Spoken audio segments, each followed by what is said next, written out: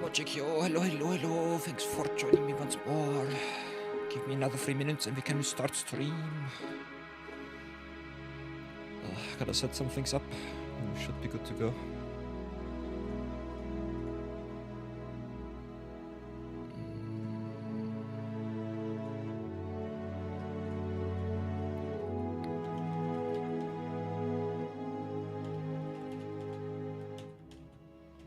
How are we doing today?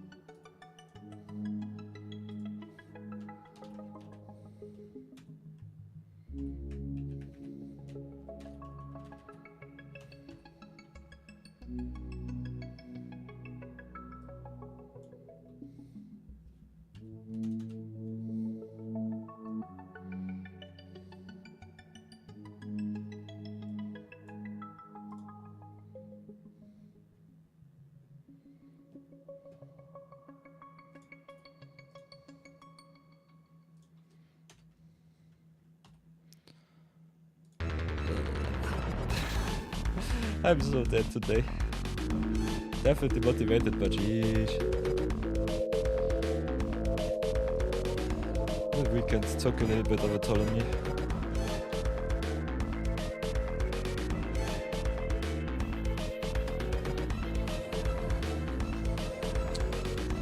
How are we doing, everybody?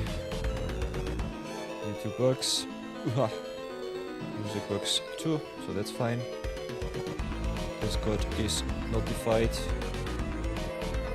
I'm online once more. The Samal is also online. Interesting, that's nice. What else? I have to look at my record so far. A little bit of off-stream stuff. Just give me a short little second. I think we're good to go. So shiny today. White as white can be. Maybe I should change back in my black dress, but white is my get well color.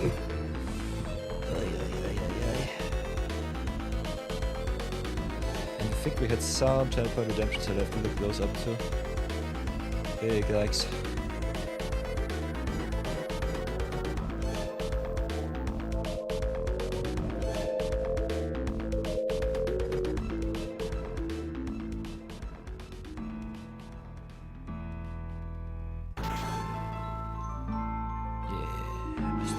Nice. As you can see, everybody, so many jailbird redemptions. My brain is gonna explode. 2 sides, 3 sides of simple awesomeness. We had some nice little requests from Marathon, from Bambit and so on. So there will be some silver budget brawling also in today's future. Nonetheless. We had some nice little viewer battle weekend going on. So for you, those of you who might have missed it, the bots are online on the YouTubes. So you can always check those out. As you can see, we are live every day also on YouTube too. If you go here to the live sections, you can go to watch all of the YouTube videos. Other than that, we also get some playlists. So if you feel a little bit lost, you can always go to the Magic from Scratch bots. Might also do them a little bit more deferred into Limited Madness and Viewer battles and Silver Budget Brawl. Have to set this up though, so stay tuned. Takes a little bit of time. It's definitely worth it though. I have way too many tabs open. Pure confusion. Feeling also a little bit of sick today, so that's also something that might come back to bite me. Nonetheless, I'll give my best. Because this is the way of the free-to-play player. Grind it like you mean it. So, what did we do yesterday? Day 1 was a little bit quieter. Got some nice little challenges from Brownie Man from Bambit. Got also challenged by Brownie Man once more. Smacked him quite nicely. I personally think we had a 2-in-1 record against him. But for whatever reason he and I forgot what the third game was because I was a little bit off-minded. Nonetheless, smacked Ramen Fella and stunned it a little bit. And lost quite spectacularly to Laser Mars. Azusa lost but seeking Wombo Combo Busted list. So the plan for today will be... we'll be doing some zero budget brawling with some avatar stuff. We have a lot of viewer point redemptions here. I should have also the window for the power-ups open. There it is. So as you can see, Nashi Moon Sage is redeemed. Toguchi Silencer we did. And Light and Exile we played yesterday was a very, very fun deck. Still I think needs a little bit of fine-tuning, but other than that was quite good. Ramen Fella with the suggestion for a poll. Fortunately I was saved from playing standard the whole day.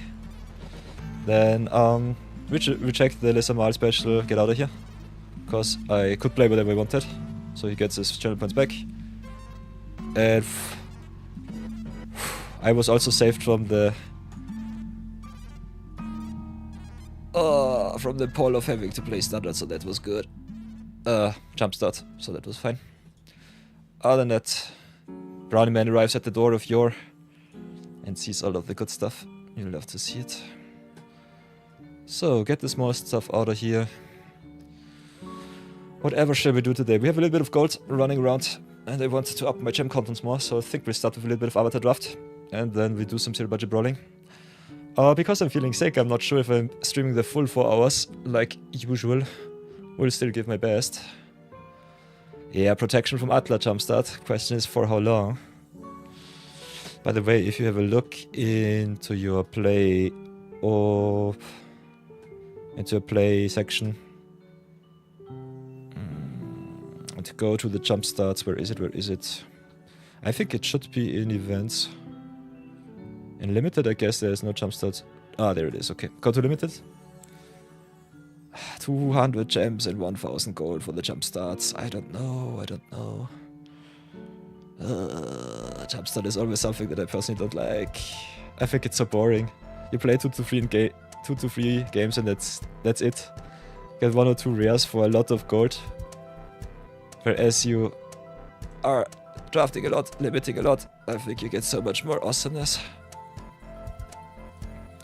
Nonetheless, let's lock it in. Get the avatar music going. And start once more. Oh, free-to-play series going strong. So everybody, welcome back for another episode of Limited Madness. Breaking all of the formats on MTG Arena. With draft and sealed. Playing this time on our free-to-play from scratch account once more. Night of Year going strong. Last time, before season reset, we were hitting Platinum 2. So I think this time we might be trying with Lobin coming out in close to 2 weeks to go into Diamond this time. First things first, you know the drill. Always respin your gold because, as you can see, from 500 to 750 makes definitely a difference over the long run. Other than that, we still have a little bit of avatar left to fulfill in this account. My other account is nearing its maximum threshold. The only cards that I'm missing on that one are the mythics. The Night of Year still missing some solid rares. Otherwise, it's just always fun to play a little bit of limited early in the morning. On my side of the world, it's already 12 PM. So, let's see how many avatar drafters we have there. Did also your off-stream Trainwreck draft. So let's see if I get the benefit of the doubt. Maybe get finally my my final copy of Accumulated Wisdom after over 15 or 20 drafts of Avatar. For Lobin, I will definitely start the list, so that's a thing. Other than that, let's see how far we come today. It's Monday once again, so let's chill out, have a little bit of fun, and lock it in. Ooh, and starting with a very solid mythic today. As you know, the drill is drafting all of the rares and mythics as much as we can so that our set completion is upon us. Drafting also as competitive as possible, so normally I let some not so good rares go. Redirect Lightning, for example, is some of those more wanty interactive spells. Can be still quite powerful in lessons. But yeah, we'll definitely pick the Legend of Kyoshi. The sagas are all busted. It's also a mythic which you don't see very often in draft and also in your opening of the reward packs. And it's a very solid green card as a whole. Draw cards equal to the greatest power among creatures is very solid for 6. Does not affect the board right away, but the Earthband after that is kinda busted. Because the number of cards in your hand decides how big your Earthband will be. And if you flip it, it just gets bonkers. Lands have trample and hexproof. And you can also add 1,000,000 mana in one color of your choice to your pool. This card is busted. So first pick Legend of Kyoshi over second pick I would say Lu and Lee. And third pick for me would be the Haru. Now we can go and pick a little bit more power. Could stay in green, pick the Rocky Book. I'm a big fan of the tempo decks. So this is more the power pick. If you go into the more synergistic signpost uncommons, Foggy Swamp Keeper and the Sun Warrior is pretty good. Green white and green red with a splash of the other color normally is where it's at. Green, black and blue is also possible, but not so often comes together. Yeah, I love the tempo decks a little bit more. Never ever marry your first pick. Pick it up just because you can. And then see if you want to play it. So I will go with the better tempo card. Pick the Foggy Swamp Spirit Captor.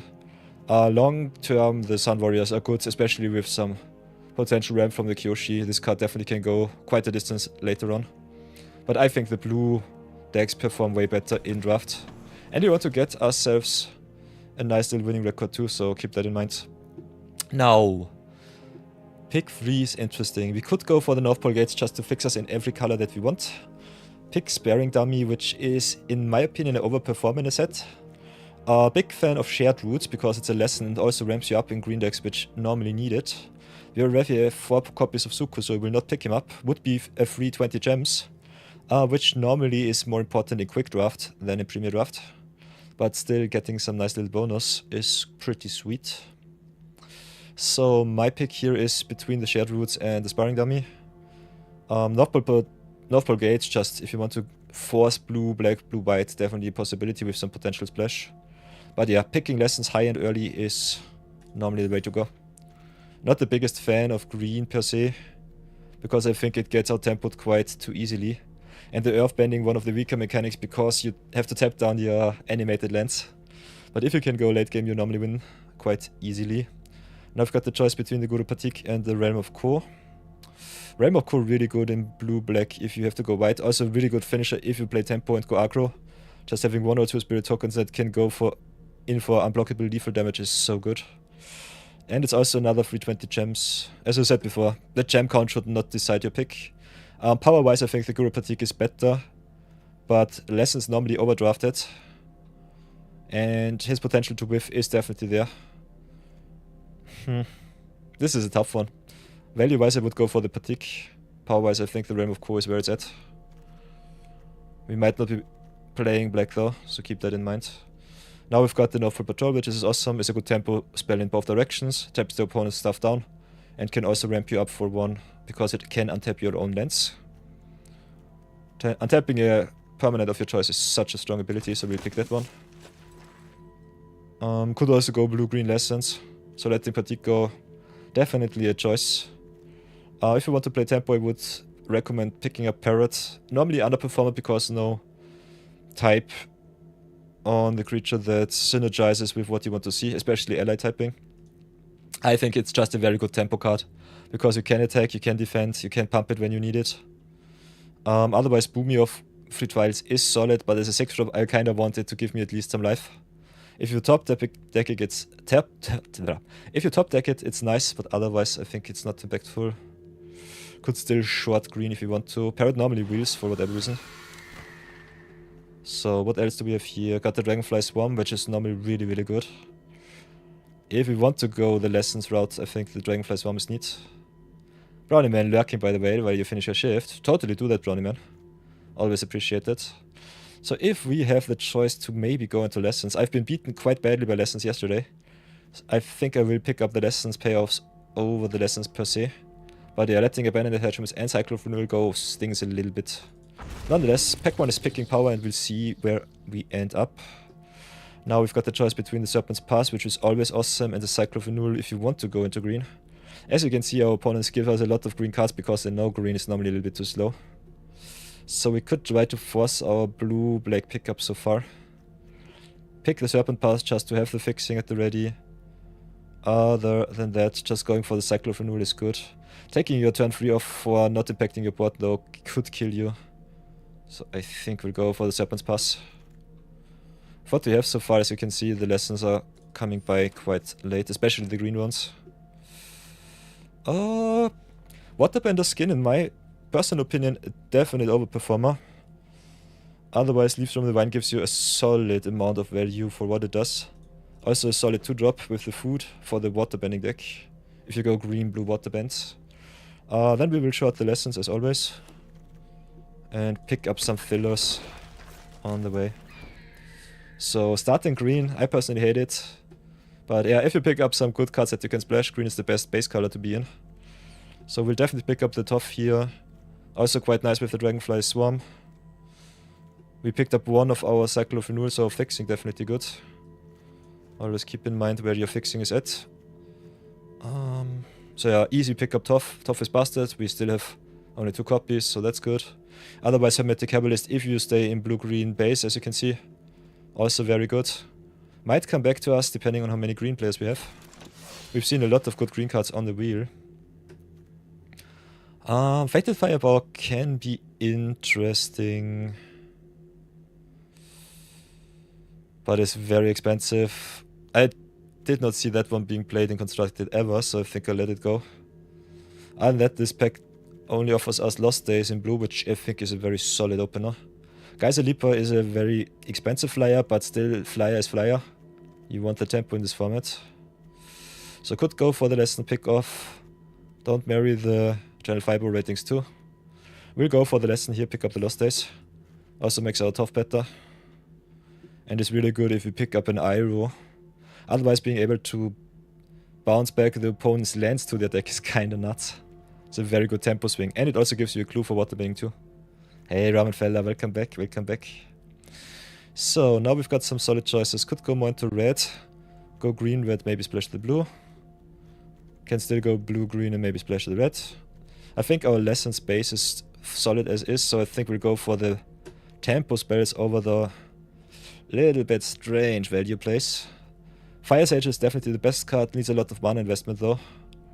Lessons normally goes a little bit heavier into late game, but I kinda like me the tempo pieces, so we'll go for the first time flyer here. Some cheap interaction is so nice. Now we've got the Voltop Sentries here, the Yuyan Archers there. We'll pick up the Momo because I think he's kinda neat in constructed. Other than that, Combustion Man is pretty nice. So yeah, for us in our colors, Combustion Man is good, Voltop Sentries is sweet. But yeah, I'll be doing a little bit of rare drafting today. Just to show you how much you can really rare draft before you lose too many games. So, as I said before, Iguana Parrot loses in value because no ally, because no lesson. But I think in this pack it's still one of the better cards. If you want to go more into the fixing route to save yourself from the travesty of not being able to play your cards, you could go for the Koi too. But yeah, all the flyers are pretty nice. So we'll still try to force some flying here. So what else do we have here? Yuyan Archers for some redraws is also a very solid 2-drop. We are a little bit heavier blue. Don't really have to go so heavy blue though. If we want to splash black with some nobility, could go for the Lu and Li here. If we want to just rare draft it up a little bit, I think we could go for the Tiger Seal. I think we just pick the rare for reasons unknown. Marathon. Yeah, we'll be doing a little bit of rare drafting today. With only 2 weeks left until Lorwyn drops, I think just maxing out our set as much as possible is a good way to start. So what else do we have here? Bitterwork is solid. Info power.deck. Got the Messenger Hawk, got another Iguana Parrot. We are already a little bit heavy on the 3-drops. So whatever we pick, it doesn't matter too much. I love me the evasive creatures, and Messenger Hawk is a lot of value. So I think I'll go for the Hawk here over the Bitterwork and the Parrot. Also, we did not see too much red. The blue on the other side flows quite well. Watery Grasp is solid, really good removal. And Forecasting Fortune Teller is just a very good curve out, so I think we go for the Fortune Teller here. Now we've got the choice between the Origin of Metal Bending and the Geyser Leaper. I think Metal Bending is a solid trick. Otherwise, the Porcupine also kinda neat. Could also splash red. Red or black if you want to. So I think we'll go for the lesson here. I love me the flyers. But as you can see, Geyser Leaper wheels quite often. Could go for the fixing here in case of emergency. Could just go for another Leaper or the Professor Say. Say kinda nice if you need some more removal. I think we'll go for the Say here. It's also a very solid early blocker. Very late Pirate Peddlers, so black definitely a little bit open. Leaper on the wheel. Wrestlers normally filler. Launch more for the aggressive decks. Ooh, and the Boomy Unleashed too. So our green start definitely awesome. I love to pick me up a lot of mythics on the wheel. And opening up a lot of power too. Pack 2 was the top, pack 3 was the Boomy. Don't see any red though, other than that. And our fixing is a little bit more into black, but... we'll go for the Boomy here. Boomy is busted. Never ever look back. Then we've got the Combustion Man here, the Haru on 2. Got 9 allies already, so I think Haru is kinda neat. Especially good for the Boomy here. So I think we'll try to curve out a little bit more. Kinda like me Combustion Man. With what we have so far, I think going into green-red might be a little bit of a stretch though. So maybe just settle us a little bit better with the early game. Crying in Combustion Man, definitely not coming back. Ooh, Water Tribe Relia is kinda nice. Got Invasion Tactics. If you play allies go wide, it's nice. In a deck which does not go too well evasive, I think we struggle a little bit too much. The only good evasive threat that we have is a first time flyer. You only have to connect with one of your allies, so that's good. But yeah, Geyser Leaper, first time flyer, the only good evasion cards. Could be the tactics here, could also just be the Heartless Act. If you have to go into black, having the act as a good removal spell is nice. Otherwise, a very sad Relia pick, because we don't have any white fixing. Okay, another Iroh Team Master for constructed, pretty neat. Got the Ark's Journey to fix us a little bit more. Don't have no shrines so far. Otherwise, Ark's Journey is pretty nice. Could go for the Airship Engine Room just to fix us a little bit more. But yeah, I'm in rare drafting mood today, so let's just pick all of the rares. I think our deck is already pretty playable. Now, if we want to go and play shrines, Kyoshi Island Plaza is weak. Can fetch you some shrines though, so you could go for color shenanigans and just play power deck with a green base. Otherwise, just ticking up the Honest Work or the Combustion Man is the way to go. We're so heavy in blue. Combustion Man is so good, but our fixing is so bad. I think we go for the Honest Work here. Just get ourselves some removal. Ooh, Bambit with the Moose count. I think this might be one of the decks where I could play the Moose. Otherwise, removal is pretty bad. Love me my red cards though. Lesson's a little bit too weak for the Dragonfly Swarm. So not the biggest fan of the Ostrich Horse. Could be the Swamp Snatch up here. Otherwise having the Moose for some definite land drops is sweet. But yeah, we'll see how far we come, where it leads. I think the loss all ability cards are nice. So go for the Honest Work over the Geyser Leaper. Just get some solid blue removal in. Got another cycle of renewal for fixing, which is awesome. Boomerang Tactics. Basics also very late. Solid if you want to go for the black, but the Swarm Keeper doesn't have too much redraws. So I think we'll just stay blue-green and see where it leads. I guess we'll go for the cycle of renewal here. Could still splash if we really want to. I don't think so though. Now with the Captives on 2 is sweet. Octopus form is kinda solid, also another lesson. Get another Vinebender. Platypus Bear for some solid early 2-dropping. Snowballers is fine too. Haru into Snowballers is also something that you could play. So yeah, as you can see, Rare Draft at its finest today. Still, I think we have a very solid playable deck. No fixing for the Idol, unfortunately, but it is not too bad. I have enough lessons that I think the Dragonfly Swarm is okay. So 1, 2, 3, 4, 5, 6 is fine. All of them are playable. Might not need the Platypus. Leaves from the Vine is solid, I would say. Self-mail is something that I personally dislike a little bit. Otherwise, I think we're solid. Definitely like me the Earthbending with the Haru here early on in the cycle of renewal. So we got a little bit of Earthbending, a little bit of potential Waterbending action with the Forecasting Fortune Teller here. The Honest Work I think we need in our removal suite.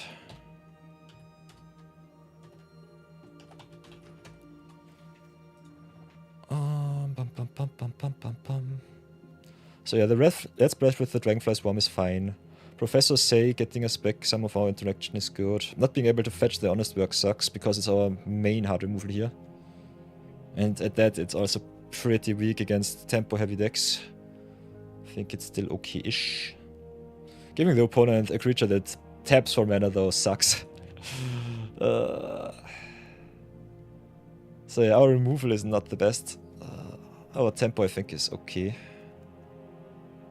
If you can curve out First Time Flyer into Iguana Parrot into one of our good 4-drops, it's nice.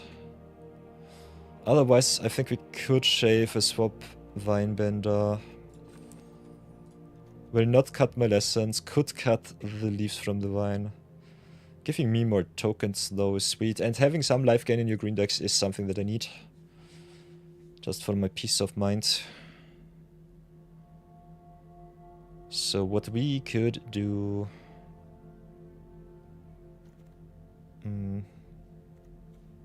Could cut Vinebender. I think it's still good because it cannot be blocked by small stuff and that normally clogs up the board quite easily.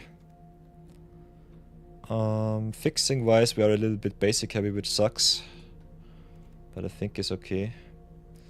I think we do not have the luxury to get rid of the Honest Work here. Octopus Form will always be a solid combat trick because it untaps and gives hexproof, so a nice protection spell. As long as we hit our lands, it should be fine. Could cut Turtle Duck, I think it's still a very good late game card. Got some ramp with the North Pole Patrol, Shared Wood Cycle of Renewal package. Love me the Geyser Leap, but is cutting some lands if we don't need them. Otherwise, the allying is where it's at. So I think the weakest cards in the deck that are left, I guess, are the Foggy Swamp and the Turtle Duck. We'll cut those, see if the leaves perform. If they don't perform, we'll maybe get the leaves out and get the Vinebenders in once more. But this will be the first iteration of the deck. Let's see how far we come with that. And if we don't feel the red splash, we could definitely still just go into a very solid black splash here with an extra land. And also with a little bit more hard removal. And still some very solid lessening. So yeah, this is more emphasis on our busted red cards. I think we have a very solid amount of good black cards too that we could splash. So we'll see how far we come with that. Could also be a little bit greedy because we only need the red on the splash. Just cut 1 or 2 mountains. Go a little bit more on the green or blue side. Because I don't want to open some color screwed hands. And our fixing is main green. I think we could stay with 2 mountains, do it like this. We'll try it out. If it doesn't work out, we'll try something else. By the way, Brownie Man and Marathon. What is going on between you two? Let me know, everybody.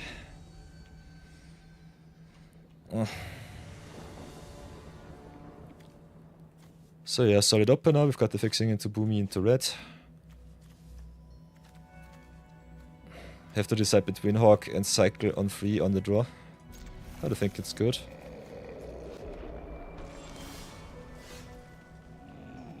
Play the greens. Ah, my Ensuku redemption. Marathon. I think Marathon was not there during our viewer battle weekend yesterday, during a Sunday stream. We played some Mai and Suko on stream. Did some zero budget brawl for you with that card, but I think it was unplayable in the command zone. So if you're still there, Marathon, definitely let us know what your thoughts were with the Mai and Suko redemption.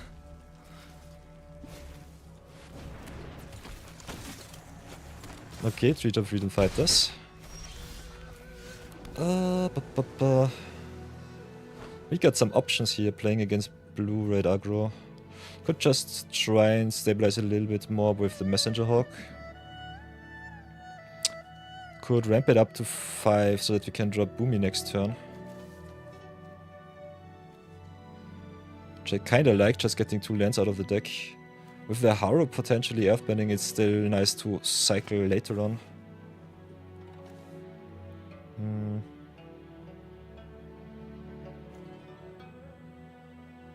So I think we cycle right now. Just get ourselves another green and another red. Fix us for Boomy next turn. Because I think a turn 4 Boomy is kinda busted. If the opponent keeps the mana up, I will just go Haru into Messenger Hawk.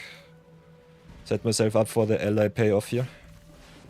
Okay, instead they tap out for the group attack, which is fine. So we can do our busted stuff.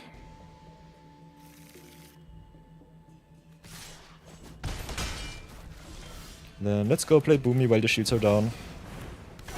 Then animate, I would say, our blue source. Could also go for green. But yeah, this is one of the downsides of earthbending. Keeps your tempo a little bit down to the ground. Ooh, opponent attacking. What combat trickery can that be? Could be Fire Lesson. Ooh. Prominent man redeeming the Shadowfax. Interesting. So, could be a Firebending Lesson. Could be something else. I think we bite the apple. Take the damage. Definitely don't want to give them the Boomy for free. If they have How to Start the Ride, I will be very sad. Could be a How to Start the Ride if I'm honest.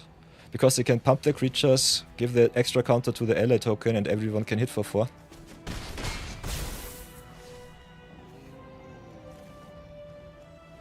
Otherwise playing Haru into the Messenger Hawk seems kinda neat.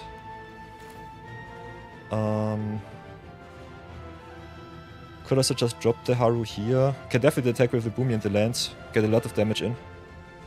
Question is how much we want to tap out, because Boomy taps all of our lands. So Boomy is just busted. They will definitely double block Boomy. If they take the damage, it would be kinda neat. We don't have any instant spells besides the Origin. Still is kinda fine. So I personally think could do it like this, go for Messenger Hawk first. Nah, we'll do it differently. We do it like this, attack with the land and the Boomy, keep up the Origin. Just smack bang in the middle.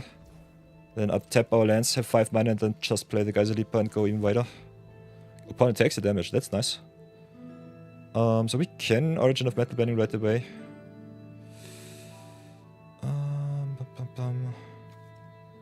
I think protecting my stuff is nice though. Yeah, I think we just hit in. Untap our land. With the trigger on stack we get the extra mana though. So hit in once again. Oh, we get the extra battle steps, so it doesn't matter too much. They cannot attack, but we definitely hit in for another 4. And then I would say...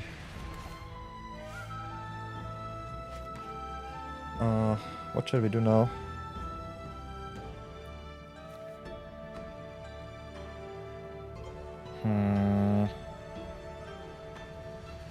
Attacking with the land here was maybe a little bit stupid. Totally wrecked my train of thought. I wanted to keep up the Origin of Battle Bending and get a good defensive baseline online. Like this, our opponent can just kill us with the spell next turn. Yeah, this sucks. We'll still play the messenger hook here.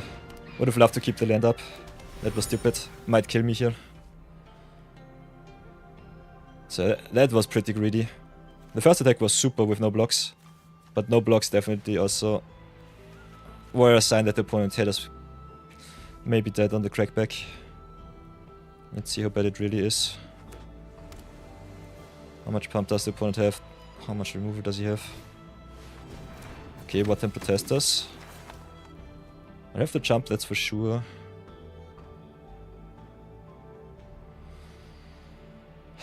They have 2 mana. So yeah, not having the 4/4 back on defense really sucks here.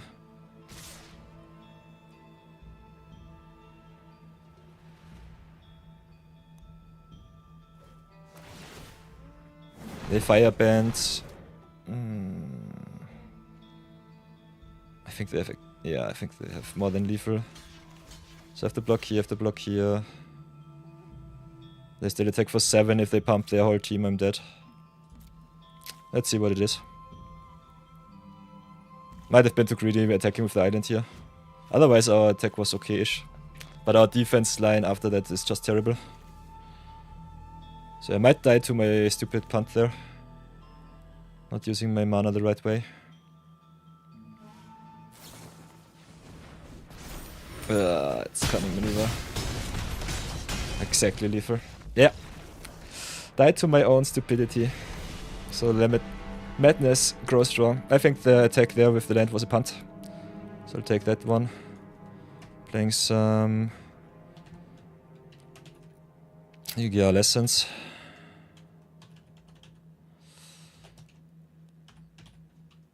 Losing that game sucked because we had a definitely perfect opener there. So yeah, always keep in mind how the opponent can kill you on the crackback. And our mana was definitely iffy. Was a very close one. If they did not have the haste creature, would have been way easier.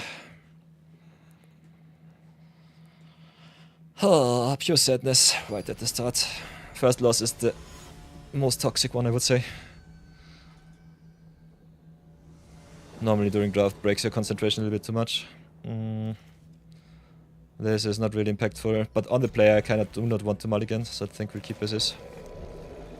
So yeah, Honest Work is a very fillery removal spell. Giving your opponent a 1/1 that can attack and also mana creatures for your removal spell sucks. Oh, curving out into Parrot and Swarm is still okay. Then get our mana online, play the Parrotto, pass for now. As always, our 2/1s are a little bit too weak, I would say.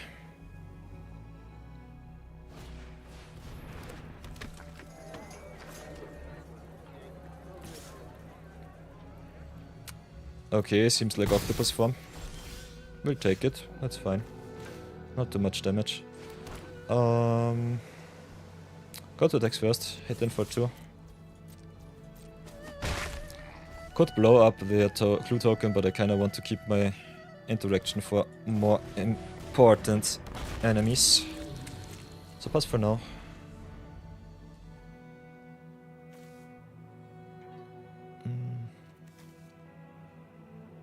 They signaled me an octopus form. We'll see when they want to play it.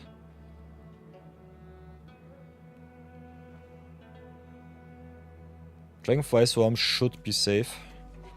Next time we've got the Origin of Metal Bending also up. Can give it a counter, make it big. I'll just protect my stuff.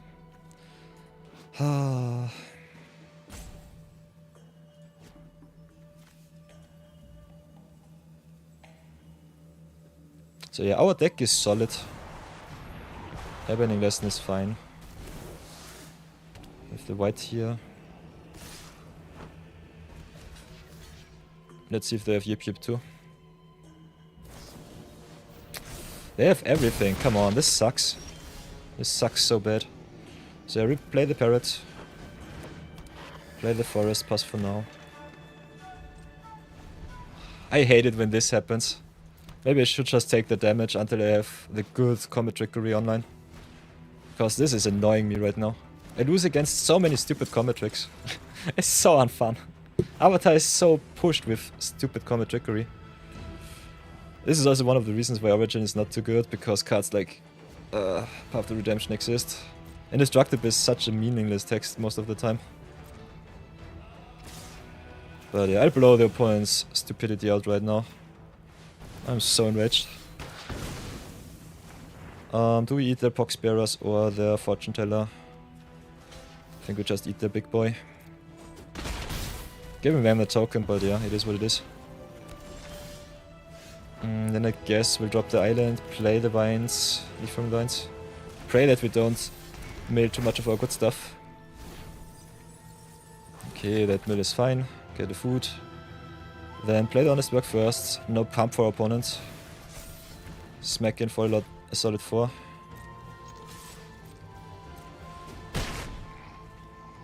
Pass for now. Our deck definitely struggles with card advantage, so that's a little bit tough for me.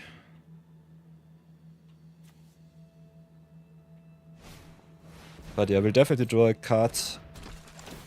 Pond with the blue-white water bending. Ugh. I'm so tired of this type of deck. You see it way too often on the ladder. The most decks that crash you down are the water bending decks and the lesson decks, and it's so unfun. Yeah, now they cannot attack, that's for sure. We'll crack the clue. Crack the food. Kinda want the life. Get the extra counter here, which is good. Play the water tribe North Pole Patrol. Hit in for another 3 in the air. Defense stays strong. Pass for now.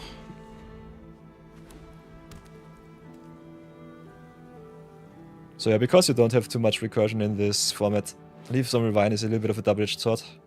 Could mill your best cards, could also just give you a lot of value. I think mode 2 and 3 are where it's at. The first one definitely wrecks you most of the time. Setting a little bit up with some food though is, I think, solid enough that you can play it. And not feel sad about any of the mods. Sakashima of 1000 Faces, what the heck. Those stupid special guests, I hate it. Today is definitely not my day, what the fudge. So yeah, getting rid of the Humble Merchant's ability here is pretty important right now. They crash in for free, that's fine. Everything else I will eat. I have them tempo-wise beaten right now. I will gladly eat their tokens. They could go right-click attack all. They are tapped out, so... would have done the attack before they replay the other stuff. But it is what it is. They can do whatever they want. We'll eat the 1-3 and eat their Humble Merchant because you can airbend this stuff. Oh, enchantment based remove is not too good. Just take the 5. Then draw another card. Another honest work is okay-ish.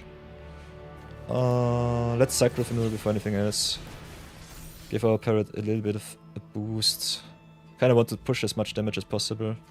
Sack the island, get another forest and another island. Oh, can tap down their stuff, can shrink down their stuff. We'll hit in for at least 4...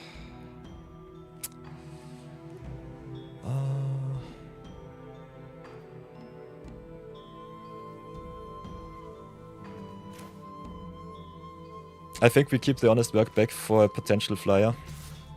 Play it a little bit slower. Not anything instant speed interaction sucks. If you want to slow down their tempo most, though I think the honest work might have been better first. Maybe just get the free freeze down.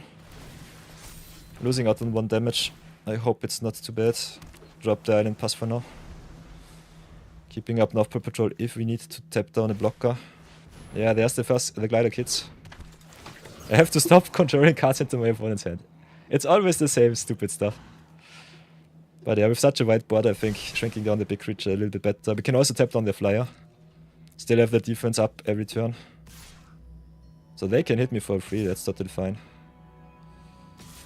Depending on what they top deck, it sucks though. How does this look? Yeah, with the 1 extra point of damage. Would have felt way better. We'll definitely go the blocks. Don't want to lose my parrot.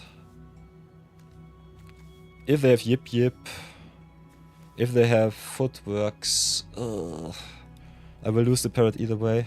So I think we just eat their small stuff. Could go for the Pox Bearers here. They cannot save it without Footworks. With Footworks, our North Patrol will die either way. Yeah, so I think we just eat like this. And then let damage happen.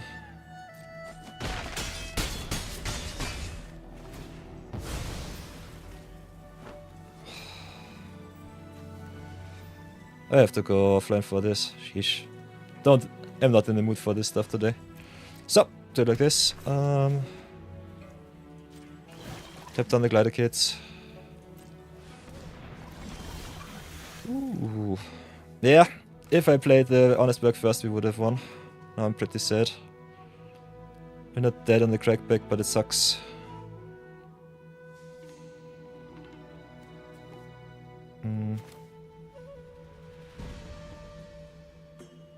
Yeah, play the Lost Days so that we have a 2-turn clock.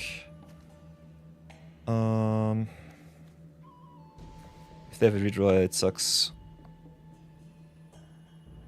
Can always tap down the Kyoshi Warriors here. They have a blocker for the glider kit, so I think we'll get rid of the Sakushima. Give ourselves the boost. Get also the clue token while they don't have any form of interaction. Then go hit in for 4 in the air. Crying in non-lethal. Pray that they don't hit anything from the top. Do it like this. Oh. Yeah, I'm definitely locked in today. Pretty annoyed right now. They can attack if they want to. I will gladly take the 2 here. Otherwise them forcing damage is fine. Do it like this. Tap down, glider kits or flyer, doesn't matter. Could have also tapped down the iguana parrot. Then go like that, tap down the glider kits. And go to attacks and pray that it's good enough. Whew. Yes! Madness growing strong, but at least we redeemed ourselves. Could have been 2-0. Could have been. But coulda, shoulda, woulda does not care. Does not count. We just go again. I want my 3 wins at the very least, and I want them now. This deck looks pretty good. So let's do that once more.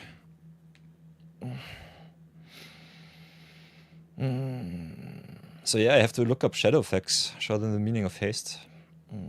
For Brownie Man. What is Shadowfax?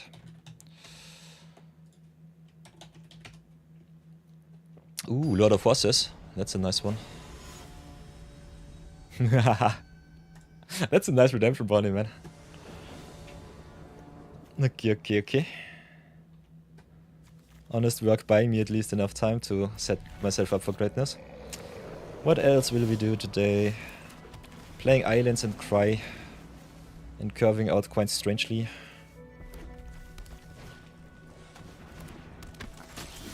So yeah, drop the forest here, I have no place. Giving ramp the red black deck is definitely something that I do not want. Especially because I've been on the draw 3 times in a row. So what else can we do here is the big question. The Porcupine will become more annoying the longer I let it live. If we go to 5 we could just reset it, but until then it will beat us for a lot of damage.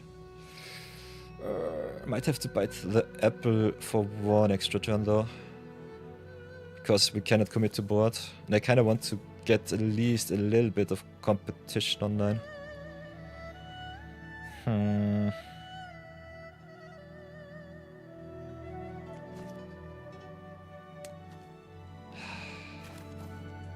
Yeah, let's play the Messenger Hawk, see how bad it will be. If they have fire banning lesson and just perfect curve out, we cannot do anything. Next time I can keep up the octopus form. Uah. Obsessive Pursuit is a thing. It's a pure sadness. We've got the Origin of Metal Bending though, so that's nice. So yeah, take the 4. Play Island. Yeah, we have to blow up the pursuits. I think I cannot give them too many clues. So do it like this. Blow up the obsessive pursuits. Oh, I think we lost the Ace of Occupy next turn if we are able to. Otherwise, just stay back on defense, play the captives here, pass for now.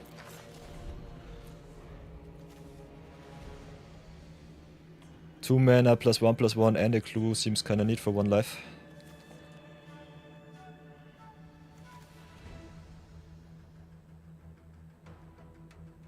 But yeah, play versus draw difference. Our opponent missed the land drops. So far so good. Can redraw. Can definitely push a lot of damage. I will gladly double block the Careless Inspector here. I think this card is so annoying.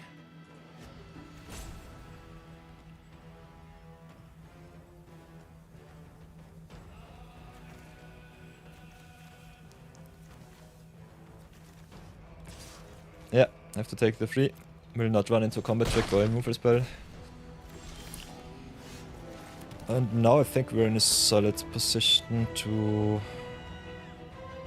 maybe start erasing a little bit, I would say. Could stay back on defense, set the opponent up a little bit more. But I think 3 damage versus 1 is something that we can win. So pass turn for now, see what they do. As long as they miss their land drops, I will be pretty happy.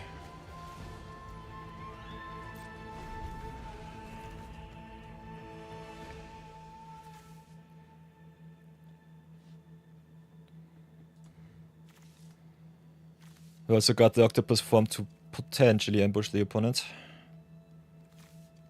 Don't think it's a good strategy. It's definitely possible though. So play the Lost Days here, Porcupine goes away.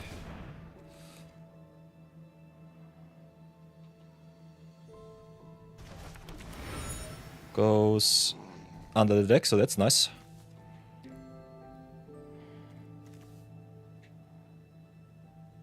Take the 1, I guess.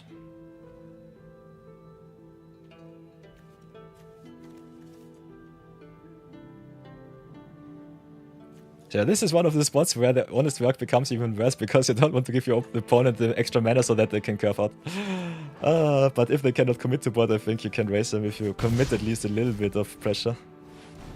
Okay, a Village Rathians is fine. We'll play the clue first, see what we hit. Could also drop Island, pump up the captives to get a better attack in. Still think this is fine as is. Cannot trade here, still is okay. Hit them for free. Get a little bit of defense going is always fine. Then play my goat, the Iguana Parrot, and pass. Keep up the Octopus form. Getting the captives up to being a 4/4 though is also nice. I think we're nearing the spot where we can stabilize enough.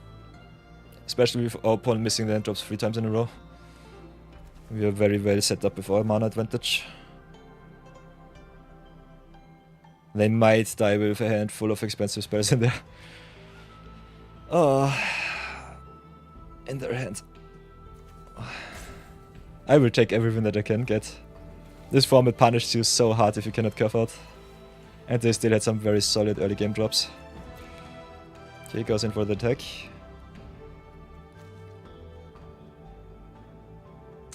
If they attack with everything, we'll go for the Inspector, otherwise I will take the 3.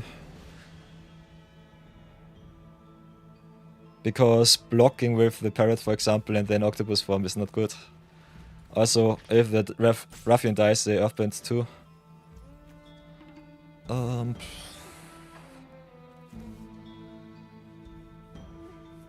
Could still try to block.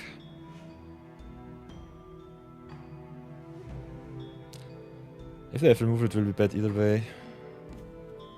And I think we're in a spot where we can take the 3 damage. I think we do no blocks. Just take the 3, go to 8. Keep the octopus form up for if the opponent wants to play some removal to stabilize a little bit more. This is one of those spots where you have to be so patient. It tears me apart, but it is what it is. It's really, really important to always keep tempo in mind with your plays. Then we can commit Haru now, have a good blocker for the Earth Village Ruffians. I think we'll redraw first. Get another boost for the Messenger Hawk. Yeah, now there's our land 7 for the captives, getting good. Then go to attacks first. I think we'll smash in with everything here. Pressure, pressure, pressure. They might cash in their Inspector for some redraw, which I'll gladly take.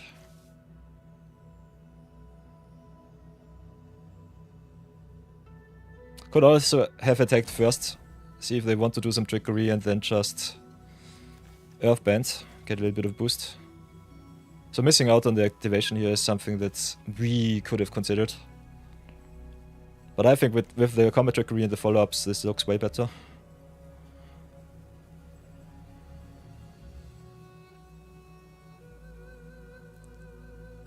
So whatever will it be, opponent?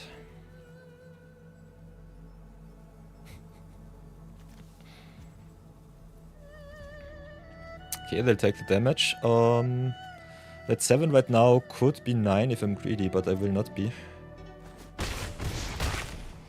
Will not be greedying this out. We'll play this as surgically as possible.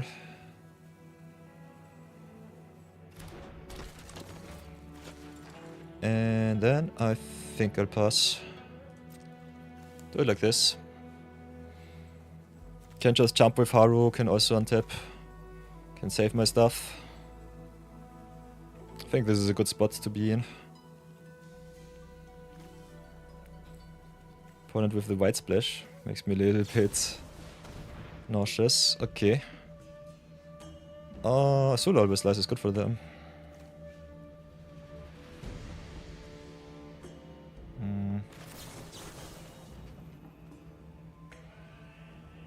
I think we still play the protection spell here on Haru.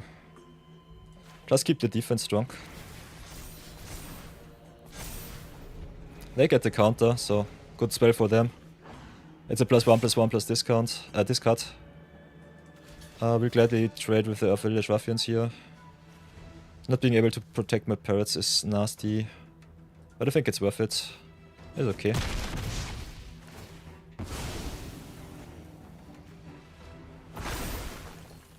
Could have also let the removal go. This is a close one, as always.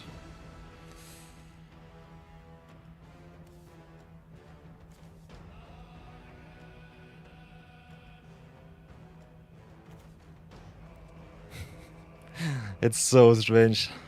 It's so strange.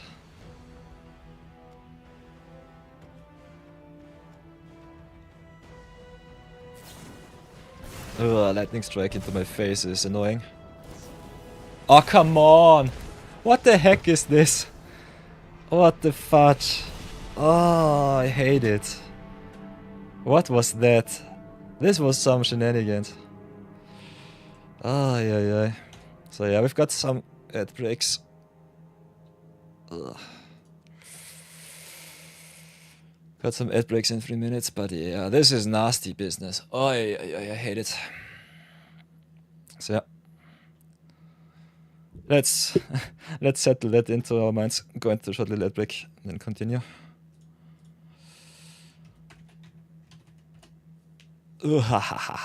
Nasty.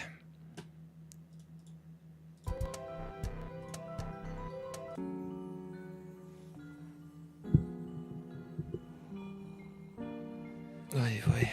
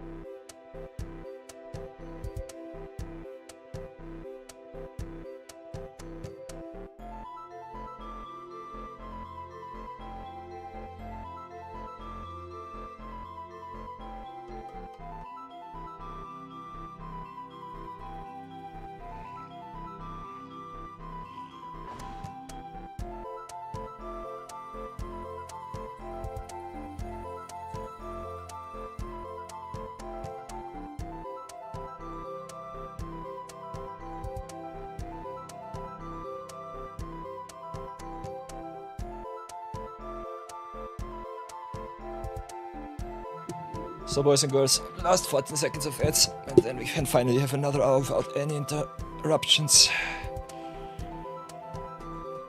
Oh, yeah. So yeah, ads are over. Welcome back everybody. Sorry for that short little break. Had to cool off a little bit, but sheesh, look at this stupid. Ah, I'm so mad right now. Stupid opponent had everything. Top deck exactly, lightning strike, got me down to 6. Ugh, I hate it so much. Today is such a strange day. Ugh, let's do that once more. Let's try this out once again. Ugh. Ugh. Shakes me to the bones. Such close games and the opponents take a top deck exactly what they need. If they had the lightning strikes first, they would have just removed all of my creatures and go to town. So this was annoying as hell. Oy. So we're on the play finally, with no green fixing, with all of our mythics in hand though. I think we'll have to keep and pray for some fixing from the top. Could definitely play more mountains, but I think it's not worth it. Especially with as much fixing as we have. I don't think we want more than 1 or maximum 2 mountains in our deck. But yeah. Omega sadness. Omega sadness.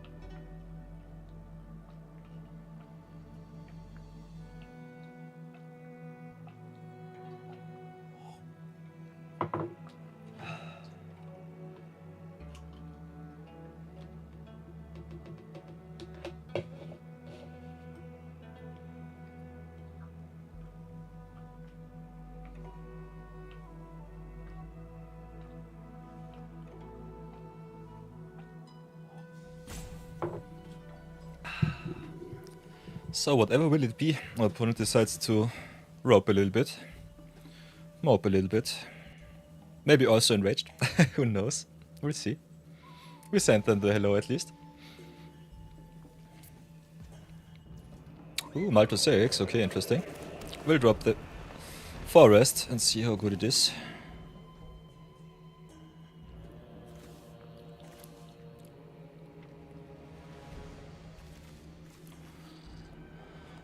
Oi.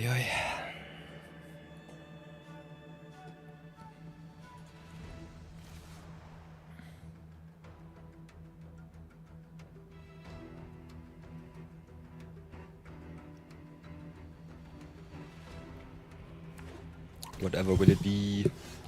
Ooh, some ramping. Nice. So can play North Pole Patrol on 3. Go up to 5 on 4.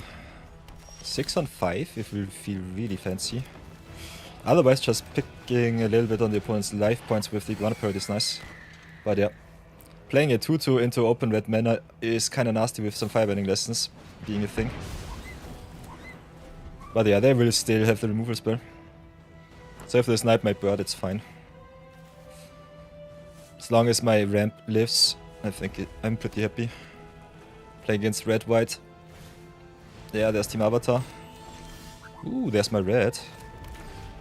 So yeah, North Pole Patrol would have been nice if I knew that mountain would come my way. Otherwise we have 6 mana next turn. Legend of Kyoshi grows better the bigger our creatures are. We have also the Octopus form to save my Boomy if the opponent wants to remove it. So I think we'll do it like this. Play the Boomy. Animate the island, I guess. And then keep up our protection and pass for now. And I think this curve out looks kinda busted. Also shows off how bad removal can be if the opponent has enough value going on. So my turn it is. Then can drop another island, can go to attacks. Could also tap out for Legend of Kyoshi first. Which I think I'll do.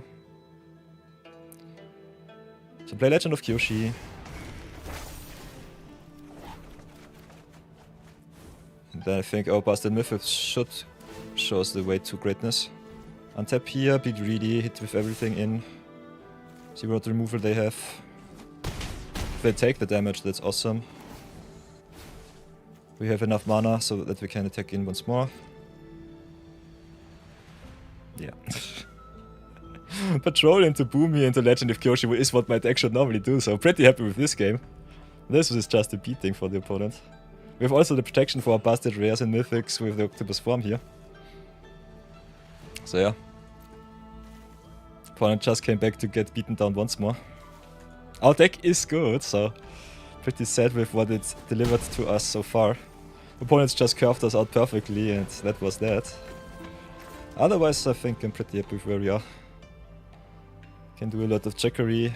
Have definitely tempo on our side. Opponent with the Osai. So busted card into busted card. Gets another 4, that's fine. Grows to be a 9/9, we'll take the damage.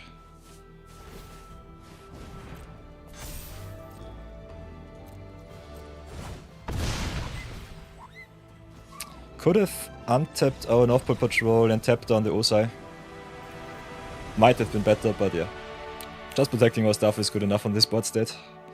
So if we had played the Octopus form here, for the blue, untapped the North Pole Patrol, we had exactly 3 water bending mana left to tap down the Osai. They tapped out and they would have been dead either way.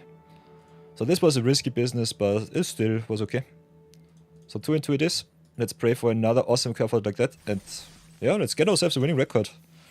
I'm so sad that my busted decks are not getting what they deserve. So try this out once more. Claim it like it's hot. Chuck chuck. Banner strong. Let's go again. Oi oi oi.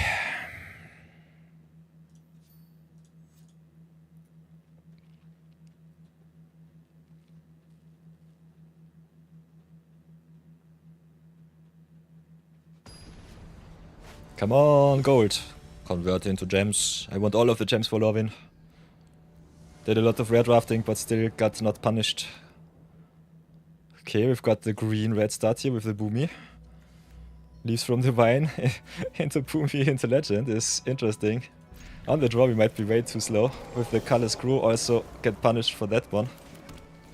But if it works out it would be awesome. So pray that we hit the blue from the top. I think our percentage is at least 25. So come on, deck, please, please, please. Yeah, never ever been punished. Could drop leaves now. I think it's not worth it though. I think we want to commit a little bit more to board before that. Opponent also did not play. Okay, never mind. They do have the perfect curve out, I guess. Okay, tap then it is. In 4-color deck. Yeah, perfect curve out. I'd love to see it. We've got at least the Iguana Parrot for at least a little bit of blocking potential. If we can go into our Busted Mythics, I think we should be at least able to give them a little bit of trouble. Not having ramp sucks. But yeah, hitting our lands out perfectly is kinda nice. Still we're on the draw once more. They just have everything. Might not even get the chance. Can drop the Dragonfly. Leaves from the Vine is so strange. Could drop leaves, just gain another 3. Being able to block their stuff is more important for me, I would say. So drop the 0-3. The next turn drop the Boomy. I think we should be fine then. Opponent missing the land drops, but it doesn't matter, they just go big. Don't even want to go home. We drop the Boomy, that's for sure. Could also drop Parrot into leaves, but their creatures are too big. So I think getting the 5-4 here is better. Get the forest online. Stay back on defense, pass for now. They still have me pretty much beaten with their attacks here. So could eat the reinforcements. I think we'll do that. Block here, take 5. Pray that it's good enough. If they have combat trickery, I'm just dead, maybe. Razor Ring sucks. They get their free attacks.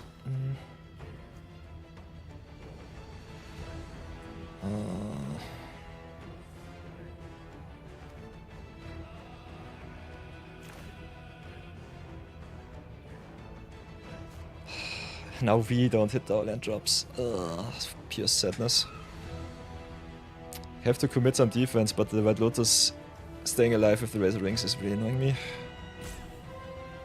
And also, if we don't commit too many, if we don't commit enough creatures, we're just dead on board. So not hitting our land drops here is really bad. Getting the troop drop is fine-ish.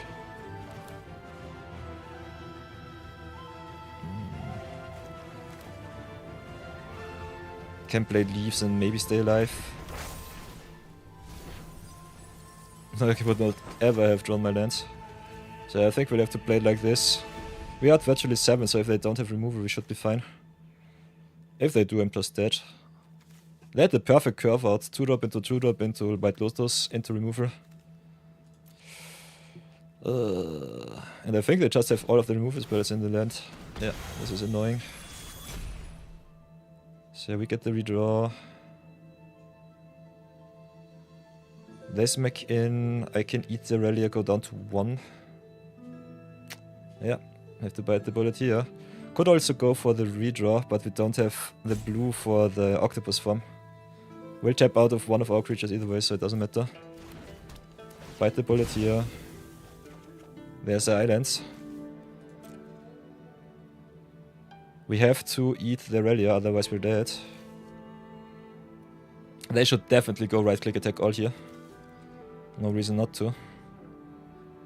We can maybe stabilize next turn. So get the food. Do it like this. Eating the Relia also is good because they don't have any card advantage left. Going down to 1 sucks though if they have a Yip Yip. So get the extra counter here on the forest. Drop the island. Can drop Parrot or Hawk. I think it does not matter. Parrot can trade while the Hawk cannot. So drop Parrot, drop Forecaster. Get a Glue token, pass for now. Parrot also being a flyer. Path to Redemption, why? Yeah, this is game. They just had everything. 2-drop, 2-drop, 3-drop, perfect removal, and this is game.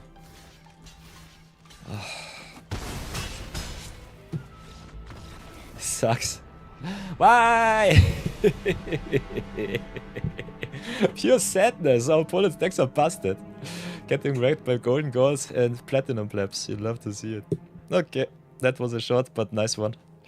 Cannot complain. We had a lot of fun. Got crushed. And also the first punt in game 1. Definitely the most bittersweet of all of those. So shot little deck tech afterwards. What did I think about the deck? What did work? What did not work? And then we just drop it like it's hot. Pretty happy that we picked up power. So tough we did not ever see, but Boomy into Legend of Kyoshi was just busted. Both of those Milfics are really, really strong. Otherwise, we did not see too much of our ramp package. As you can see, you don't need too many lands. Just getting hit with a solid 1, 2, 3, 4 curve into removal is good enough to just win you a lot of games. Green, in my personal opinion, sometimes really strong if you have enough value cards in the lesson slot. Otherwise, just taking turn 2 or turn 3 or 4 some ramp kills you, because cards like First Time Flyer are a thing, and just some cheap removal like Rock Rebuke get you really bad by surprise. Still not the biggest fan of Honest Work. I think if you play Blue-White Flyers, it's definitely possible to make this card work. It's more of a late game removal, so I would more consider it as a 5-drop removal for 1 mana, which is still solid, I would say.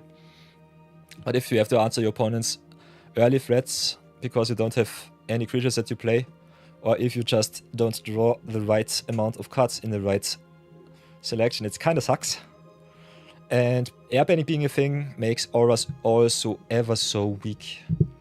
So if you don't kill your opponent's stuff or exile it, I think you should dodge this kind of removal. Otherwise, big fan of Iguana Parrot. Most pro players think it's not good enough. I personally like it a lot, especially in best of one. I think this card just being a solid blocker, and also with all of the cheap combat tricks that can also protect your stuff, is a real menace. So I'm a big fan of Iguana Parrot. Can definitely convince me otherwise. But I think this card won us 2 of our 2 wins. Just being aggressive enough. To be honest, one game was just Boomy winning the game, but carving out with Iguana Parrot on 3 is nice. Otherwise, if you play green, should definitely consider always getting a lot of life gain. There are some life gain cards, especially the Earth Kingdom General is pretty neat on turn 4. Haru being awesome if you need some earthbending payoffs. Otherwise, he's definitely just underpowered 2-drop. Big fan of the Forecasting Fortune Teller. This card is so good as a 1/3 with some extra redraws. And otherwise, don't sleep on Lessons. I think Lessons and Flyers is definitely the best combination of cards. So you can play as always everything, but Synergy is where it's at.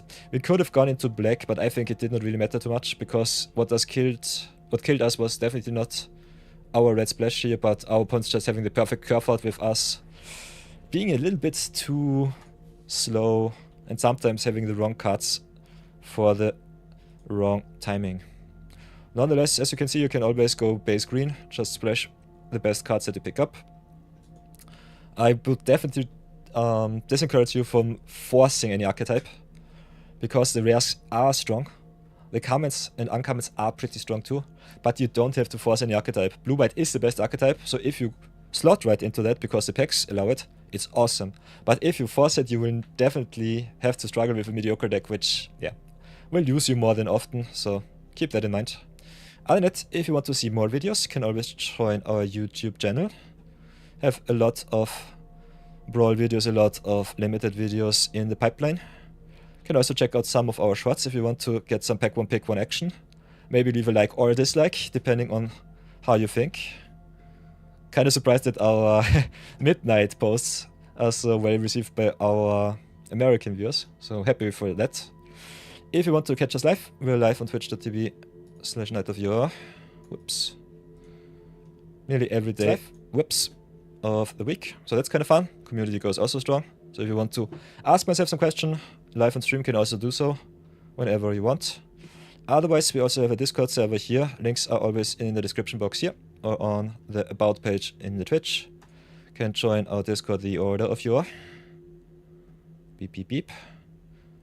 Name might change, community will stay the same because we're all awesome. We got the Magic the Gathering section here.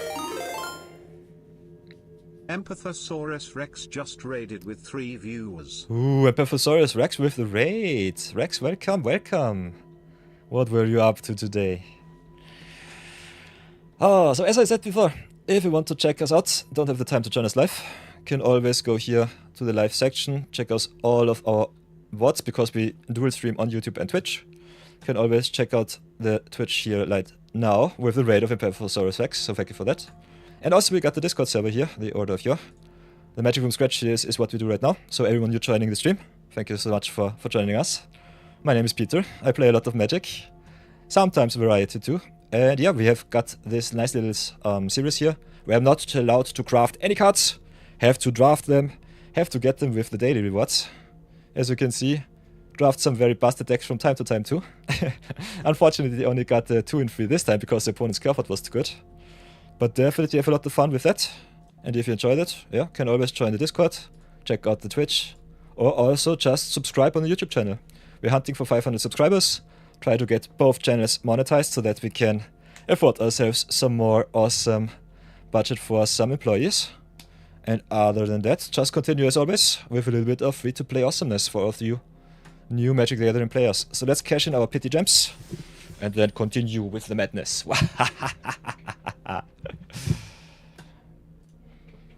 Ooh.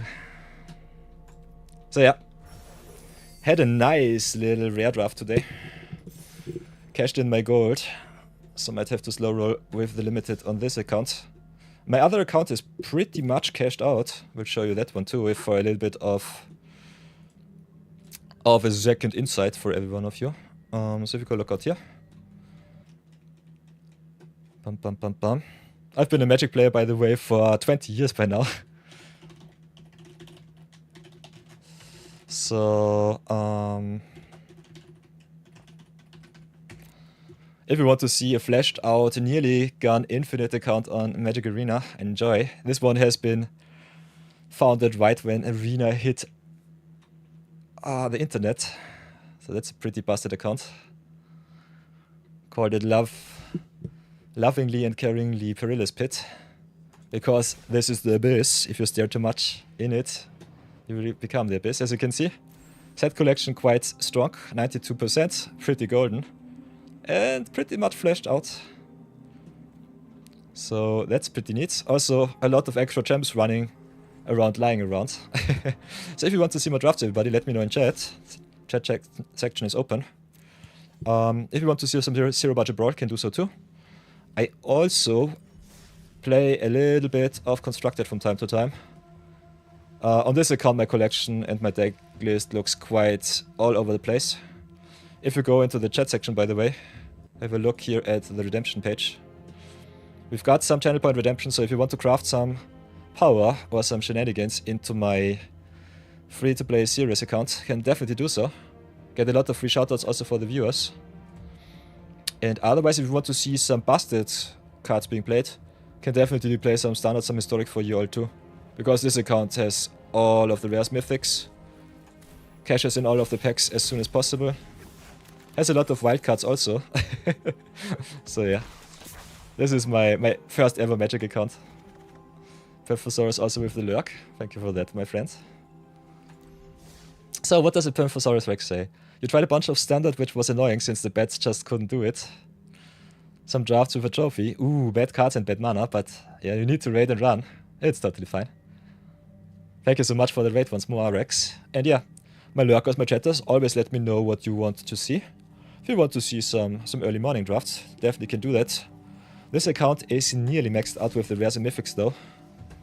So I personally think it's not too much worth it to grind your limited rank if you already have the collection.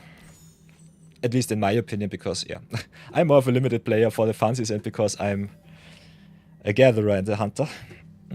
So if you have a look at our collection here with the avatar set, by the way, what you can always hunt for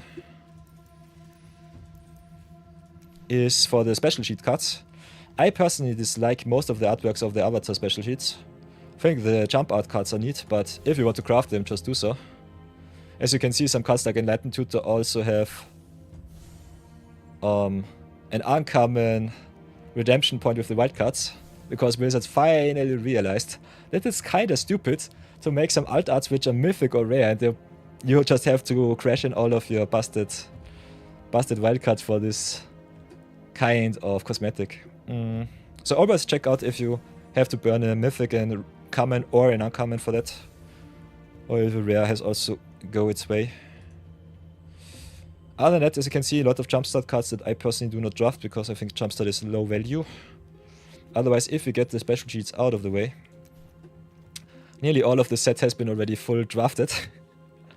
So I think it's just for the finger exercise.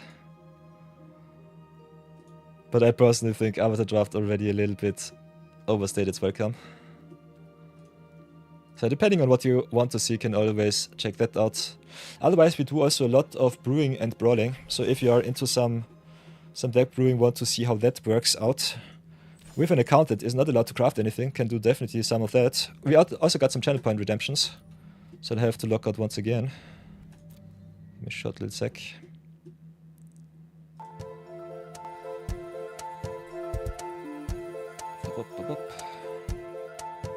Break capture begun.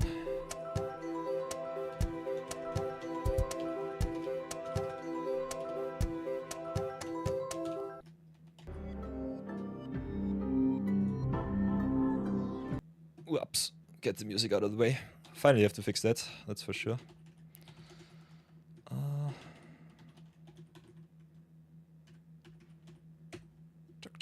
Arena. Whew. I'm so shiny today. White in white. So whatever will it be?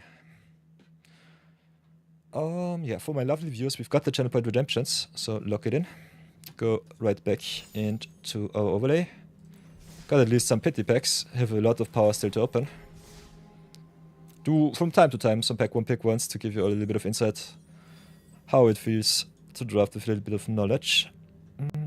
Other than that, where are the channel point redemptions? Go to power ups, channel points, do it like this. For all of you who might not know how the Twitch interface looks for the streamer, here we go. Got some review requests. Shadowfax. Looked it up, so I have to craft some horse. Get the horsepower online too, so thank you for the redemption, Brownie Man.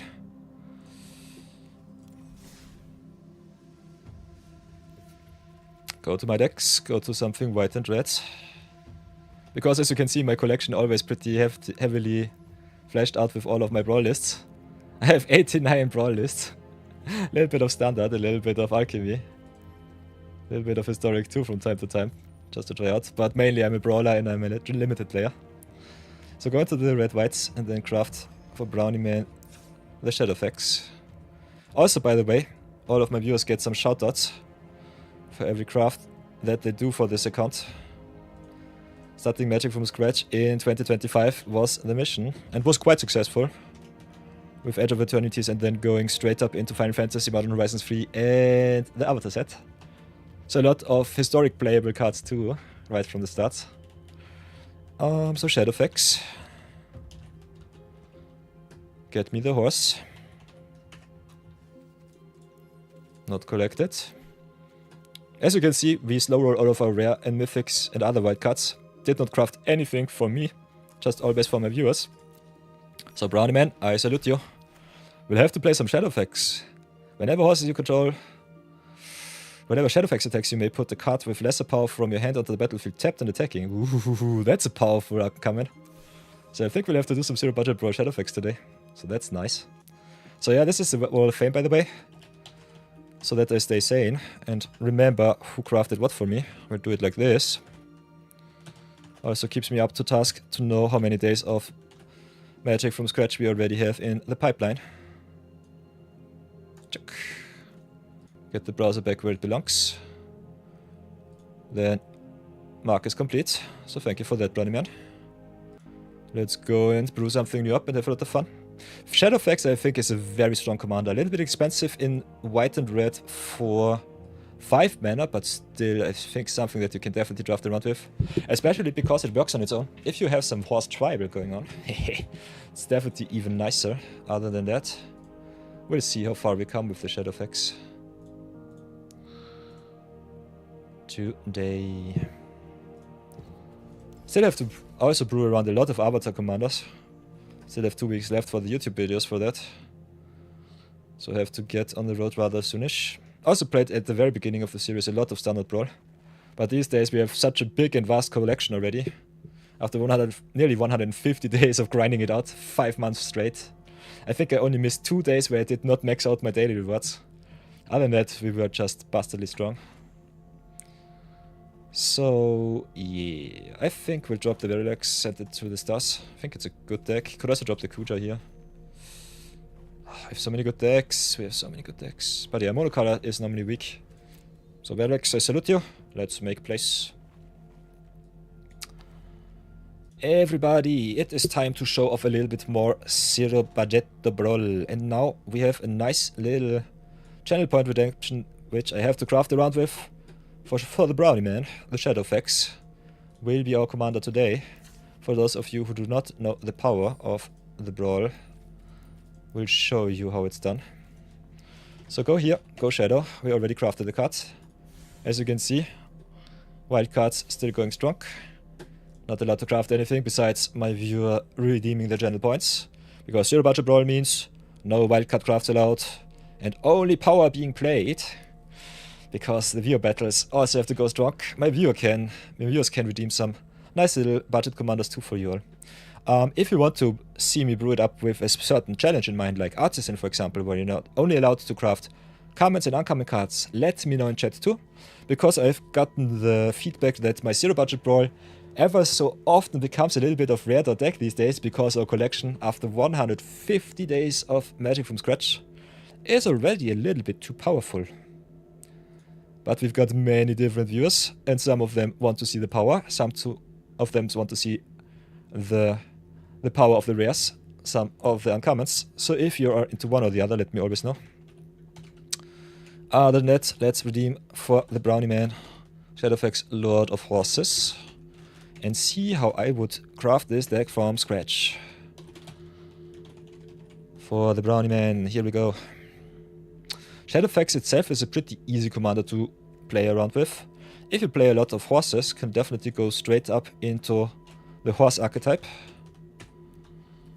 Play all of the good stuff. We for example got the Calamity Galloping Inferno. Could also play the Sun Cloud Harbinger. Stickly joined the order. Thank you for the follow, Stickly. And if you want to do it non-zero budget, like all of our other awesome challengers during the viewer battle weekend, can also do it like this. Just go here into the search bar, go equal horse, and just search out all of the awesome horses, especially the Jumpstart, especially the Alchemy cards are so powerful that you can definitely burn some rares and mythic wildcards for some really nice horse payoffs, like Full Mare of Destiny. Whenever you cast a Pegasus, Unicorn or Horse, copy it, which is kind of busted. And other Pegasi or Unicorns and Horses also get a boost.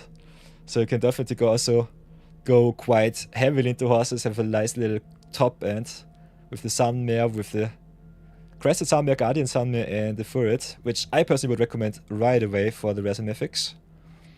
Other than that, as you can see in red and white, we don't have too many horses available in all of the Magic sets.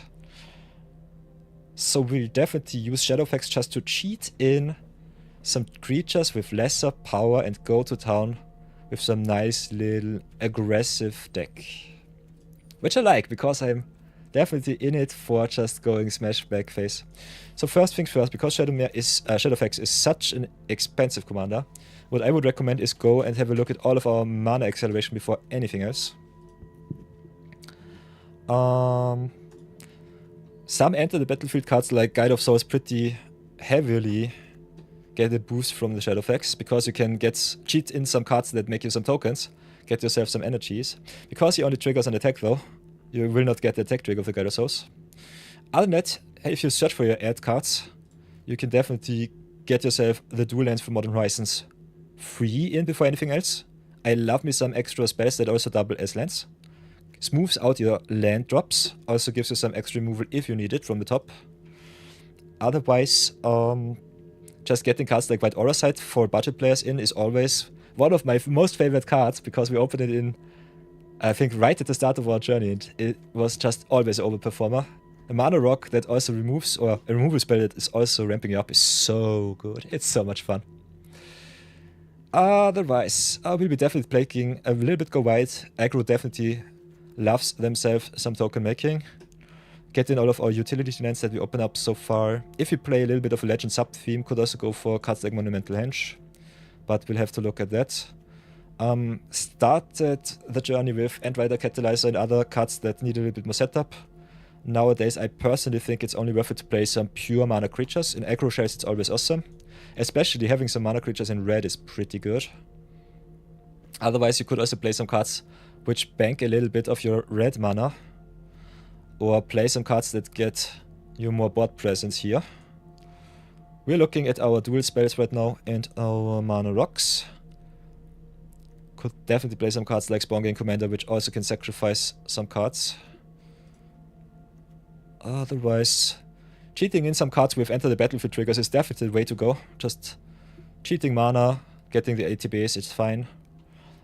If you give Shadowfax also a little bit more power, can cheat even more awesome cards into the battlefield. So keep that in mind, that's always a thing. Otherwise, we'll play the Cavaron for some extra haste. Legion Leadership as another fixing land. Because we play red-white 100 card brawl, I think in the dual colored decks, you should definitely also consider the common lands. If you have enough fetch lands with some search engines, I think you can do definitely also better with other cards. But I think, depending on how much of the good cards you have in your collection, might sometimes not be possible. We have, fortunately, had the awesome Modern Horizons and the Edge of Eternities, so our dual-colored lands look ever so powerful. Fixing your mana base from the start, sometimes good, sometimes not so necessary. I always go with a little segue into that direction. If you go two-colored, I think you could also play some potential colorless ramp like Art Aquay, Amonkhet Raceway. Shadowfax isn't expensive, so you need some artifact mana rocks and maybe some potential ramp in the land slot too. I personally like me especially cards like Pit of Offerings for some graveyard hate for the decks that normally struggle a little bit with that. Also, if it is a land that can just fix your mana if you get this card to the mill. Nick Force Shrine to Nyx was a craft from one of my viewers. Which one was it? It's definitely also nice if you have a lot of color picks running around. So a big shout outs to Mochikyo for making that craft into my collection. Otherwise, if you want to get some free attacks, cards like Secret Tunnel could definitely also give you some boost in the right direction. Otherwise, I think cards like the... If you don't want to craft the rare, other cards in the common slot, uncommon slot, are Rogue's Passage, or also one of the deserts. Where is it? Where is it? Chuk. So attack commanders normally struggle a little bit if you have some cards that make your opponents not block, or if you have some cards that make them unblockable, like the Rogue's Passage. Can definitely get some nice little attacks through the opponent's opposition too. And if you cheat in something flying, it's even better. Yeah, I'm personally not the biggest fan of playing too many colorless lands. Some nice little versatility lands in the land slots still pretty neat. So, if you want to go and cheat in some power, Guide of Souls is nice. If you go to enter the battlefield, I think this is the easiest way to look at it. We got some nice little removal spells which is good, like the Seam Rip. Could play some life gain payoffs like the Soul Warden. Thank you for the craft, by the way, Marathon 42. Also, Pride is always a nice little addition here. If you want to go white with tokens, card like Clayfire Bricks can smooth out your land drops and also give you some life against aggro mirror matches. Late game could also ramp up your whole team and pump up some more value. So those are normally the cards that I personally like. Smoothing out your land drops is always really tough in decks that do not play green. So that's normally how I look at it. If you got a lot of token makery, I think some Skynet Squire and so on some creatures that grow with your creatures entering could be also kind of nice with Shadowfax cheating in the token makers. So this will be a little bit of token maker deck, I would say. Could also look at tokens right away, but having some enter the battlefield triggers like Earth King and Jailer here, just removing the opponent's bigger stuff, maybe get them by surprise, is something that I personally like. Yeah, got also the Halia with some extra life gain and some extra redraws. Sanguine Evangelist if you want to get another tech in, otherwise Recruiter of the Guard could be neat. Because the creature is tapped and attacking, it's a little bit tough to cheat in something smaller. But yeah, some cards like the Lissamal Special definitely can get some really nice cards from the deck too. Serema always nice if you can fetch yourself some legends like the Aang, the Last Airbender for example. Everything with power less than 4 is definitely well appreciated. So cards like All Fate Stalker could be also kinda interesting. Can always cheat some cards like the Upper or the Dion in. So cheating big spells is definitely nice. What else do we want to get in? Could get us back our enchantment based removal with their Stereo Claimer, so I think that would can come in too. Regal Caracal, for example, is just really good. Gives you cat tokens, pumps them up. Could also play some Pegasi, like the Shepherd of the Clouds, get something back. Big fan of Starfield Shepherd, by the way, with Warp, giving you a lot of lands or one-drop creatures is kinda neat. And otherwise, let's have a look at our red cards too. Could play Fireband Ascension with the doubling of the attack triggers, so that's nice. And then if we have a look here, Immordane's Recruiter, giving your whole board a boost is sweet. Could go for some value cards like the Possibility Ignition. Don't really have to though. All of the 2-for-1s, 3-for-1 cards are busted, so the Goblin Gang Leader can come in. Some solid commons, uncommons like the actual pack are definitely a possibility. I'm definitely loving me the 3-for-1s, so the Leader and the Hells Possibles definitely come in. Magmatic Hellkite needs a bigger Shadowfax, otherwise it's a solid Dragon just coming to play. Ogre Battle Drive also giving your cards haste and a boost is neat. Could cheat something like the Twin-Shot Sniper into play. Could burn the opponent out, could pump your board. So many options. Especially cards like Dragon Trainer are kinda nice because they cheat on mana too. They cost 5 mana, are 1/1, get cheated into play, give you a big 4/4. Otherwise, playing some power with Nova Hellkite for an aggressive deck is solid.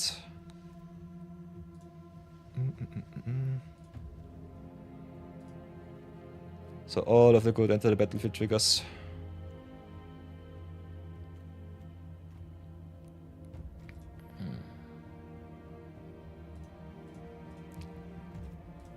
Definitely don't sleep on your mana acceleration with the mana rocks. Always forget to include those. And then we also have some nice little artifacts with some ramp and some going away. Spirit Simulacrum, for example, is a very awesome inclusion in my decks these days. Just so good. And if you're struggling with some run through with some cards like the Section 2s, definitely still have also an upside. We want to be mainly creature heavy. Ramping up. Get the Arcane Signet in, I guess, too, if I did not already. Oops, Arcane.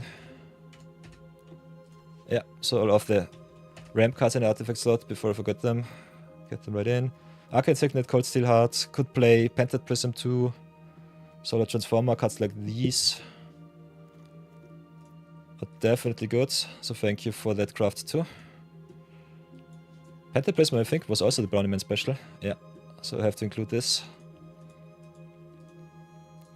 Otherwise, I think land-wise we're a good setup. Value-wise we're also pretty solid. Could definitely have a look at card draw 2 for the Enter the Battlefield. Triggers, could play some cards like Helpful Hunter. But kinda want to be as aggressive as possible, so getting some flies in the battlefield like the Inspiring Overseer might be a little bit better. Otherwise can drop all of the busted cards that we have so far. Maybe some life gain shenanigans with the Example of Light. But yeah. We'll see. So next things next, you have to consider all of your Wrath effects. I think you know the drill by now. I always recommend playing at least 4 to 5 Wraths in every deck that you play. Because Commander is a very versatile format, and sometimes the opponent is just faster than you. Having that type of advantage is definitely possible. Could play Avatar's Wrath here, because I think it's kind of fun to just get all of the opponent's cards away, and then just haste in your Shadowfax for 2 and cheat your stuff from your hand in once more. So I think this is a tempo spell that I normally don't play, but this time it could be interesting. Other than that, Exile-based removal is where it's at these days in Commander, so Path to Exile comes in, Swords to Plowshares, and now the Marathon Special. If you want to double up our Enter the Battlefield triggers, I think this will be one of the decks for the Airborne Ascension. And definitely play some cards like Ark's Iceberg, can save your stuff, can also get rid of the opponent's stuff. Hey, Bambit reporting for Dukey. Welcome back, Bambit. So I think removal-wise we are solid setup. With more attacking creature statics, Nersa becomes better. Could play some bad removal spells. Can still play some busted red cards if you want to. Cheating in some cards like Cosmic Shaven seems kinda nice. So after you have the core, I think just getting on with all of your good fillers is definitely a possibility. Would not recommend playing rare start slop, but sometimes you just have to. Hey, Bambit came in 5th in the poker tournament. Nice, you won a lot. Sweet. Very nice, Bambit. Very, very good. So in token deck I play a lot of requisition rates and anthem effects too. Normally love me to have them on the creatures, sometimes just need them in the non-creature slot though. Other than that, going for creatures get is kinda neat.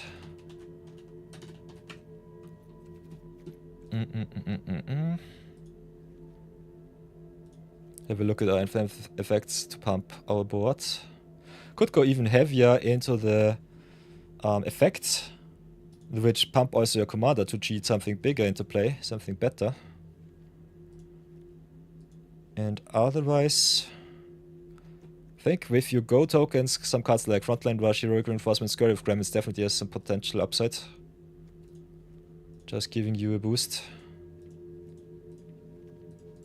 Then you can also go deal damage. Have a look at that. Could also just go for the busted cards from Alchemy, Age of Eternity and so on. Go for the Warp, go for maybe the Haste. Then go for the Seek card, that's totally fine. Then could also go for Conjure cards, which are normally pretty strong, like the Cosmic Sovereign here. Could also give all of our creatures flying with the Squadron Carrier. Normally I just want to get Serema to get all of my awesome legends.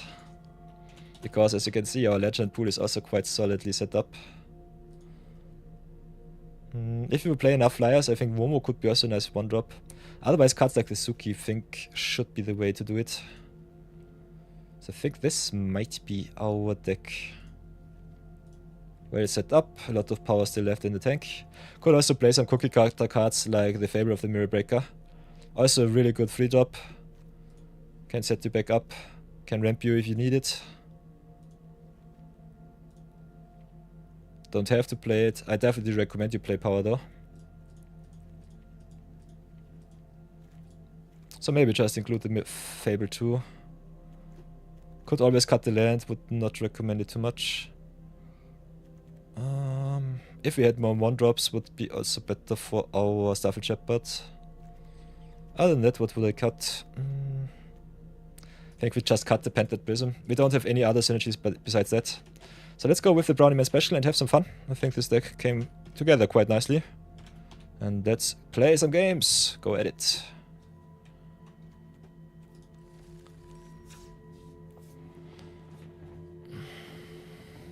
Very nice, Chris. $1,500 is awesome.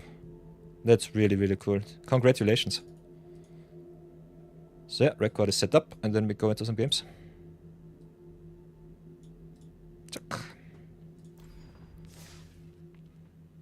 And by the way, Emperor Rex, once again, thank you so much for the little raid. Always appreciate it. We'll definitely return the favor. Chuck. I've been a little bit unlucky today, Bambit, so yeah. Played a little bit of Rare Draft Avatar, but now I'm going and brought it out with the Shadowfax. Cannot even type today. Still a little bit sick, unfortunately.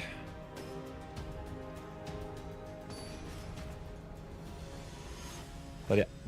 Let's go, game number 1. Ooh, Lathril, Blade of the Elves.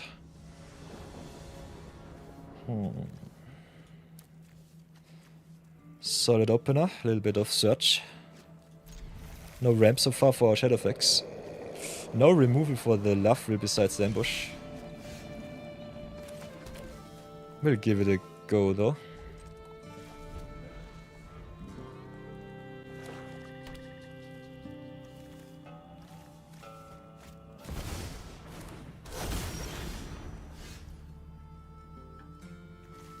Ooh. Bambit also used up all of his luck. You hate to hear it. We can decide if we want to hit our land drops or go for the Guide of Souls right away. Kinda like picking up the guide here. Getting the extra life is really important, especially with the drain of the Lathril. Normally she just goes really wide and you are dead with their attack, elves attacking before she drains you. But yeah. This is more of an aggro mirror match, kinda excited to see how far we come.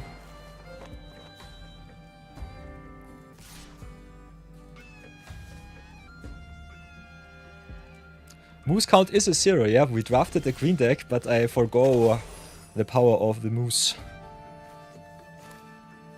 Moose count unfortunately still at 0.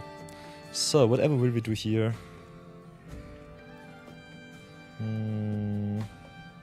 Kinda want to draw a card with my Halia, but it does not really come together like this. Guess we'll just drop the 3/3. Let's play it a little bit slower.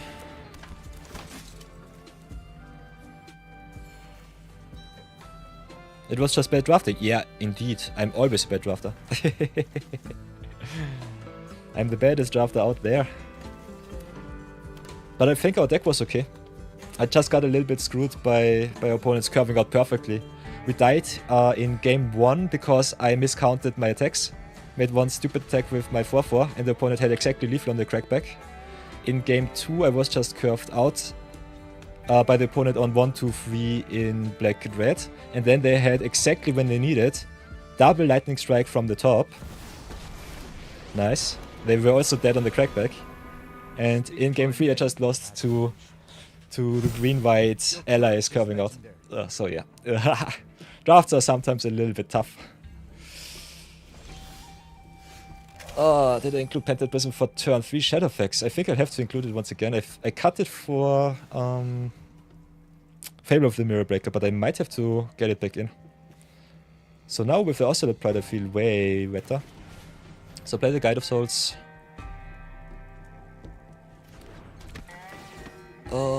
Could have attacked with the Halia first. Maybe get rid of the Elder Shepherd. Can still do so if I want to. Assassin's Trophy, yikes. Okay, that's a thing. I gladly get my land. I think we'll go for a mountain. Comes into play on tap 2. Could also be another white source. I think it doesn't matter. Do it like this. Get 1.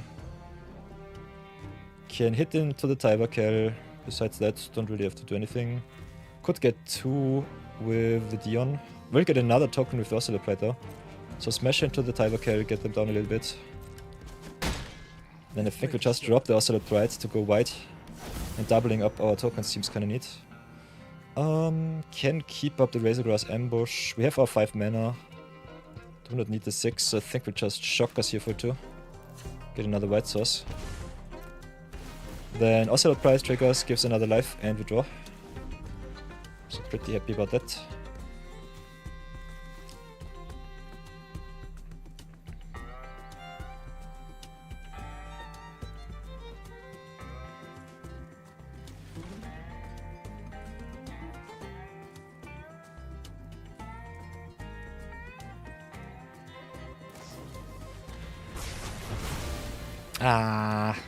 Golgari Charm is so good. This card is so nice. I love all of those versatile spells.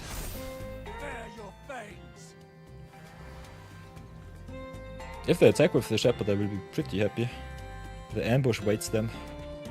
They should play around my removal because I shocked myself for 2. Otherwise this makes no sense.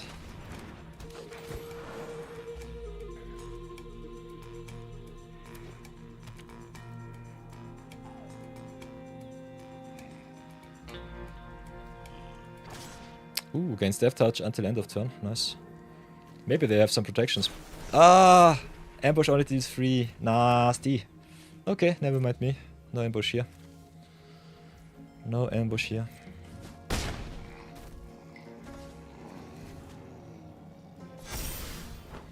So, what else can we do? Have 6 mana, can cheat in the Shadowfax and go to town with our fly. Dion has flying, so we can get rid of the Tyberkel. Which I think we'll have to do. So do it like this, play the Shadowfax now. They still have something. Might be just a fetch here.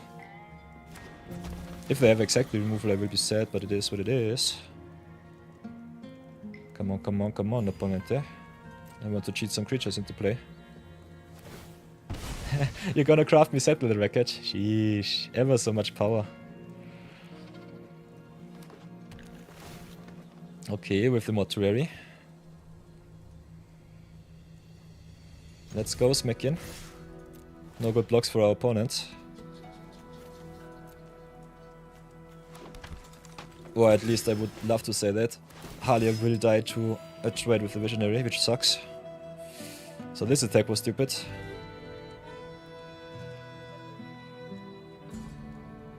But their Tiber Kell will die either way. So them not blocking here is good for us. Because I draw another card too. Should not have attacked with the Alia here. Cashing in Visionary or Sentinel is definitely worth it. And we are at 26, so I think they could try and race us with the Shepherd here, but I think it's not good enough.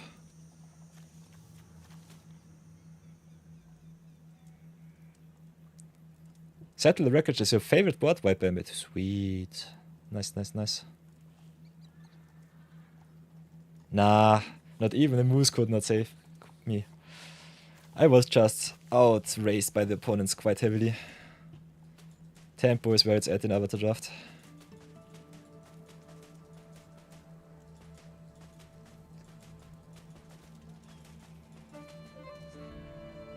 Opponent deciding what he does next.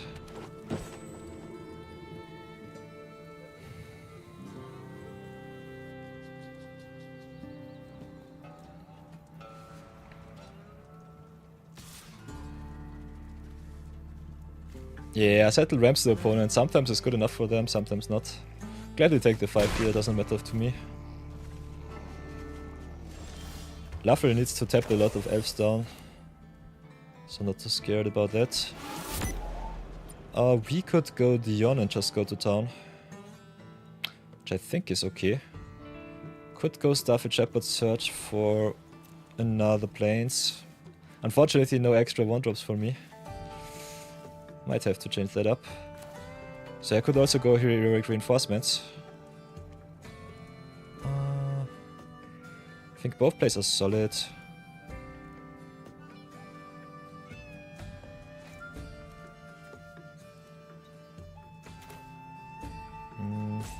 Yeah, I think we'll do it like this. Reinforcements is better because we keep up the Razorgrass ambush and just can snipe one of their double blocks down.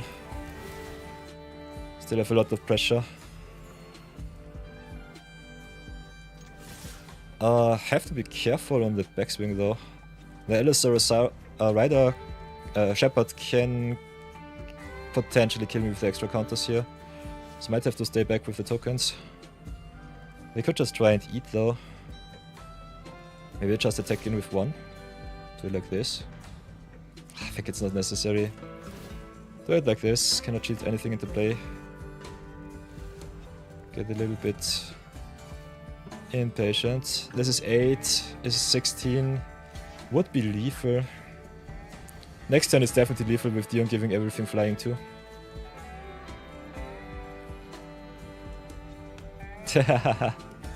3 mana to fairy attack or split up. Yeah, that's definitely something.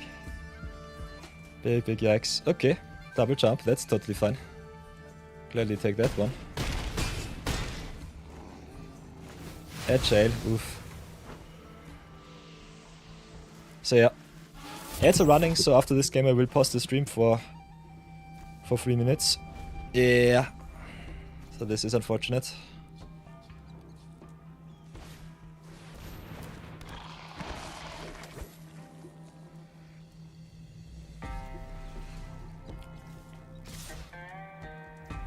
Yeah, take the 2, that's fine. Could also just ambush here, which I think is good enough. Kraken, Ed, and Ginger Beer. Oof. Okay, nice. Okay. Nice little win. So first 1-0. Bambit is back, nice. For everyone new to the stream, I normally pay a pause during ads, so we have a short little ad break right now.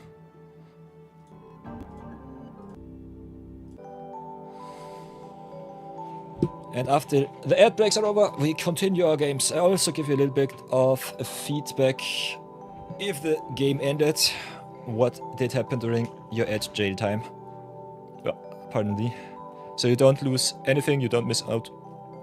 Ui, what is happening today? You don't miss out on anything. Yeah, just in time to see the victory screen. Perfect. You did not miss too much. We only played Razorgrass, Ambush, and they conceded. They did not have any pressure to get us back. So yeah, 1 minute left and then we continue the stream. Kraken. Kraken and Ginger Beer. Interesting. So it's not the Kraken platform with the cryptocurrencies. Something else. If the ad is at least fun, I'll accept it. Otherwise, we just have to get the ads out of the way so that you don't have to see anything during the next 60 minutes. This is a pre-roll ad-free channel.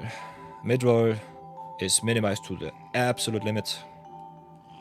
Crack and spiced rum. Interesting. Sounds fishy to me.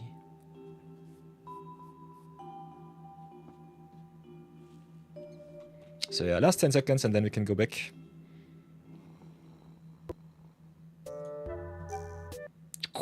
Music begun. So, welcome back everyone from the ad breaks. We'll continue stream. For those of you who might have missed a little bit of gameplay, we just got in with our reinforcement, pumped the whole bot. Opponent was tapped down, so... opponent jump blocked with the Jaspera Sentinel Visionary here, so did not even have lethal on crackback. They attacked, we played Razorgrass Ambush and they conceded, because no pump from the Rider, from the Shepherd. And on the crackback we have them with the Dion, so they conceded right away. So first win! Nice! Let's go again and do that once more.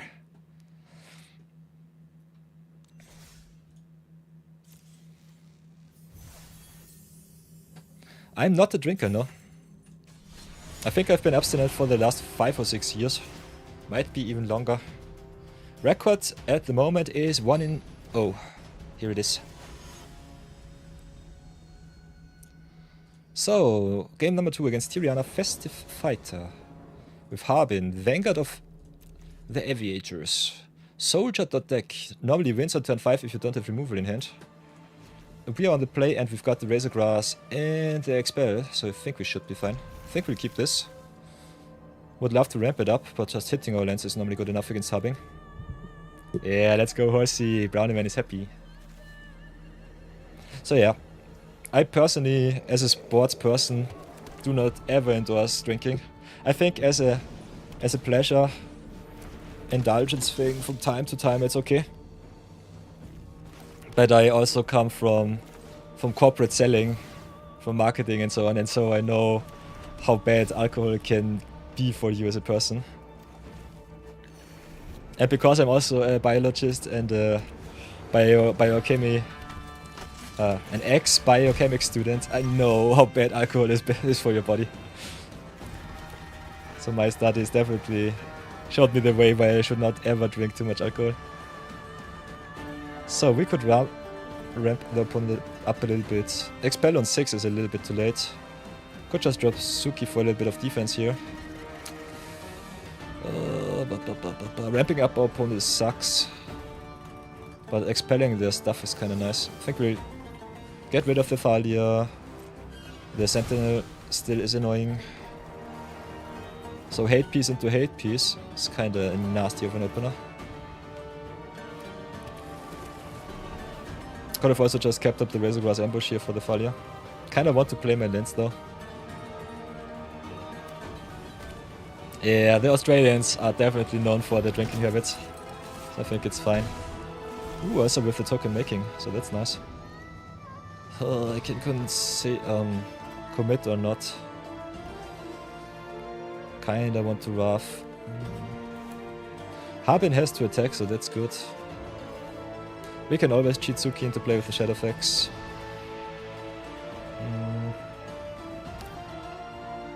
I think we'll...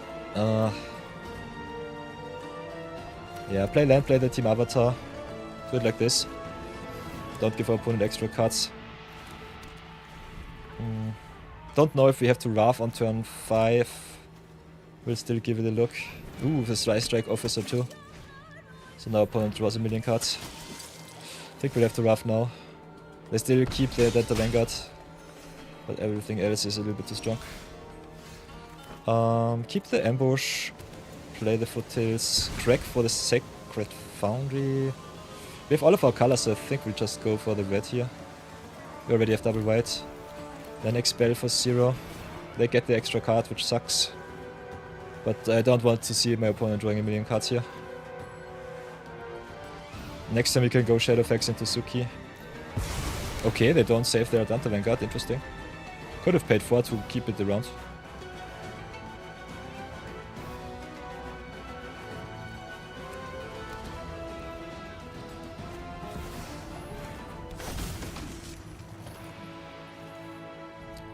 So yeah, not the best draft, but still solid. Opponent still got the card out of the place so far. A lot of card advantage. Really busted curve outs here.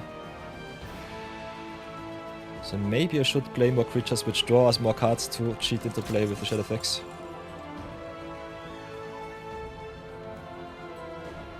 Otherwise, sorting out the attack triggers here is kinda neat with the team avatar. So play it like this. Shadowfax first, pray that they don't have a counter spell. Might be the trigger of the Ranger Captain. Then bounce back, I guess, the mountain.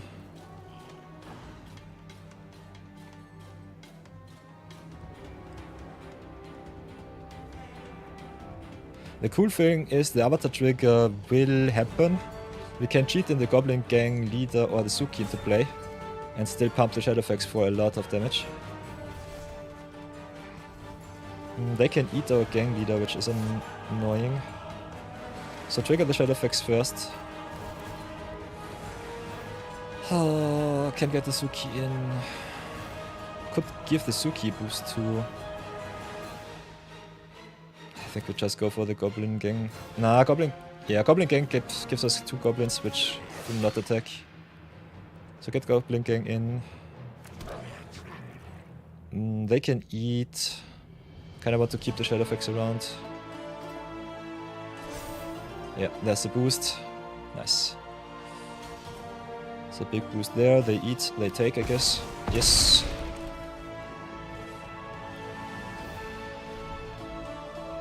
Yeah, Team Avatar is kinda nice. It's a nice little wombo combo. Still missing an artifact to exile. Basricat with Indestructible now. But only until end of turn. Okay, we minus. Creating a lot of soldiers here. They have to tap down at sorcery speed. I'll take my tokens and keep them where they are. They have to attack with 5 or more soldiers to enable the Harbin. Okay, there's the Magic Hero special, next for Shrine to Nyx. We don't need extra mana though. I think we just go Mountain here. Then go and attack with everything. Or with at least 2 cards into the Basricat. Kinda want to get rid of the commander here.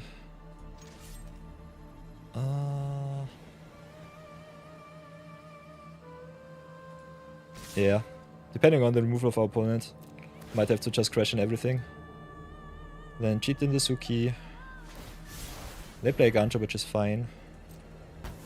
Shadowfax attack should still be at 4. Yeah, there's the Suki, so that works. They tapped out, so we definitely get the 2 damage on the Basricat, so go for face. And we pump also our tokens, so that the block with the 1 becomes way worse. Basri down. Hit them for a little bit. And then we just can replay the Shadowfax. Don't have anything left to do. So I think we'll do it like this. Agro mirror match it is. Kinda neat. Okay, Aspirant. Herald's one. Oh, will we die to a Harbin attack? I think we don't. It's still pretty nasty. Oh, Hydro Hexamer with the hot take. Dinosaurs are better than dragons. One of my followers, just Lilith, also asked me the same question. I'm a bigger fan of the dragons. She loves herself the dinosaurs. She says dragons are just dinosaurs with wings, so dinosaurs will win either way. So that's a thing. Okay, Harbin comes down. Could slow roll the next was just to have it in hand. Do we have Lethal? This is 4, is 6. It's not good enough, it's ever so close. But yeah, we just go in and attack.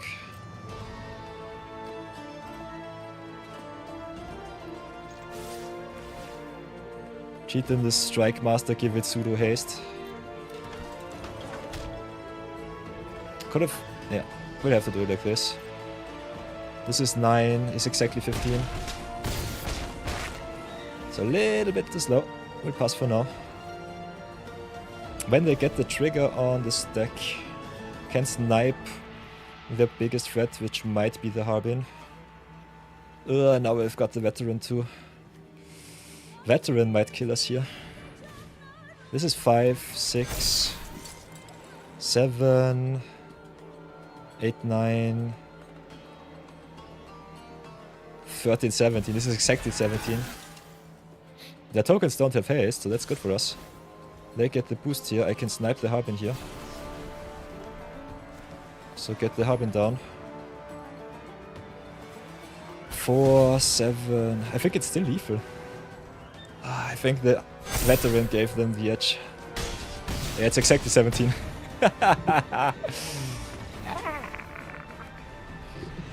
Mama mirror match. Lost to the mirror match. Oh, aggro mirror is always something fun. Who is faster? Oh, so yeah, whoops, that's the wrong one. Sorry about the Brawl this. Pure sadness on the stack, but it is fine. Seeing a fellow aggro deck thrive is nice. So yeah, I think our Shadowfax deck needs a little bit more card draw. We are struggling in not having card draw. Yeah, it's because I did not have the prison. I think because we don't draw any more threats, it's a little bit more of a problem. So maybe have a look at our card draw engines. But I think we included all of the good card draw cards already. And this was a close game, so cannot ever complain about that. Could play some cards like the Ifrit, for example, to just drop some lands. Not playing Prism here, I don't know, Brownie Man. Giving you the extra ramp is nice, but otherwise it's just terrible top deck. Getting also some redraws with cards like Clive might be neat. So maybe play Clive. We have some double red stuff going on. Could just get the Tanuk out of the way. Maybe Mythic for Mythic. Cannot cheat him into play. Could do so though, if you're lucky. Otherwise some redraws with cards like Joshua might be also good.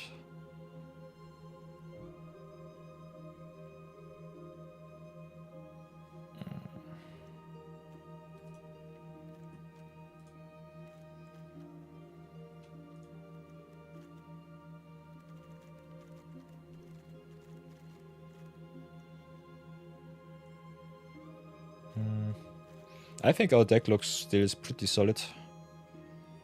Could just get this guy in a square out too.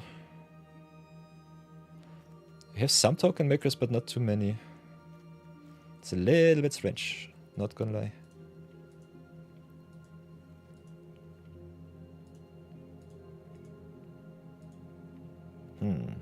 Nonetheless, let's go again. We'll try that out once more. Best of 5 is where it's at. Do this once again.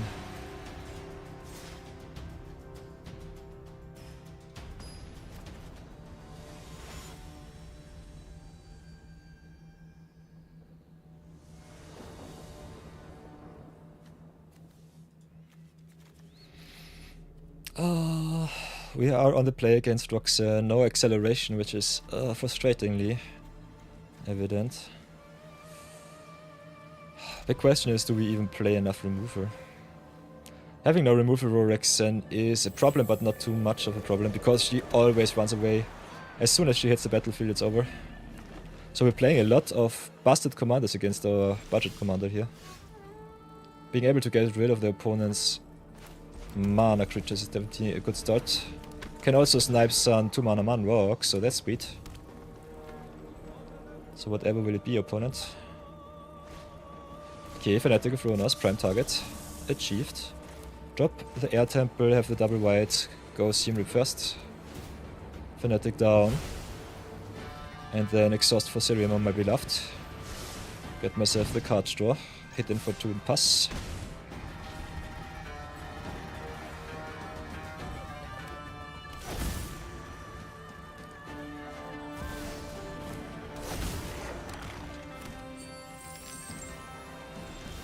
Dock-sided Extortionist in a 1v1 setting. Ugh.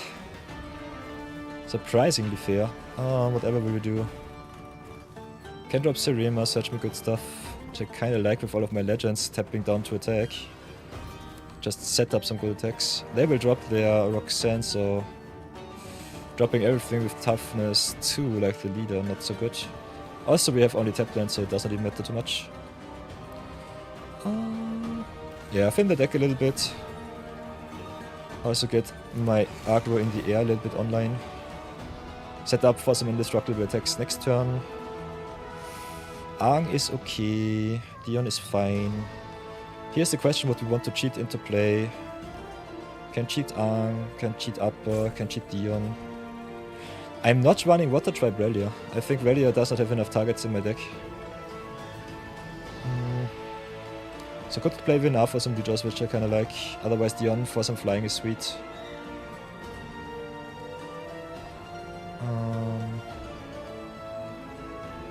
Also just dropping Dion and crewing Serema for full price is nice. So yeah, might get punished for not getting my card advantage. We'll see how much removal my opponent will play. So tap for a solid 4. No, for 5. No, for 4. Extra power. Star Captain gives extra power, which is nice. But if you play enough low drops, you could definitely play the Water Tribe Relia.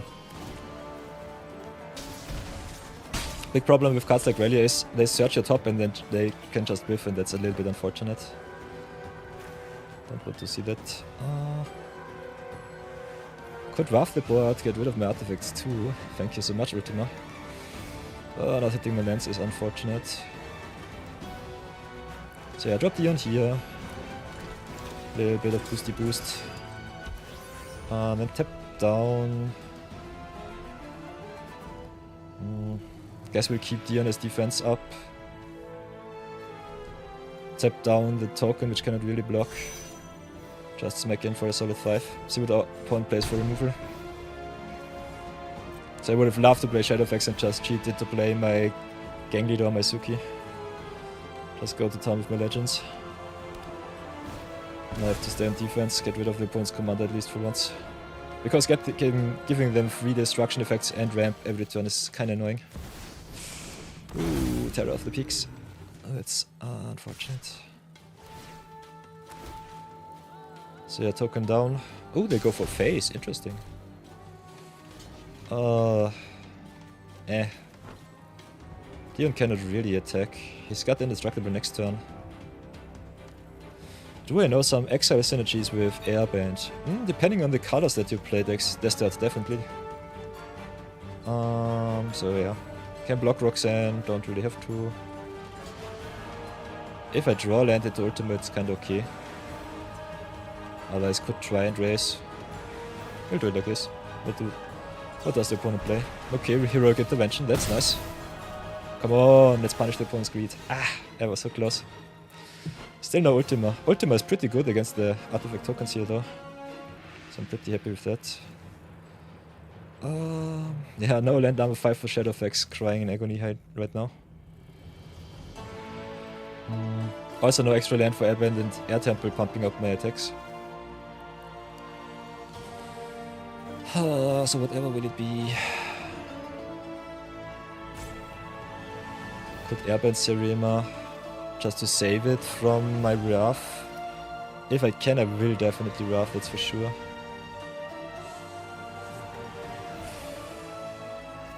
Let's see, we go to attack, see if they want to trade. If they not do that, it's fine. So I think we just go here with the Aang. Serema goes away. And pray for the land. If I just hit my land, this will be an awesome blowout. Otherwise, it's pretty annoying. Ulamog does not have the indestructible, at least this one. So I've got one extra turn before I'm dead. Opponent burns me for a lot of damage. Burns me for another 2. Hits me for another 5. Yeah, I will block into the Roxanne here. Ulapog. Come on, land, please. Give me a plains or a mountain. Please, please, please, please, please. Flooded Strand is a plains. Nice. So we are alive. Go for the plains. No shock down to 1. And then just play Ultima. If the opponent hits land, I'm going down to 1, which is annoying, but it is what it is. Okay, Adamri. So we live somehow into Tycoon, so there will be a Roxanne next turn. We can go Shadowfax attack. We do not win though. And they still can block.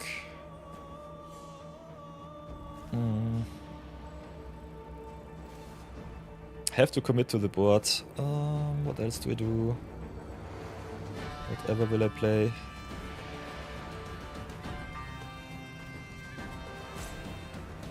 I think we just do it like this. Play the Shadowfax, go to attacks, play the land. Hit in. Play the gang leader or the evangelist. I think it does not matter. We will get 2 blockers either way. They can remove. Yeah, I think we'll do it like this. Play gang leader. We'll have to double jump next turn either way. If they trade, it's fine. This is a close one again. Opponent taking the damage is kind of crazy. Okay, maybe should have gone for the evangelist here. Our goblins would have been bats. Instead they go for the Omnath here. Into land drop. Making a 5-5. Okay, we live somehow. This is such a close game. But yeah, now it's over. Go for the Hellkite. Deal 1. Play the Suki just for good measure. And then just hit them. Nice. The flyers clutch it out. Sweet, sweet, sweet. So yeah, very solid 2-in-1. Love to see it. Perfect, perfect. Oh, very good. So, Destat asks me, maybe I should play more red card draw with Exile until the end of turn.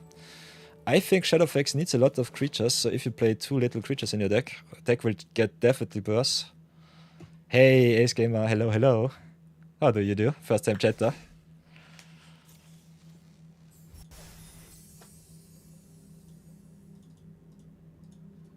Take all of my hearts.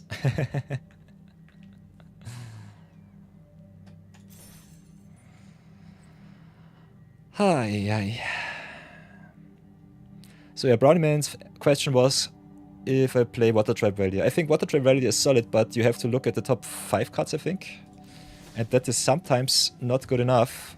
Cards that can whiff on something that I should not normally play in 100 card singleton. If you have a look at the Relia,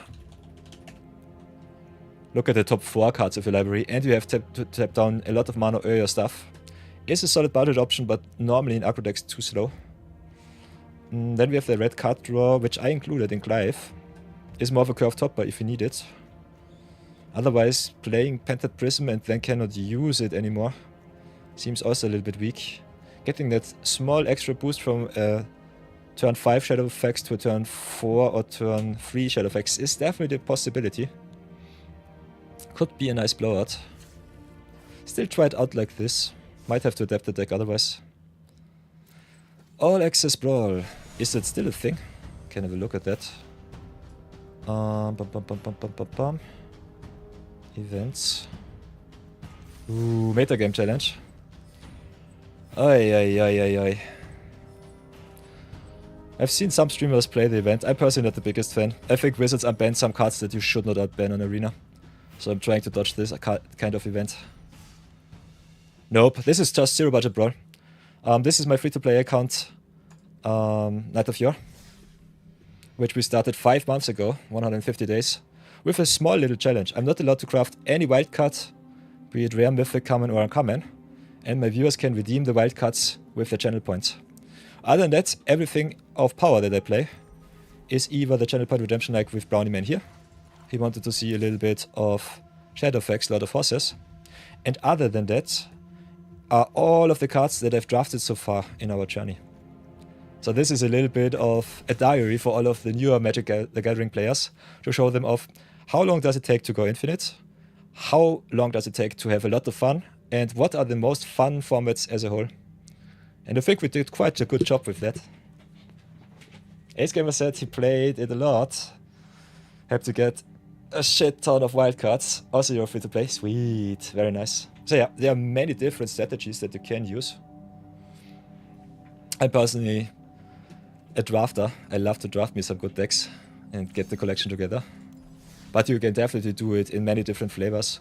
One of our fellow streamer companions, Bambit Aus91 for example, is one of the best historic players in Australia. Always finishes in the top 150, 100. And he normally does not ever play limited. He always buys himself the packs in the store. Or just plays a lot of constructed events. Most fun format for you is Cube and Momia. Definitely think so too. Definitely think so too. So yeah, I'm doing also a lot of deck techs and deck building videos for YouTube. And this is one of my videos for YouTube right now. Other than that, if you want to see me play some limited or so on, can always say so. I've got another account, Perilous Pit, which has nearly 30,000 gems lying around. So I can definitely burn at least a solid amount of that too. This is one of the accounts that definitely has gone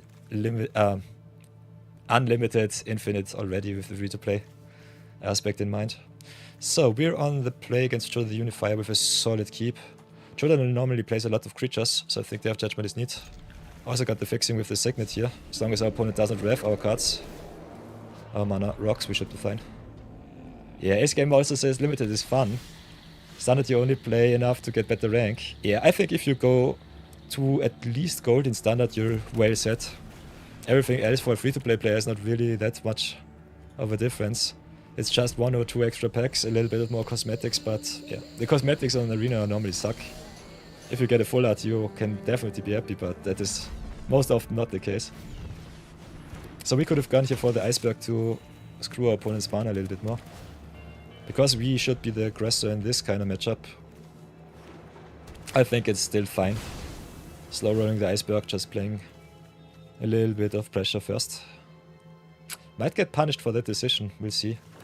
Iceberg also a solid answer for the opponent's Joda here.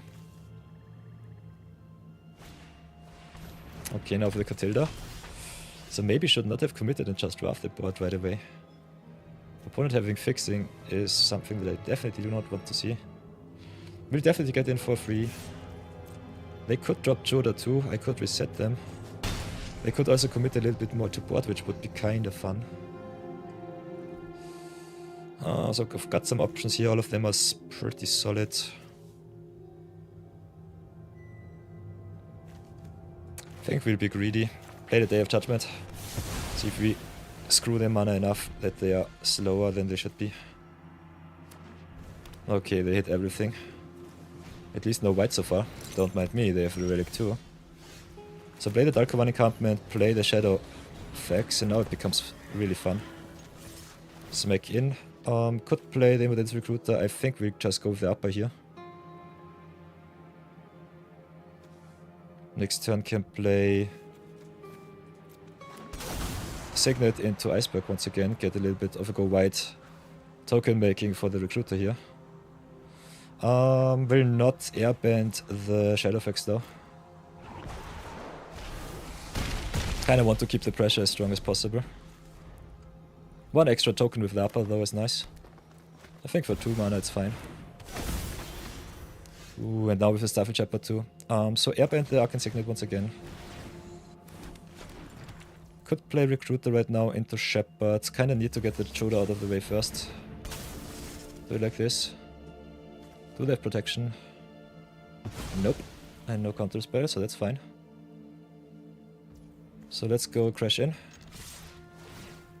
This is 7 right now. With the Starfield Shepherd, it's 10. The Immodance Recruiter, it's +4 would be 11. So they have 1 extra turn, but yeah. Seems that they are creature deck and concede to our tempo. So we're glad they take that 4th win. This 3rd win. Nice, nice, nice. So what does Ace Gamer say into? Why airband the Signet? Because upper gives you the upside, and with how we can curve out with our mana, I think replaying the Signet for a token is worth it. Otherwise you could just keep the Signet, but it does not really matter for us if we have 5 mana or 6 mana. If we hit the land drop, we still can only play one spell. And if we don't hit the land, we can just replay the Signet and still have the removal spell or the creature up. So I think tempo-wise, you can play your cards and it's still a very solid tempo. This is just a little bit of value play. Yeah, upper makes tokens for every spell that you play. Does not have to be a creature, so that's the fun thing. And it does not have to be something that you airbend, it can be anything from exile, so that's also pretty strong. So upper is a very nice exile payoff.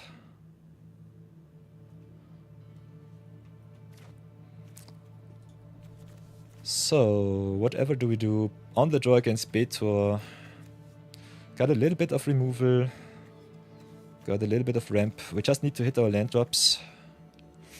Could also search for more ramp, which I kind of think we have to do. This looks better. This is the Commander Precon card. At the beginning of your end step, put the number of +1/+1 counters on target creature equal to the amount of life you gained. So life gain seems a little bit like an uphill battle. We'll still give it our best.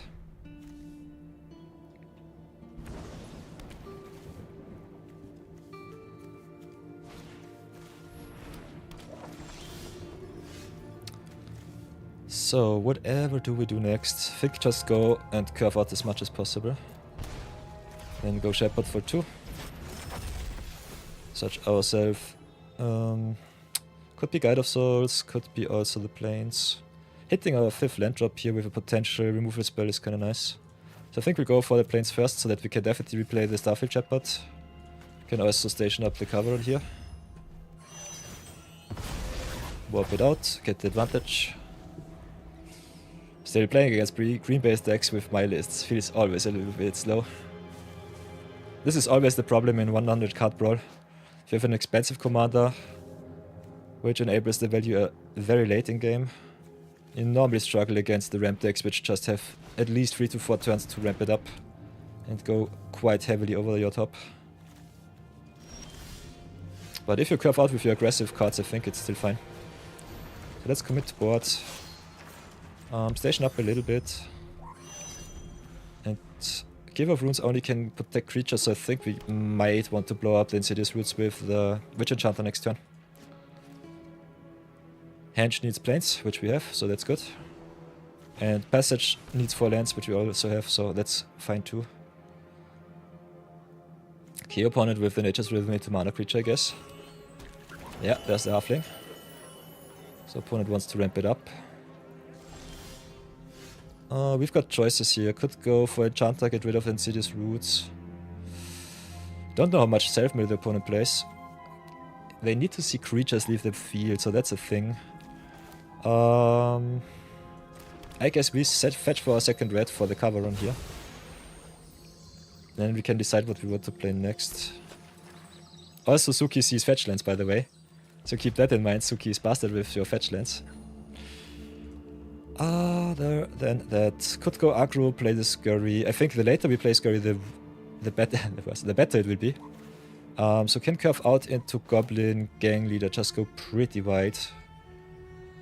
Next turn can Shadowfax and cheat into play the Vinar or the Witch Enchanter. Could also just play the Shadowfax, the Vinar to draw another card with the Shadowfax next turn. Ooh, Bambit also getting the Brawling achievements, you'll have to see it. Yes. I personally think they don't have any graveyard shenanigans right now, so we go just smack bang go white. They have the protection for the halfling, so the attack with the Suki does not do us any good. So I think we just get the Caveron going. Use our boost and station up for maximum.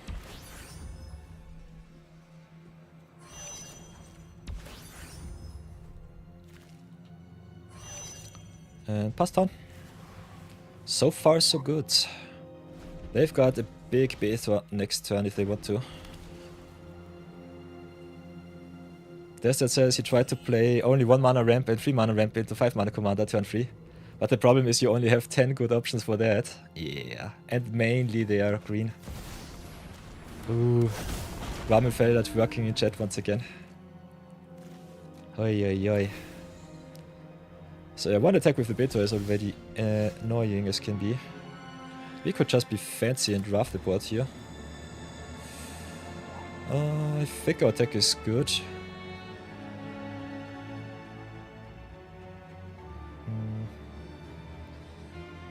Don't want to see Beto, can also reset the opponent. Roughing our own board is nasty, but Sunfall gives us also a big token afterwards.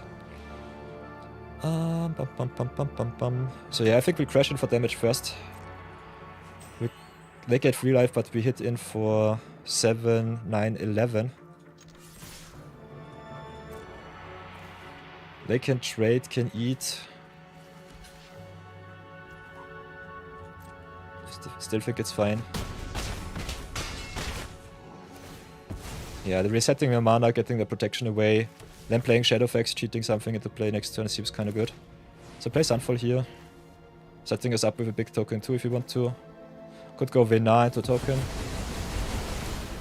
Seems kind of okay. Also leaving them a little bit shorter with their mana. Oh. Strange answer, but pretty neat. Sunfall is just busted as a card. Oh, the Haywire might too. And he also can get it back with the Luras. Oh, this sucks. Guess I'll draft them once again. Can play Witch Enchanter, getting rid of the Insidious Roots.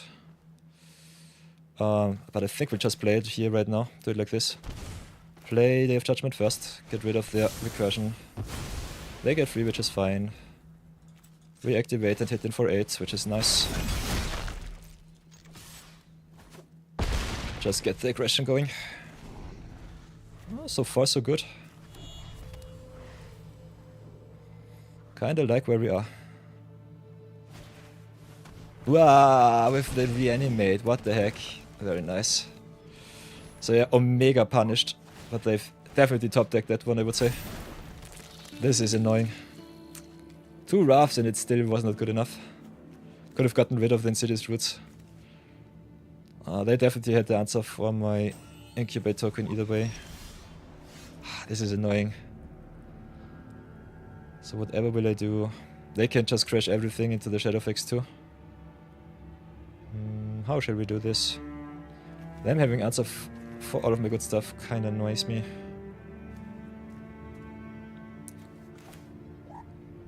Could just try and go a little bit wider. Play... They get all of the ramp with the Roots combo here. Stupid reanimate, I hate this card. It's so efficient. We can attack, they just trade with the Shadowfax. What can we cheat into play? Vena, which they also can eat. If we hit another land, we could flip Vena. Yeah, I think we have to do it like this. Could also ramp. Let's just go and see what they do. Stupid Luras. So yeah, cheat in the Vena. See what they do, how they block.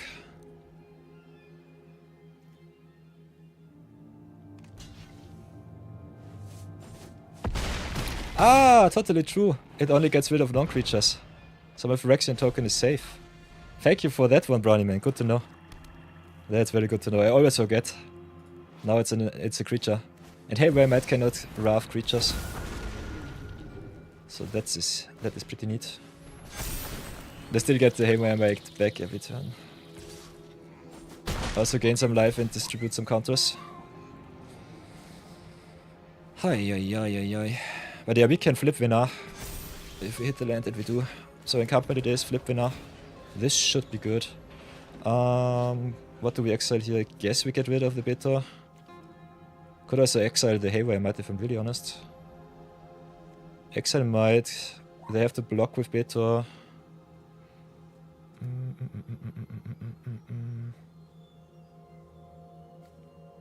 Yeah, I think we'll do it like this. Exile their Might.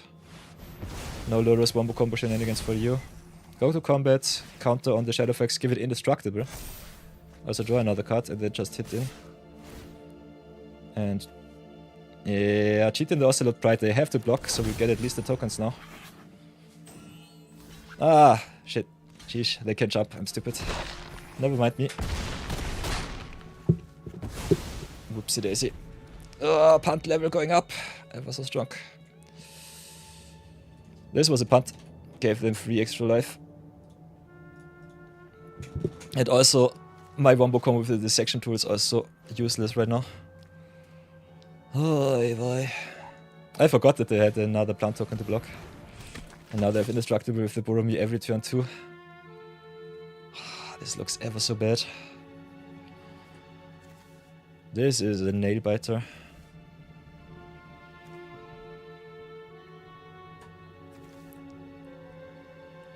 Oh, the Ocelot Pride would have been my safety.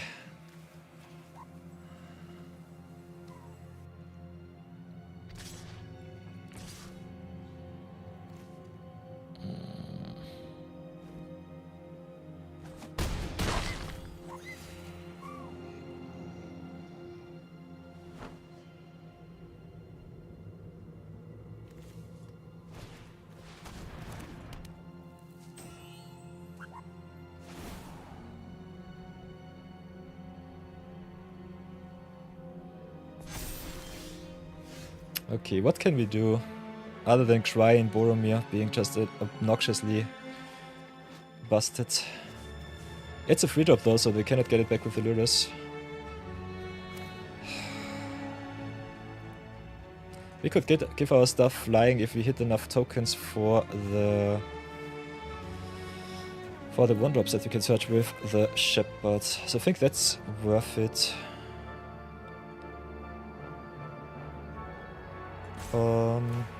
Can force some blocks with the section tools though. How shall we do this? I think we are at 12, so we have to get some good stuff online. Play the section tools, see what's on top. Can also copy the tools, which is kind of nice with the Adacha here. Cannot play anything else. Next turn we can double block. Some Luxury has to flip. Kinda want to get more life. Don't really have a good attack here. Indestructible attack though is sweet. So maybe let's do it like this. Get some life. Sacrifice the Simulacrum. Don't get the effect, unfortunately, because it was face down. Then give another another counter to the Shadowfax, give it indestructible at the end of turn. Until my next turn, not end of turn. Hit it for 8, go up to 20. Cannot cheat anything into play. This looks nasty. They can also get themselves the Crater of Behemoth from deck with the token here. I think they don't even have to block. This double block doesn't make sense. With the Boromir it does. I would not have caged in the Boromir though. I think it was not necessary. If they play Kratos in their deck, they have the win on board. Let's see. Loros shenanigans. I think the one punt with the Ocelot Pride did not cost us too much, but still. Ugh. Yeah, still does not make sense because it's indestructible. Yeah, and they have a lot of life. Maybe they did not want to go too low. Next time we can Starfield Shepherd and Scurry of Gremlins. With dissection tools, if they... Yeah, I think it doesn't matter. They have the Harmonize for X, they can tap down the plant here. Can go into Crater of Behemoth and just kill me. I think that's their route. Arctwill's Charm is deal damage, so that doesn't work against the Hydaelyn. That was strange. Could have snapped my token here. But it seems that they do not play Kratos in the list. Which I can understand. But if they play some shenanigans like Insidious Roots, I think with some search engines, it's definitely something that you should include always. So I don't know. Maybe they don't see their odds.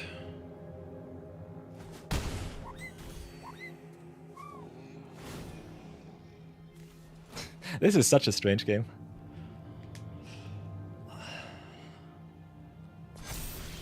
Big life linking Lurus.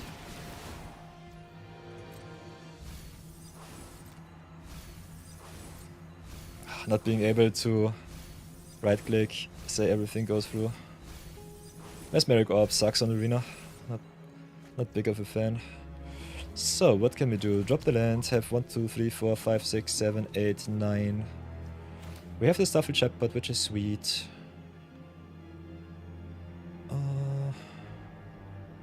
Have the Hellspur Posse Boss or the Gremlins to... How many creatures do we have? If we play Posse Boss, we have 6. With the Gremlins it's 8, can pump twice. Twice is not good enough to go around the plants. They also have the Lurus giving them back a lot of life. Big yikes. This is such a strange play. I think we'll go like this. Double Chatbot. Get ourselves the 1-drop. So Guide of Souls it is. Play the Guide. Play Fable of the Mirror Breaker.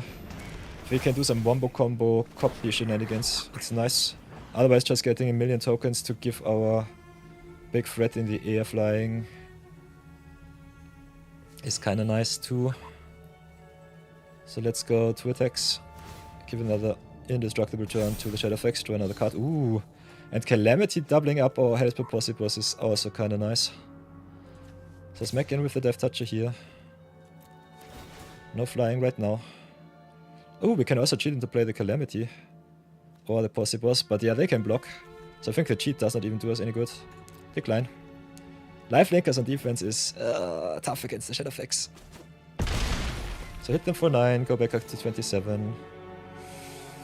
Could tap down, I think it's not worth it. Would love to copy some stuff, but I think we don't have the luxury here. Opponent also with the self-mill for Lurus.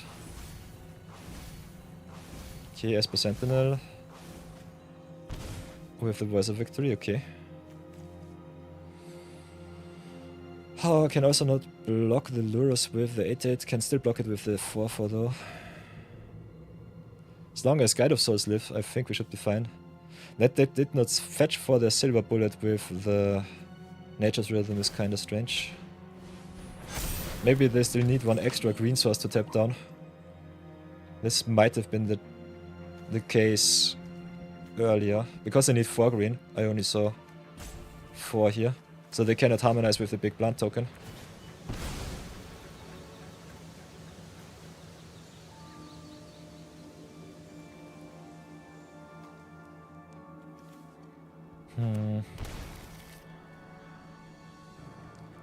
The life gain. Always the life gain games. Ugh, nasty.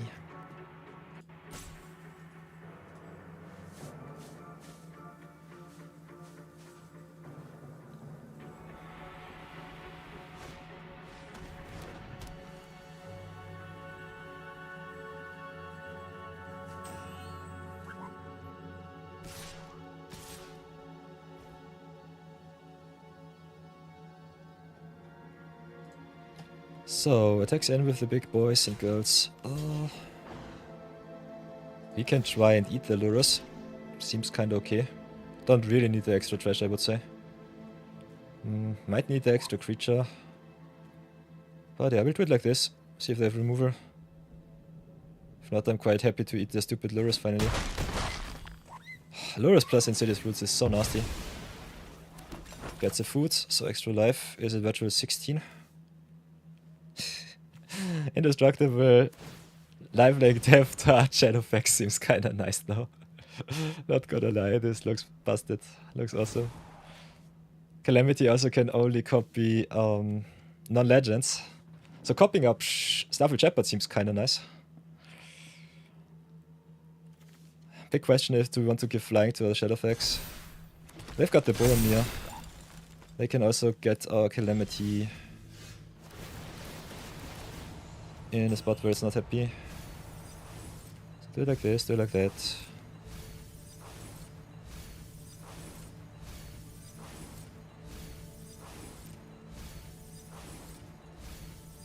They still live somehow.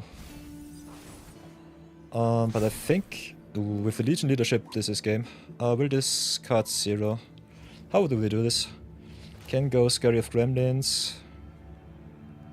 Can go Bossy Boss. Can go Leadership, just get the Shadowfax up to task. We have many different options, all of them are pretty good.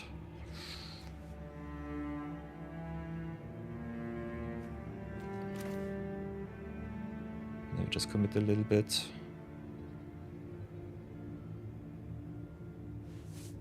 We need the flying enabling. So I think we have to play the Hellspur Bossy Boss to get 3 takes with the Guide of Souls. Then give Shadowfax flying and it should be game. Depending on what they have, we should be able to get them here. And Modern Horizons flip lands for the win. Come on, please, please, please. This is such a nail biter. Or is it a snooze fest? We know.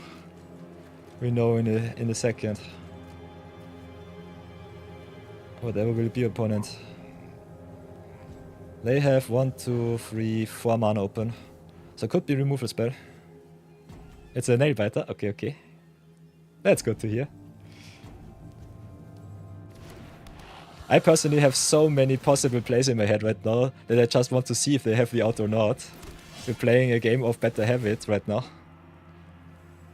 Not the biggest fan of that, but it's definitely where it's at. Could play Scurry too, but their board downstairs looks pretty good. We've got the 4 energy though. Can only give 1 of our creatures flying, unfortunately, but it's still nice. Yeah, the extra land would have been nice, but I think our land is a little bit too good. So let's go 2 attacks. It should be fine. Could also play it safe and just pump up our Shepherd or our Shadowfax here. Let's go 2 attacks, see what they have or not have. The high lane triggers. If they had removal for the Shadowfax, they would remove it right away. They don't. So can go 2 attacks here. Then smash in with our flyers. Guide of Souls triggers. Give flying to the Shadowfax. Show them how good our horse is. Legion is an instant speed spell, so that's a thing. I will not cheat anything to play because I don't need to. Go to blockers. At the moment it's lethal. They have to crack their food, go up to 16. What will it be? Come on, come on, come on. Here's another 2. Wow, Savine's Reclamation. Then go to blocks. No blocks. No untaps. And we get before damage and then we double up the Shadowfax. This should be it. Come on, opponent! Please, please, please, please, please. Yes! Nice! Woohoo! Yes, yes, yes, yes, yes. Oh, look at this beauty. Hey, Death Touch Lifelink, indestructible flying, first strike. Can I make a screenshot out of that? Yeah, I can. Oh, perfect. You'll love to see it. This will have to go into our Discord. Nice, nice, nice. We clutched it out. 4-1 it is. Only lost to the aggro mirror match. Did not know how we win this game, but yeah. Do not know. This is, I think, the keyword soup achievement. We already got it. Give me a second. Keyword super, is it? I think it should be in advanced. Party of none, Rare Drafter, Rule of 5, Ultimate, Keyword soup. Yeah, Keyword soup. Flying, Vigilance, Trample, Lifelink, and Haste. Nope. It has to be specifically that. And Keyword soup is normally Signs of the Earth Spider. But ever so close. I think we do not have Vigilance and Trample. But Flying, Hastes, and Lifelink. Indestructible and good stuff. And Death Touch. Oh, yoy, yoy, yoy, yoy. Yeah, the Brownie Man special going strong. So everybody, short little deck tech to close out this video for the YouTubes. Already 1 hour and 25 minutes in, but I think it was definitely worth it. Shadowfax, Lord of Horses is nice. It's really, really nice. If you can ramp it up, played earlier, it's so, so good. Giving your horses also haste, as I've said before in the deck building portion, is also definitely something that you can play in the top end. Always consider playing a little bit more ramp than I do, if you want to get the most out of your commander. Big problem with that is this deck wants to play a lot of creature spells. So I think a 30-28, 30-30 split is not 100% good, but is definitely something that you can aspire to if you play some flip lands, so that you can just keep your spell count high. Also curve out with your lands if you need to. And that playing a lot of cards that reward you for crashing your cards into opponent's creatures is nice. Maybe doubling up some attack triggers with cards like Firebend Ascension. You could also upgrade the list a little bit more with cards like, in the not collected section, the Throne, for example. Wandering Throne is pretty good. So Roaming Throne doubles up all of the triggers of a certain type. So if you go Horse, for example, you can double up the attack trigger here. Big problem that I've seen so far with the list is that you need more card draw. So if you go into card draw, red and white normally the most terrible archetype combination of colors for extra draws. Could still play some cards like Archivist of Ogma, for example, just to punish your opponents with all of their fetch lands and show them the way of the budget players. Otherwise, if you play some Life King, Dawn of Hope, Dawn of a New Age can give you some advantage. If you play a little bit of +1/+1 counter, sub-theme, Dusk Legion, Duelist is also neat with some Enter the Battlefield triggers. Other than that, got some good payoffs in Core Spirit Dancer if you play Auras, but I think that is not how the deck wants to be, because it gets your non-creature spell count ever so high. Cards like South Pole Voyagers need allies, so I think just the overall draw you extra cards are where it's at. So Enduring Innocence, for example, is one of the prime examples of cards that I normally always play in my whitelist. And otherwise, just go to town with a lot of Enter the Battlefield triggers. As you can see, if you pump up your Shadowfax, it becomes even better. And yeah, you can also get something to play, get more attack triggers. Cards like Regal Caracal definitely good. Starfleet Shepherd being a flyer is nice. So I personally think Shadowfax with a lot of flyers is pretty good. Other than that, can always play whatever you want. This is a very cookie cutter commander. If you play horses, it will become better. But other than that, just play whatever you want. Evasive creatures, Death Touch creatures, Fast Strike creatures. This is the way to go. Especially tramply creatures are nice. And then just have a lot of fun with it. If you want to support the series, want to support the channel, you can always go to our YouTube, by the way. You can check out all of the other videos. We post a lot of custom Brawl redemptions from our viewers on Twitch. Also play a lot of Limited, so that's a thing. Brownie Man in the ad hell, so we'll give them a short little follow-up afterwards, but I'll finish this video right away. We're also live on twitch.tv, as you can see, Brownie Man right here saying that he's in ad hell. We will have to run ads from time to time, so that's unfortunate, but is what it is. Other than that, you can also check out our Discord server. The link is here in the YouTube description, or on Twitch in the About section here. You can always check us out. And can join our Magic the Gathering forum, leave all of your questions and your deck lists. Can post one of your most bastard screenshots of all time. Or can just have a short little follow-up on our free-to-play series Magic from Scratch, where I'm not allowed to craft any wildcards besides the channel point redemptions from my viewers, and where I have to draft all of the power and show all of the free-to-play and newer Magic players how it goes from the start to finish and how long it takes to go infinite. So if you are into that, feel free to comment, like and subscribe. Otherwise, thank you so much for watching the video, and I will see all of the video watchers in the next one. My Twitchers and I will continue stream and have a lot of fun. So see you soon. So Twitchers and YouTube watchers. Oh, Airtel is still upon us for another 1 minute and 30 seconds. And then I have to, whoops, use the restroom. So give me a sec. And I will see you all in 90 seconds. So enjoy the music, and until then.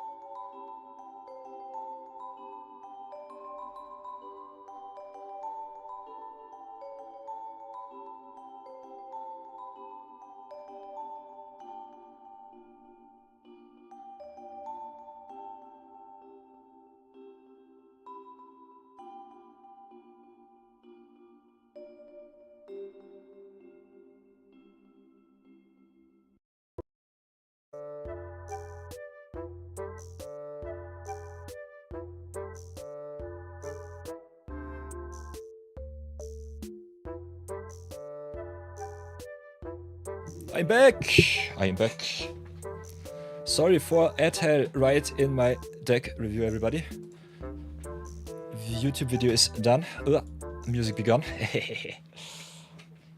What I said before, you can definitely play this deck a little bit more competitive if you just get yourself better mana rocks in. Especially as... Who said it that they want to curve out even more? I think it was Ace Gamer? No, it was Desert. You can definitely upgrade your list with some signets. So maybe play some Boros Signet. Can play some Moxen too. Maybe some Ruby Collector, maybe some Mox Amber. If you play enough Legends, I think Mox Amber is good in expensive commanders. I normally don't play it because you wanted to play your commander faster. Otherwise, just searching some stuff from the deck is always good. So if you play some cards like Land Tax, for example, this card is so broken. You can definitely have a lot of fun with that one. Could also path your own stuff if you really need to.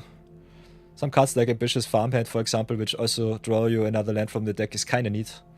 I think the card draw spell is a little bit weak, but all of the search your deck for planes cards are pretty good, so I normally play in my ramp decks or my non-green decks. Ambitious Farmhand, play the Clay-Fired Bricks, play some extra card draw, go to town with that. You could also play some follow-up cards like Knight of the White Orchard or Loyal Warhound, which reward you for your opponent ramping up like hell. Just come up with that. Or could always go for a little bit more card draw. Ramen Fella with the Lurk, nice, nice, nice. But yeah, I think you got some good options these days. There's also Settled Wreckage, which Bambit talked before. I'm not the biggest fan of Settle because ramping up your opponent and filling their deck, giving them even more options to draw some answers from the top is kinda nasty in Singleton. Otherwise, it's a very nice Wrath effect at instant speed. Love me those always, because the opponents more than often don't play around them. You never expect the Spanish Inquisition is what I'm saying. Otherwise, I think red-white's just a very tough color combination to play around with. You'd still definitely got some cards to at least smooth out your land drops. But normally against green you're just a little bit too slow. If you don't curve out with aggression, you might just get overwhelmed. But this is a way of Magic, so... nothing to feel bad about. Still okay. Still pretty happy with how the Shadowfax list turned out, so we'll copy that one right away into our Goldfish for Brownie Man. So Shadowfax, for everyone who is new to the stream by the way, this is how I normally include all my deck lists also on the Twitch and on the Discord.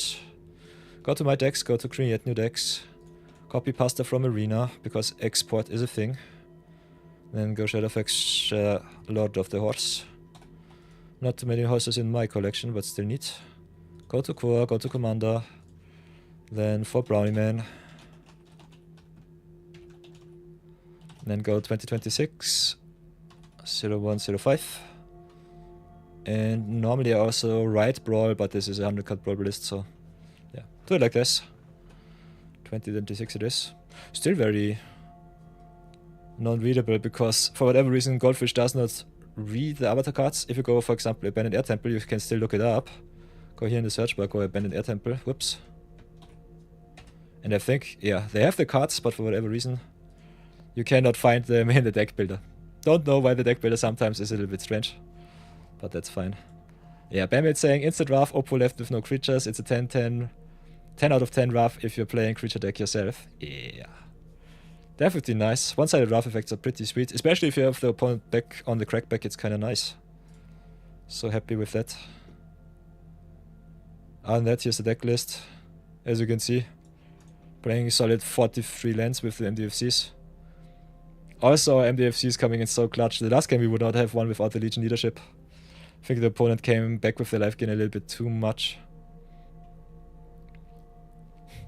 Still not sure about Ultima and our mana rocks, it's a little bit of an unbo. But against Roxanne it was kinda sweet. So rare's definitely saving us. How many rares did we play by the way? Oh, still a solid amount of 41. Rare mythic count high, but not too high. Kinda like what I see.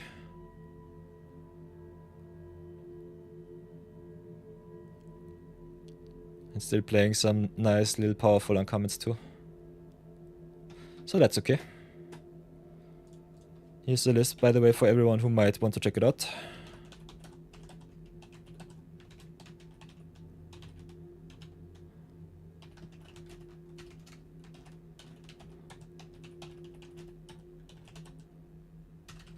Powered by Powered by Brownie Man.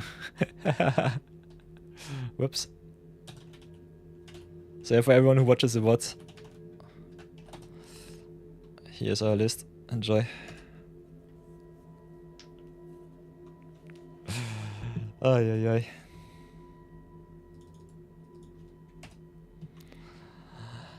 Ay ay ay. Maybe copy that into the YouTube chat too.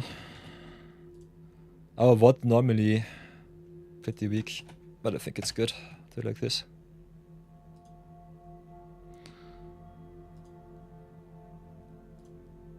Yeah. So everybody, what else should we do? Night away. I am still thinking about getting me another gamer tag. Night of Yore is definitely a metal name, totally true Bambit. Still not sure if it is recognizable enough. Might have to go for something more individual, maybe make a personal brand out of it. But yeah, this is my streamer brain thinking loud right now. Bum, ba, bum, bum, bum, bum. Should I do another drafty? Can definitely do so. Still not sure if I want to draft on this account. Kinda want to keep my gems around for when Lorwyn drops. We still got another 3 weeks, so we can get ourselves some gems back if we train wreck. Going down to 2-5 I think is fine-ish. Peter Pumpkin Eater. Ah, that's such a long name though. But yeah, I think we've got another solid hour left, so we could go for another drafty. So, on special recommendation from Bambit, we'll do another Limited Madness episode with the Avatar Premier draft. Lorwyn hits us, gems I have to burn because the viewers demand it. And because Bambit missed the moose count last draft, I have to follow up, so here we go. By the way, here is the record of our last Limited Madness. Ever so close to greatness. Was unfortunately, 2 in 3 because the opponents curved out perfectly. But I still need to draft myself some accumulated wisdoms. Want some ancestral call at home for my lessons deck, so here we go.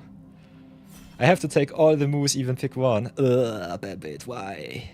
I'm a rare drafter, not a moose drafter. I'm Austrian, not Canadian. We don't even have mooses around in my region. Oh, yeah. Oy. So let's see how far we come today. Okay, pick one. Avatar Premier Draft. White Lotus tile unplayable, so big kappa there. Best card in the pack, I guess Cruel Administrator. Other than that, this pack looks pretty janky. Love me the Earth Kingdom General, normally stabilizes as quite well in green. And if you're not sure, I personally would recommend going monocolor over dual color. You've got the common dual fixing lands though. So the sacrifice lands definitely enable you picking up some power. Not the biggest fan of red, black as a color combination though. So I think I'll go with the Earth Kingdom General here first pick. Yeah, it's a bad first pick, I know Bambit. No moose is bad first pick. So pick one, Earth Kingdom General over Cruel Administrator for me. And third pick in my opinion is the Iguana Parrot. What would be your picks? Let me know in the comments and enlighten me. But yeah, this pack looks pretty weak. If you want to go aggro, I think Iguana Parrot or Freedom Fighters might be the way. But this is a tough one.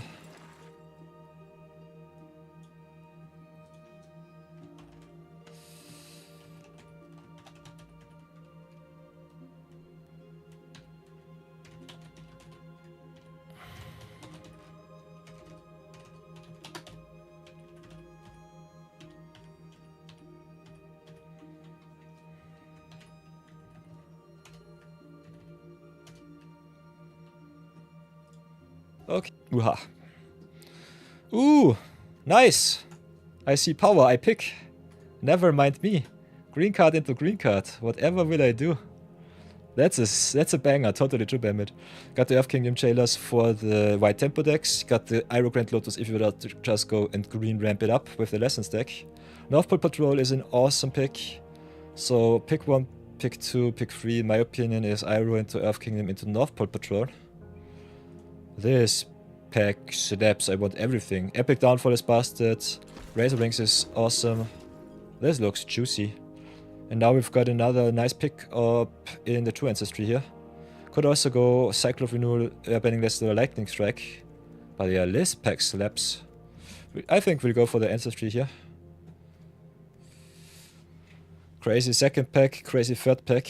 Not the biggest fan of green. If I want to get some wins, I might just have to go for white-blue tempo and do it like this. If we have enough life gain cards, I think we could be still in a very good position just to go ramp it up. So let's see how far this goes. Whew, Bambit forcing me into some nice pickups. I'm a little bit too married into my green decks. So big sadness on this deck right now. Marry your first rare and do it. Iroh is one of the most busted cards in the whole set, so I think it's worth it to build around him. Otherwise, just picking the most powerful cards in pack 1 and see what color you want to go is the way. Firelord Azula is more of a trap, but she's still pretty powerful. Could just go 5 color good stuff. Other than that, we've got the Dragonfly Swarm for the Lessons deck. Also Unlucky Cabbage Merchant, which gives us food and fixes our colors. I will go with the Azula because I'm greedy, but I think Cabbage Merchant is the pick here. Could also still just play Azula if you really want to. Go 5 color soup and go to town. If we pick up enough dual lands, I think it's still possible to do it. Ooh, 2 Dragonfly Swarms, yeesh. Octopus Form, Kyoshi Village. Dragon or Merchant, yeah, so true. I think it's definitely Dragon or Merchant. I would have picked up the Merchant, but this time we picked the Dragon. Don't look back. Way too many good Lessons cards. I don't know what our opponents do, but Lessons is one of the best decks. Now with the Lightning Strike too. Yeah, Greed Lord I am. Lightning Strike with Azula, for example, is pretty good though. So keep that in mind. Blue, red, black seems like a triple splash though, so I'm not sure about this right now. Okay, now we've got the Sandbad Scavengers, which we definitely don't play. We'll pick the Marshu or the Ank's Journey here. Could also just go for the good removal spell in Rocky Rebuke or Boomy Bash. But if we want to jank it out with 3 color deck, I think the Journey being a lesson is kind of nice for the Iroh, also gives them some life. Otherwise the Marshu just being a good dual land is sweet.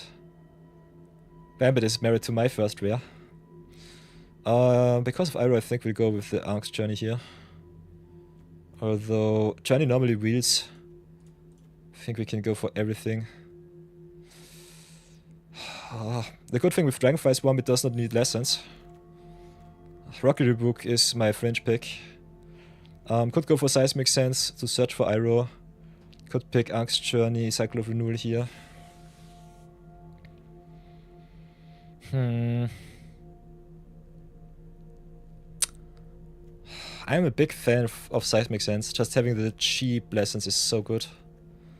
Otherwise, letting the fixing go sucks. I think we'll go for the fixing here. Whoa, Cruel Administrator coming back is crazy. This should not come around. No one wants to go into red-black. Yeah, Cycle is also good. It's instant speed but costs more. I think the cheaper spells are better.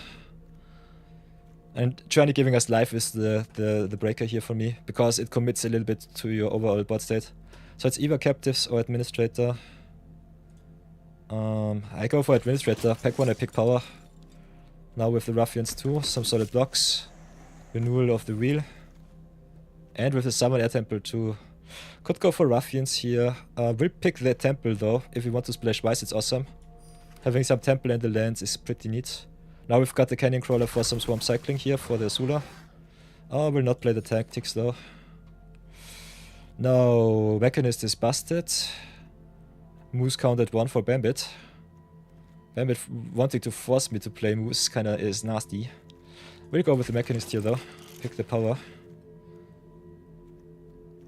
So yeah, this draft looks fine so far, I would say.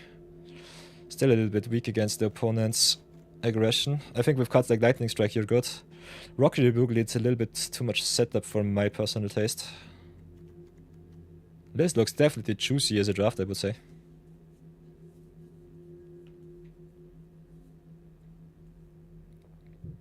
How dare I not pick the pick one? Vambit knows the way. I don't make the moose picks and I will get punished for them in the games. That is how we do it, damn it. Ooh, that's a tough one. It's either Guru Patik or it's Lightning Strike number 2. Ah, big sucker for the strike. Otherwise the Patik giving us so much value is so neat. Ah, pure sadness. Also can search us some shrines if we want to play some temple shenanigans. I think it might be the Lightning Strike over the Patik here, if I'm really honest. With our colors so far, the Patik is easier to play. Arrow getting back our non-creatures is good though. This is tough. I think we still go for the Lightning Strike here. Can definitely fight me on that pick. Ooh, and now another Dragonfly Swarm. And another Angst Journey. Oof. This is really annoying. Yeah, we'll go for the Swarm. See if Journey wheels. We're definitely in for some good drafties. Firelord Suku is a trap. And we've got the audience to ramp us up, so I'll go for the audience here. Unfortunately, we don't have enough exile-based effects to make Suku work. Otherwise, he's an awesome build around in Brawl, so keep that in mind. If you want to pick yourself some power for your Brawl deck, definitely do so. Ooh, Foggy Bottom Swamp for the Black Splash. Don't have to do so. But yeah, Combustion Technique for the lessons is busted, so pick the Technique here. So Technique count. Removal count is good. 4 lessons already. Looks solid. Non-creature count also quite okay. Ooh, Firebending lesson here. Nice, nice, nice. So we pick up all of the good lessons. I'd love to see it. Blue at the moment more of the splash than red. Oh, pretty solid. Letting all of the dual lands go. Might come back to bite me, but I think the only land that we should have picked up is the blue-green one. Otherwise, I think picking the removal here is definitely still the most solid choice. Especially with some nice little curve topper as Iroh. What else did I let go? I think Angst Journey over Seismic Sense might have been a mistake, because Seismic Sense can also dig very deep into your deck for your splash lands. Will not play Suku's Exile, I think this card sucks. Could play Gaia Leaper, but I will just rare draft the Angst Iceberg here. Get all of the good rares. Ooh, that is a very late Cabbage Merchant. Gladly take that one. Could also go for the Waterbender skin, but I think Merchant is so much better. The more foods you have, the better it will be. So this looks awesome. We could have had 3 Dragonfly Swarms. Kinda nasty. So yeah, our strategy will be picking up all of the 2-drop lessons. Not getting the Angst Journeys back sucks. Moose coming back. Leaves from the Vine.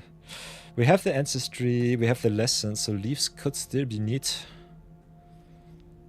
Moose for some extra lands though. This is turning out pretty great. I think we'll go for the Moose here. Yeah. Could be the Vines. Especially with the Cabbage Merchant giving you some extra payoff. Barrels of Blasting Jelly is good for what we do. We want the extra fixing and the removal. So this doubles up as both. Blasting Jelly definitely overperformer, I think, in this format. Especially if you play so many busted rares and mythics. And good tricolor cards. At the moment I don't see the splash with the Azula, although we have some very good cards to copy. We could play some black, get there with Lu and Lee if you really want to. We've got also the Iroh, which we can search with the Lu and Lee. Oh, this is so greedy. Don't do that at home, kids. Yeah, maybe go Peddlers. Could have been the Raiders too. Not sure about it. Draft looks pretty juicy so far, not gonna lie. Yeah, letting Angst Journey go. I think one time we could have picked it. And just playing it on turn 2, gaining 2 life and fixing yourself, setting yourself up for greatness is so nice. Ooh, Turtle Duck on the really sweet. Another Mechanist, what the heck is going on? Other than that, we have the Iguana Parrot, another Lu and Lee, so if you want to go really fetch us up our good stuff.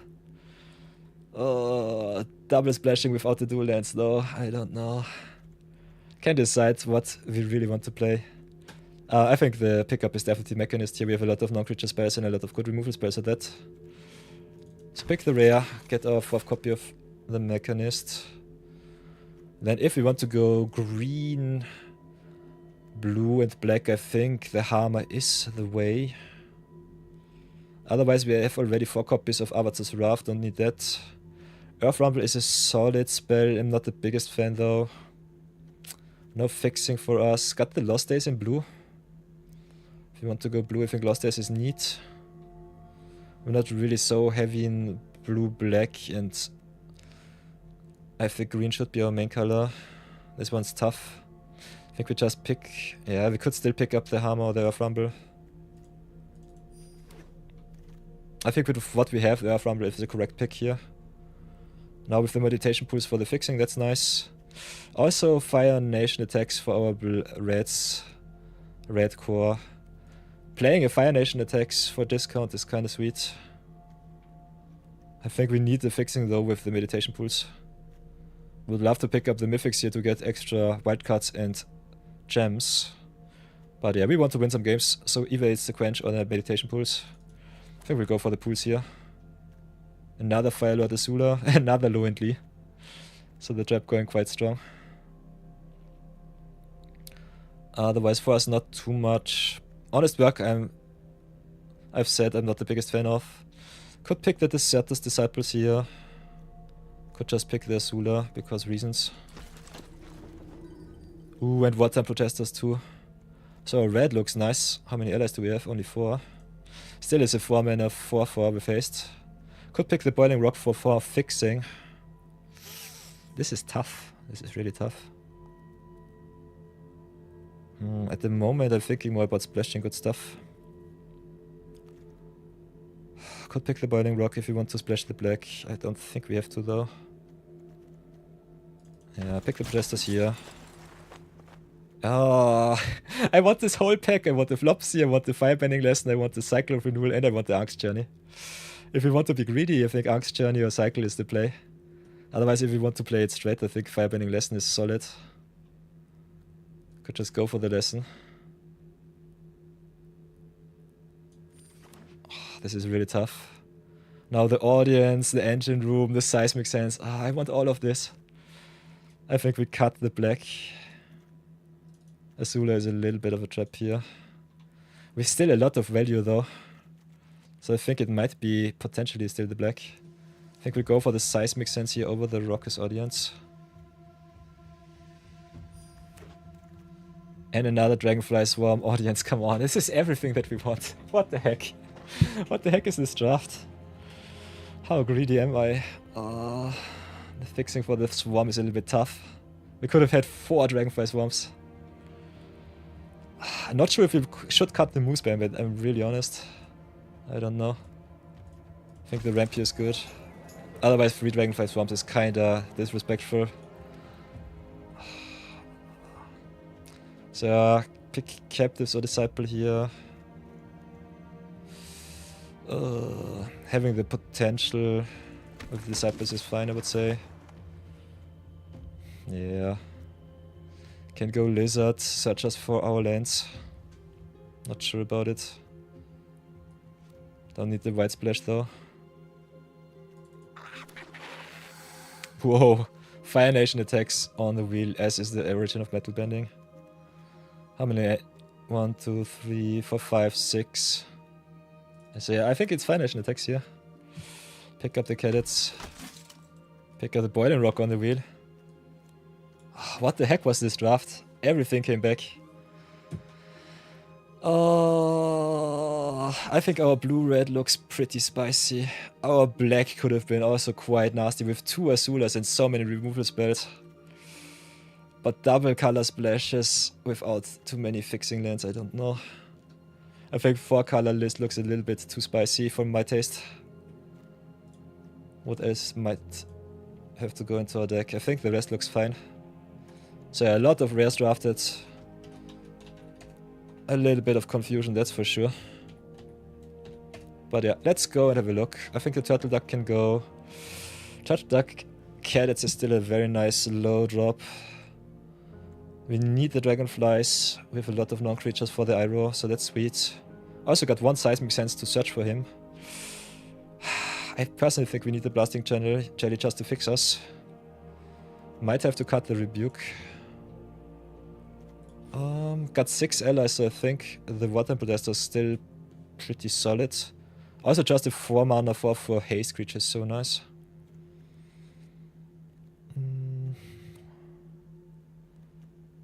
Moose and Lizard is the big question here. Could just cut our big stuff. Don't have too much Earth bending, so the Earth King in general is also a little bit strange.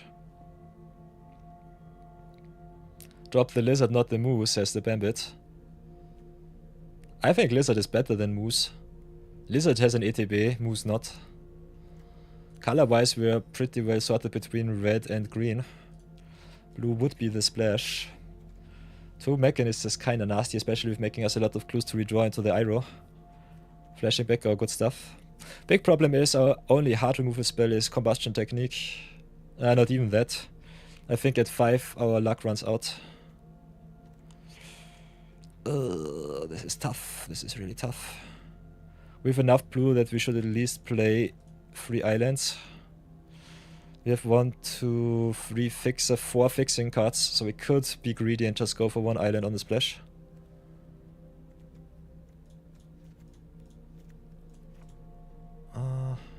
Need our green more than our red. So this is 15, 16, 17. Need to cut 2 cards. Getting life gain with the Earth King in general is neat. It's also an ally for our Wartime Protesters.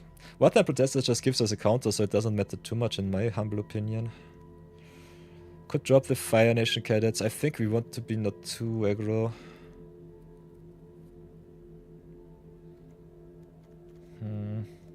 Still, having a card that can pump up trade with big creatures is kinda neat, especially with so many lessons. So yeah, this is tough. I think maybe it is just cutting Moose and Lizard, if I'm really honest. Might have to get them back in, but I think this looks fine.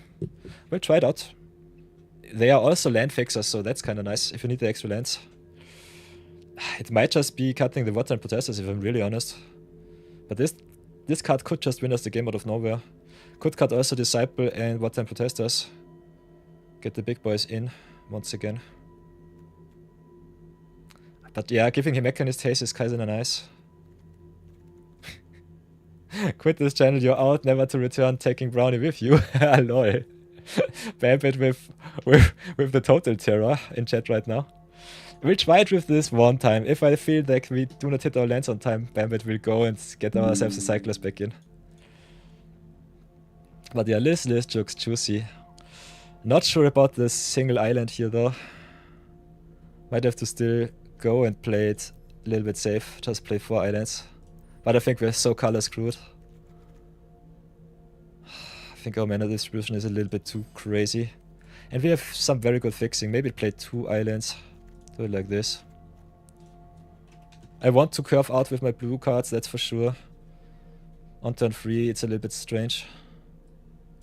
But I don't want to keep hands that I cannot fix. We'll do it like this. We might still have to keep the Moose and the Lizard. Oh, this is so tough.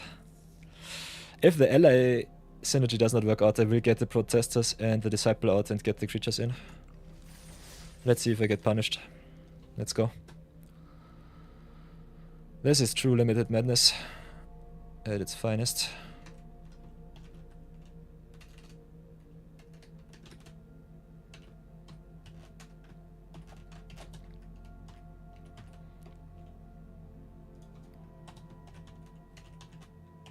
The Sula pickups were definitely very greedy of me. Not gonna lie. Oh, here's the record so far.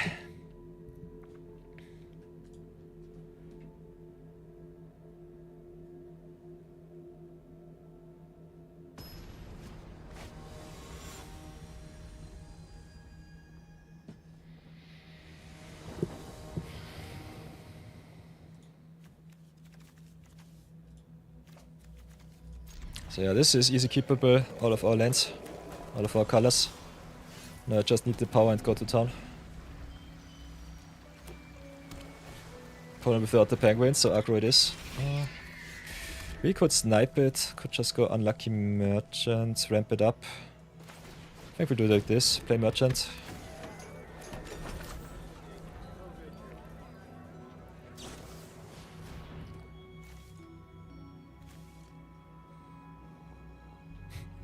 I love me these value piles, but I'm still not sure if they are better than just going smack bang in the middle, play all of the synergies with the lessons, with the evasion, with the aggro and go to town.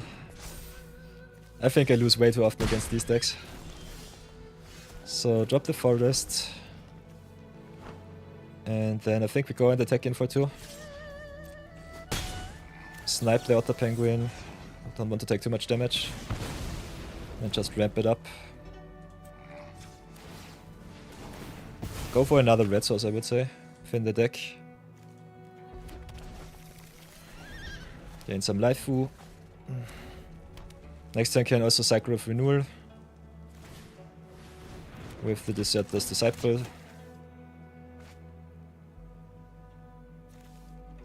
If only we had a moose to use all this mana on. Totally true, Bambit, you're so right. It will still be awesome. Let's just commit to boards. Okay, they've got Octopus form, don't really care. Sacrifice Mountain, question mark? Guess we'll do it like this. Sacrifice Mountain, go red and green once more. Ramp up for Seismic Sense next turn. Fetch ourselves the arrow and just go value that deck. Seismic Sense being able to search for the arrow is so nice. So yeah, we'll gladly trade here. No questions from me. Okay, Fire Nation Cadets is sweet. Can play Forests. Can play Angst Journey. Could also Seismic Sense before. Filling the deck though is kinda neat, so I think we'll go Journey first. Played for 2. If we could go Seismic Sense into Iroh, it sucks, but otherwise I think it's fine. Search yourself another blue, I guess. Then go Seismic Sense now because we don't have anything else to do. Pick the Earth Kingdom General. Then play General while no Quench is available. Animate our pools to search even deeper through our deck. And we had 5 lands on top. 5 lands plus Earth Kingdom General. So strange. Oh boy. Big oof. So yeah, go wide, get some life, get some help from time to time. Opponent also with the Water Bending Scroll drawing a million cards now. So we might be dead rather soonish. Our meditation pool at least gives us some redraws. Dragonfly Swarm also pretty big. So drop the island here, play the Swarm. They've got the Octopus form, so I think I let them just have it.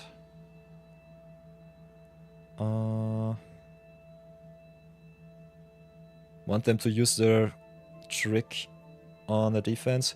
Could also just play around it, if I'm really honest. Because Swarm is always good and the cadets can grow too. So play the cadets here.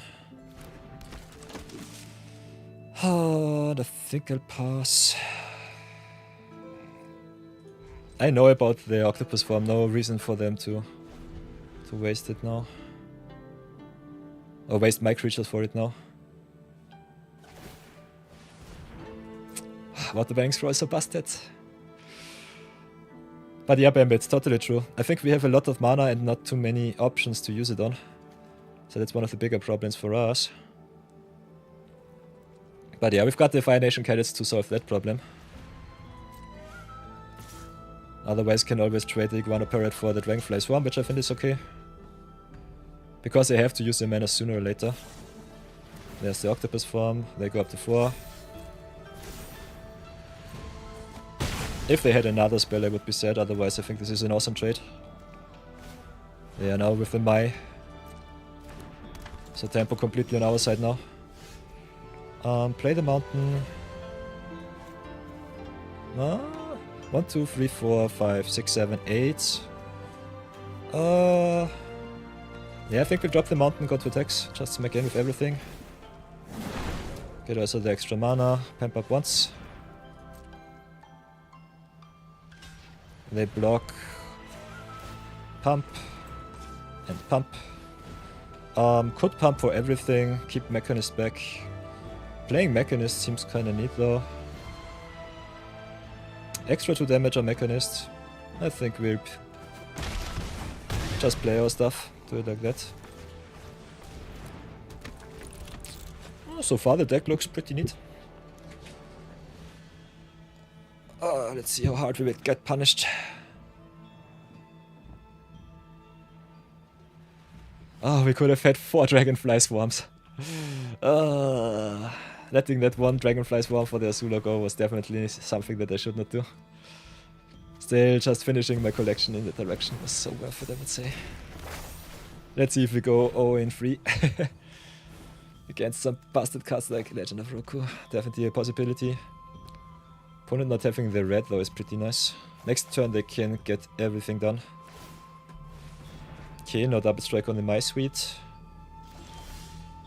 Ooh, bottom Protesters is nice. So just go aggro, do it like this. Show opponent the way. Crash in with everything.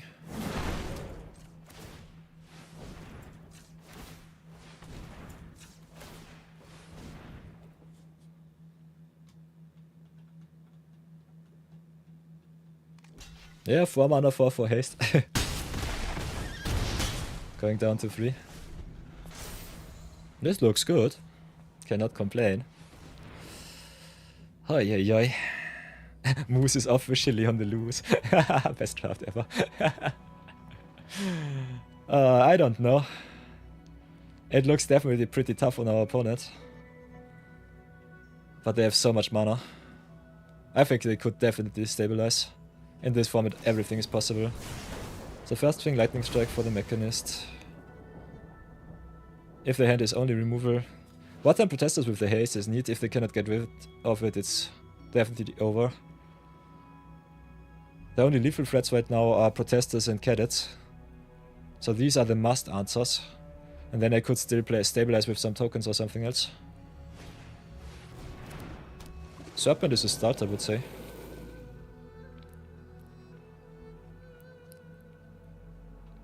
But yeah, pretty happy with the Cadets here. Just having a mana sink is so good.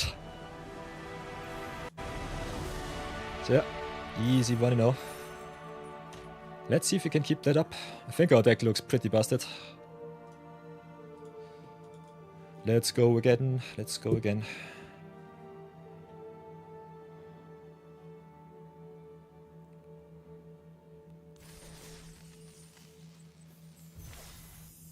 Yeah, is Moose busted? I think Moose is okay. But the big spells with all of the air bending, all of the bouncing, all of the tapping, that's the biggest problem for me. I think it's too slow. I think all of the 6-drop cyclers are bastedly good. But only if you top deck late in the game, and if the opponent just curves out on 1, 2, 3, 4, you're just dead on turn 5. You see your Moose in hand and despair because you have to discard him. Do you really want to send your Moose to the graveyard, Bambit? Do you? I dare you. The answer is a definite no, totally true. I think it's still quite nice just to have the option of cycling into land or making it a creature. Ooh, Barrels of Blasting Jelly coming in clutch. So you can go turn 1 barrels, play Firebending Lesson on whatever suits our fancy. 3-drop, either Mechanist or Dragonfly Swarm. Oh, the Blasting Jelly enables all of the good stuff right now. I love it. So play Forest, play Barrels. Next turn drop Mountain, keep up Lightning Strike and Lesson. So Mechanist also drawing us a million cards is nice. Nice to have. Prime target for my removal too. You'll love to see it. Before anything else happens, get rid of the Sages. Say bye bye. And I guess next turn we just drop the Mechanist. Could also wait with the Mechanist for the Wartime Protesters. Kinda want to get my clue tokens though. Also Junk is a thing. And they play red and blue once more.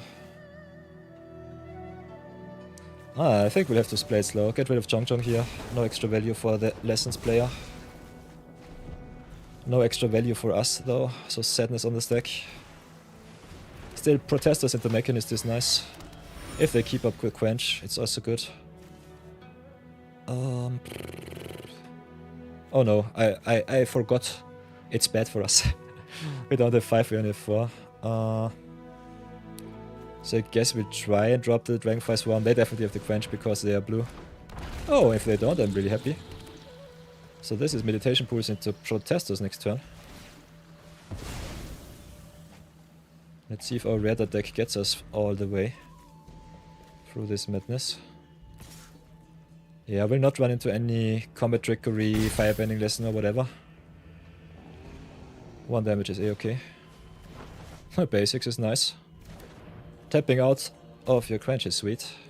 They did not have it last turn, but they could definitely draw on it now. If they keep up Quench, I will play Mechanist, otherwise I just slam down Protesters and be happy with that. So the Protester it is. It seems that they have the Octopus form. Let's see if they want to crash Octopus form Parrot into my Protesters. Pass for now. Could have been also full control of them, just to maybe guess. Let me guess if they have it. Will not block here. That is the reason why I love Parrot. The prowess is just so nice. Yeah, second from top is fine. We can go Mechanist into Cabbage Merchant, which is sweet. We'll drop all of our lands, that's for sure. 1 extra non-creature land would be so nice. Blasting Jelly into Octopus form also sucks. We get the redraw with the Dragonfly Swarm, but I think we do not really have to trade Dragonfly for the Octopus form. Yeah, let's go Mechanist here. Play the Merchant too. We've got some food, so that's neat. Need all of our mana, so we drop the mountain. Pass for now. Taking too much damage though sucks. So I don't know. Maybe we have just to bite the bullet.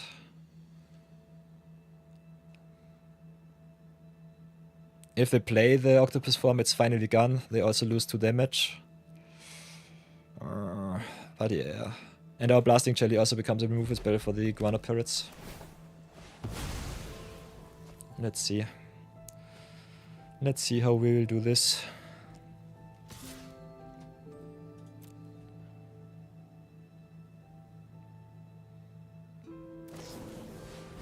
Ugh. Sad Mechanist.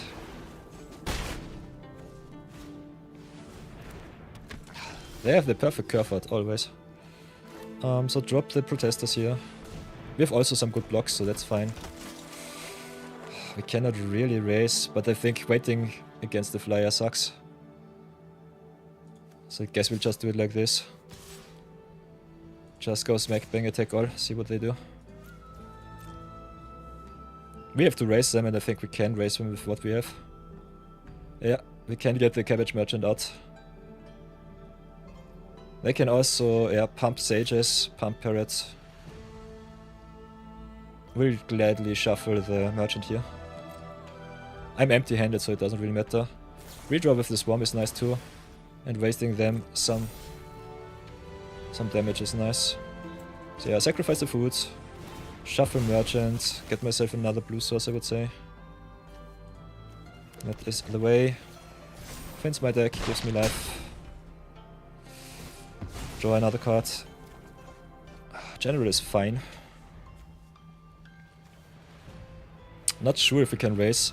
The Sages becomes a 4-4. We'll take at least another 6 here. We can raise them pretty hard with the General though. And we can also still raft their creature if we need. If we want to. How much lands do we have? 5, 6, 7, 8. Oh, we need 9. 9 for this play. Oh, this is tough. Would love to play General here. Getting rid of the sages now is though the more important task. So play the blasting jelly, get rid of sages while they are tapped down. Can drop the mountain, that's for sure. And I think we just hit in with the protesters. Yeah, we gotta kill the sages here. We got our fixing ready, so that's fine. So every top deck is awesome. Can also animate the meditation pool so we can redraw. In a show off, that's good, but this is nasty. We got some life gain going on here, so that should be okay. Opponent having the free here is nasty. I will gladly trade the Watcher and Protesters into the Kettle. So play the King, Earth King General here. They only have 3 mana, so Quench it cannot be for them. They have some interaction. I think they have just to redraw with the clue here. We get the extra counter, which is neat. Get us some meditation pools here. So yeah, we've got some +1/+1 counter shenanigans going on.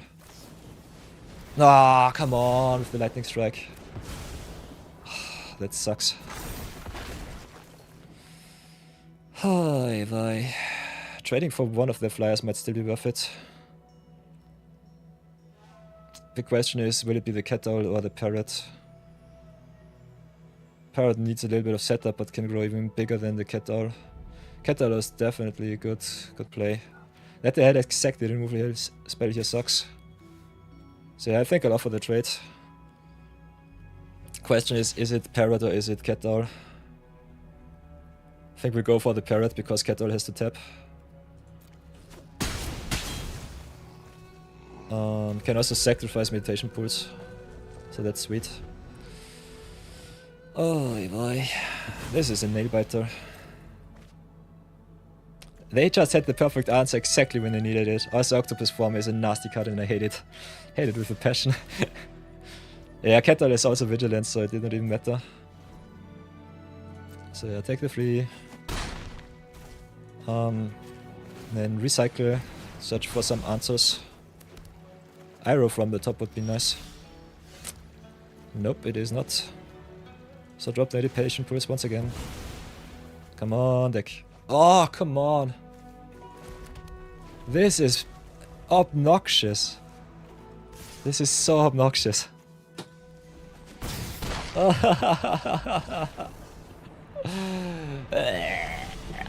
So yeah, Octopus Form sucks and I lost to that stupid card. Maybe should have cashed in my Blasting Jelly way earlier.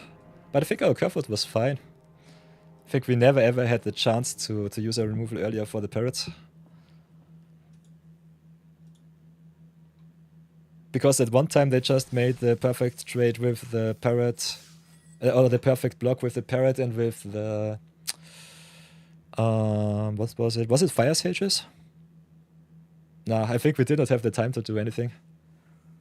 If only we had a moose with reach. So true, Bambit. Let's go again. That is the way of the Avatar. You lose some, you win some. You win some, you lose some. Let's go game number 3. Blasting Jelly into Dragonfly Swarm is what I want. We are also on the play, so this looks a little bit more proactive. So yeah, still a big fan of the Blasting Jelly. Just coming down early, fixing us is so good. And then just late game you cash it in if you have your mana fixed. I would not sleep on this card, I think it's so nice. Big question is what do we do here? Opponent with the Quench open, we have the option to play around it. So I think we're just going in attack for 2. See what they do. Next time we can play around it and be happy with that.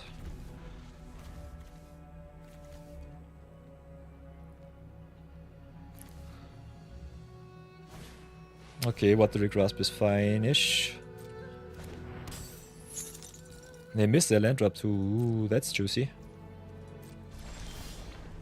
So yeah, play the forest, play the swamp while they are tapped down. A little bit sad. Ooh, Professor Say is a prime target for my lightning strike here. And I think we play too many lands. What the heck is this? So get rid of the Professor, no rummaging for you. And a death by 1000 cuts is the verdict. Also have the Blasting Jelly open now. Our deck is always in green. Sucks because it does not have too much cut draw. If we hit Mechanist, it would be nice. Otherwise, we're definitely crying a little bit in Maidenless. Yeah, only drawing the lands. Hit in for another Uno.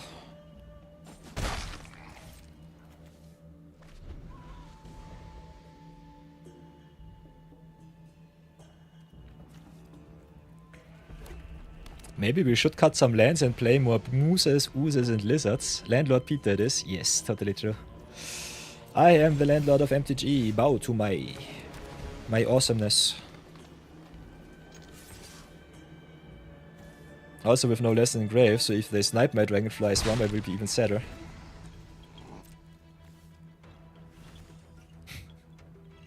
Bambit with the Hawk's Flood. Yeah, and there's the lightning strike. Might have to bite the bullet, maybe cycle a firebending lesson here for some power. But I think just cashing in the opponent's stuff is better. So yeah, keep it as is, keep up my removal. Yeah, Fortune Teller is nasty. This is where removal sucks, because 2-for-1s are a thing. Our opponent also still with the Quench here. We play the Bottom Protesters. That is a very good top deck. Just smack in.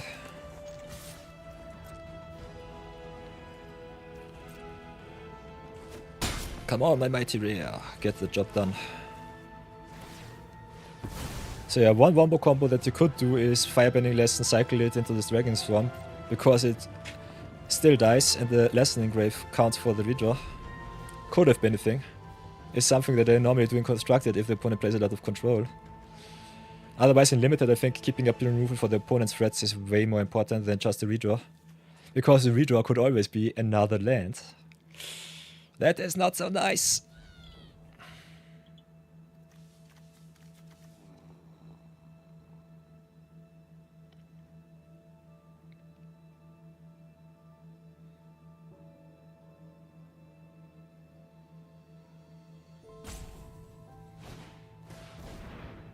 Okay, Mechanist is nasty. Nasty business. Ooh, tapping out for the Watery Grasp. Yeah, I think we'll have to play a big Firebending Lesson next turn. Opponent also getting the clue. Oh, I hate it. Watery Grasp is so good in this format. Everything that has to tap out tempo-wise is nasty. Ooh, Fire Nation attacks is sweet. But yeah, Mechanist has to die. Bye-bye. Do it like this. Could Combustion Technique there 1-3. I think it is not worth it.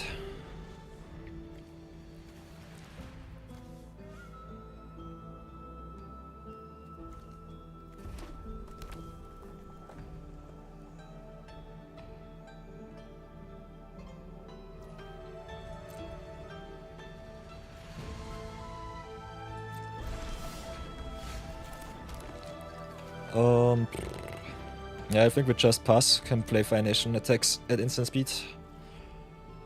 They have to commit, do something. If they reshuffle my stuff, I'm happy with that. That's totally fine. If they keep up just the Quench, I will gladly play my Fire Nation attacks right now. Could ambush their Fortune Teller.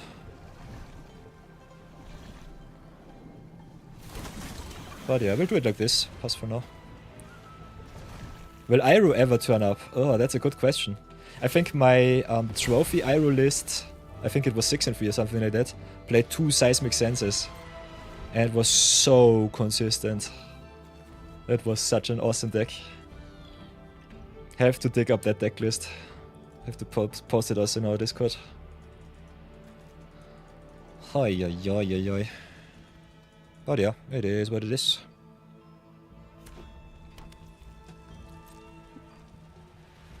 Do we have enough mana to recur the Fire Nation attacks? This is 8, 9, 10.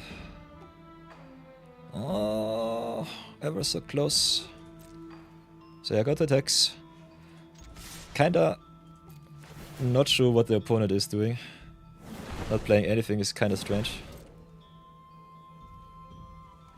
So go up to 10. They jump, which is fine. Oh, go next. Play the audience. Then we have the mana for the Fire Nation attacks next turn. We can play it again, but they have Quench in hand. I will not play into their Quench with my big spell. I need all of my value. They have 7 cards in hand.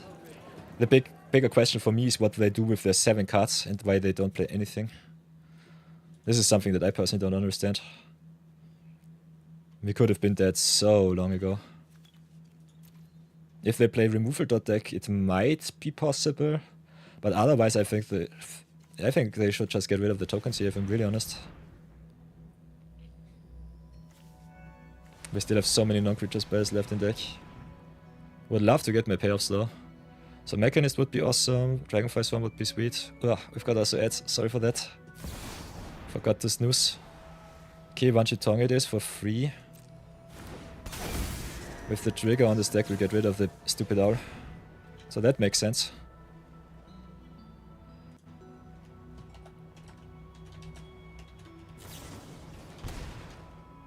Ooh.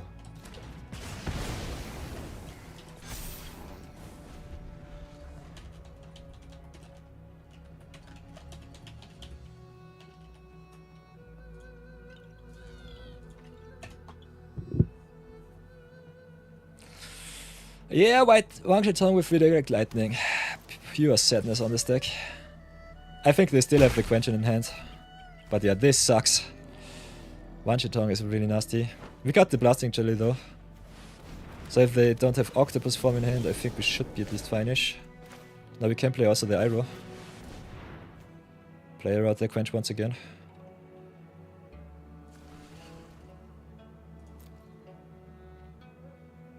And we can also flashback the Lightning Strikes. Yeah, there's the Quench. Yeah, tap out of that one, I would say.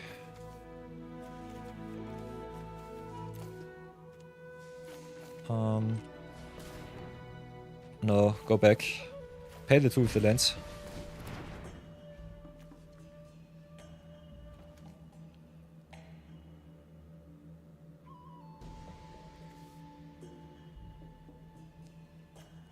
Ay. So yeah, sorry for the ads everyone. No opponent with the firebending lesson too. So do it like this. Get the Iroh. Can play Combustion Technique, but then it only deals 3 damage, so that sucks. Flashback costs a little bit too much here. And we cannot attack with the Fire Soldier without crashing it in. So yeah, we'll have to pass for now. Unfortunate. Iroh without any value is a little bit stupid. Maybe should have played the Blasting Jelly on the Wanchitong here. Ugh, their hand is annoying.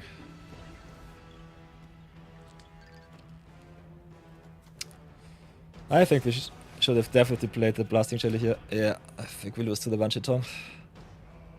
And the big stupid serpent.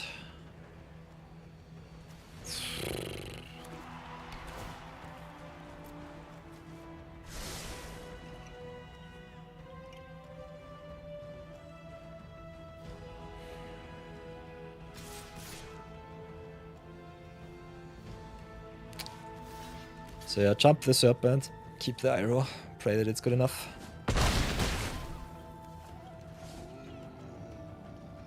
Yeah, we can Lightning Strike to face. But I think it's not good enough. And they have exactly removal from the top. So yeah, they can Lightning Strike twice too. This is so annoying right now. So yeah, Seismic Sense first, let's see what we have on top. I think we have to jump, especially with a big Wanchitong still in my face. Ooh, Water Protesters, that's a nice one. So yeah, I can pick up Merchant, could pick up Protesters. Mechanist, that's tough, that's a really tough one. I think Mechanist plus the flashback of attack is sweet. Just having the haster is nice, but they have the Serpent still.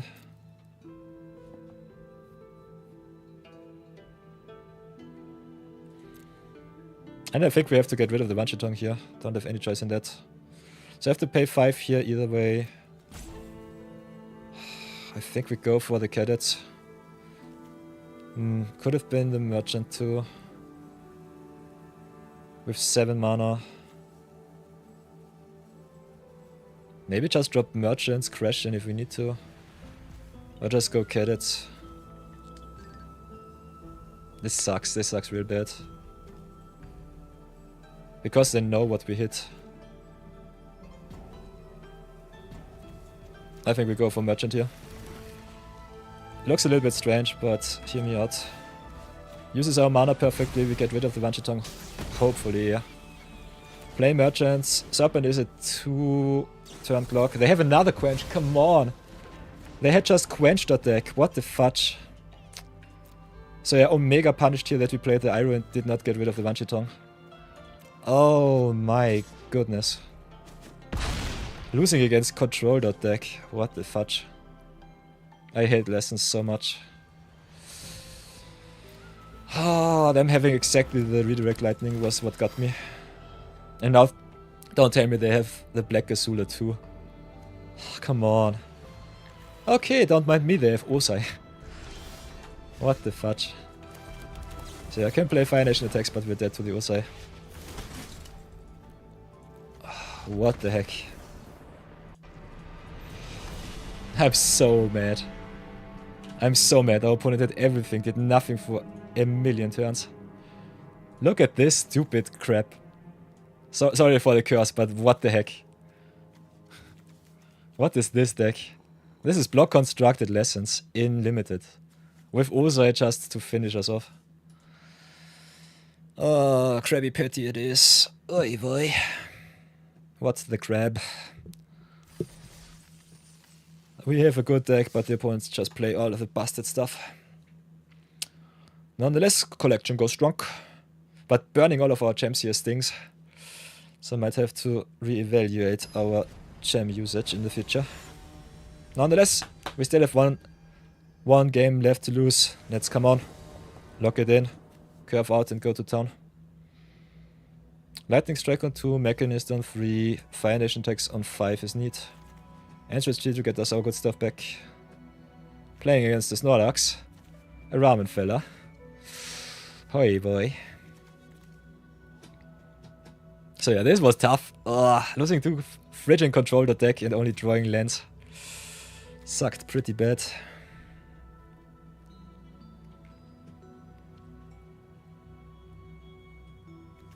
So yeah, 3-color deck definitely is a thing.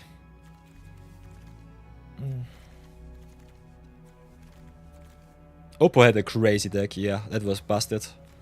I think this was the best deck that I've seen so far. Even better than the flyer decks, the blue-white aggro decks.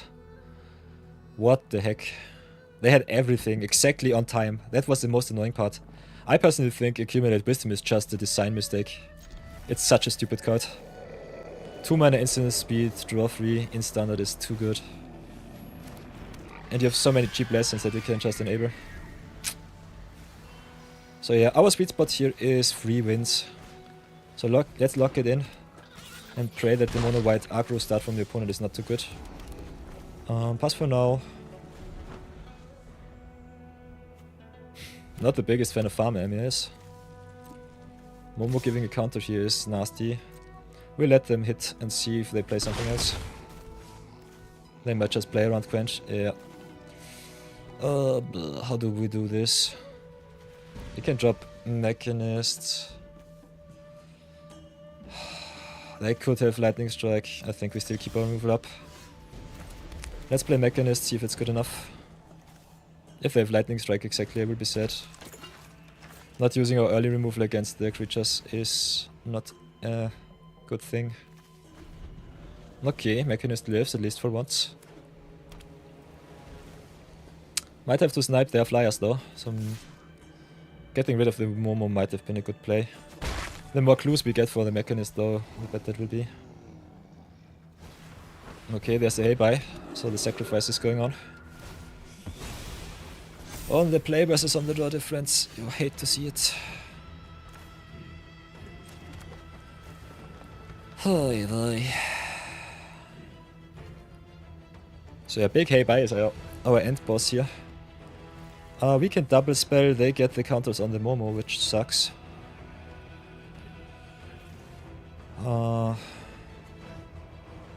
Could just play Clue, animate it, crash it in. No, I don't think we 2 for 1 here. If we 2 for 1, they get the counters on the Momo. They have a very big 3-3 flyer. I don't have any removal left and they kill me with the flyer. We've got the 2 options of getting rid of the Heibai or just jumping in him for eternity with the Mechanist Clue tokens. I think both plays are not so nice. And Heibai triggers on leave, so the combustion technique does not even do it. Stuck between the rock and the hard place, you'd love to see it. I personally think we just snipe the Momo here. Get rid of it because it's a death trigger. Nah, not even that, it's also a leaf trigger.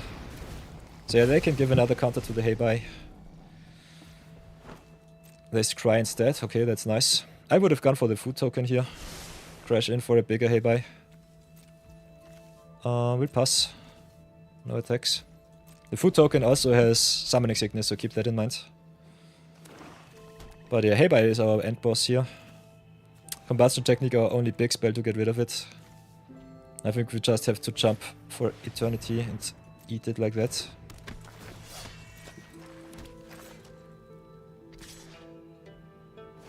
So yeah, they eat the token, I guess. We animate our Clue here.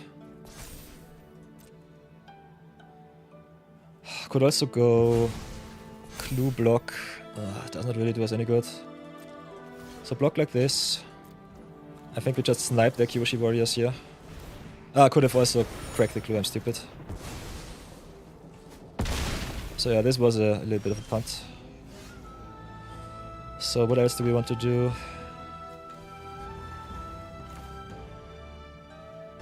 Yeah, we ramp it up with the Rockers audience. Stay back on defense right now. Could hit in for free, but it's not good. Yeah, pass for now. Bamit might have been right. Maybe the 2 for 1 might be the better play. Might have been the better play. Still, a Momo hitting us for free every turn is also nasty. So we'll do it like this. Crash the Clue, sack the Clue, draw more cards. If we hit enough lessons, could still go maybe the distance with the Iroh. We're still in a pretty bad position, not gonna lie. Can play Fire Nation attacks. Could also search the deck. Could just Cycle of Renewal.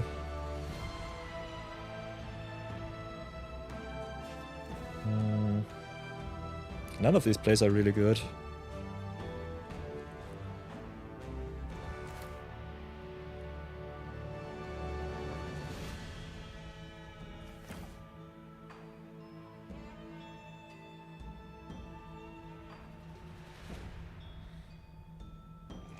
Yeah, I guess we just have to pass turn here. This looks pretty nasty. Not gonna lie, I hate it.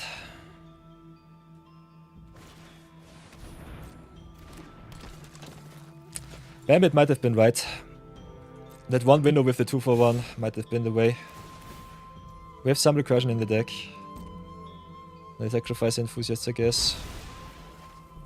We'll go Cycle of Renewal, sacrifice our forest here.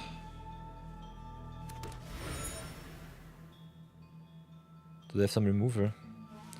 Sack forest. Fetch for red and green.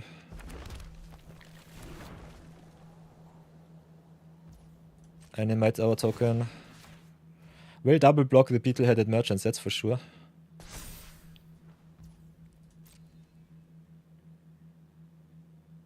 If they have removal, we just sacrifice the Clue, still get the card out of the exchange.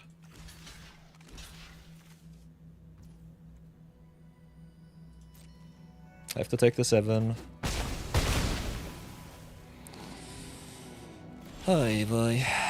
Yeah, there's a firebending lesson. So punished ever so often. Can go Seismic Sense first. See what's on the top of our deck.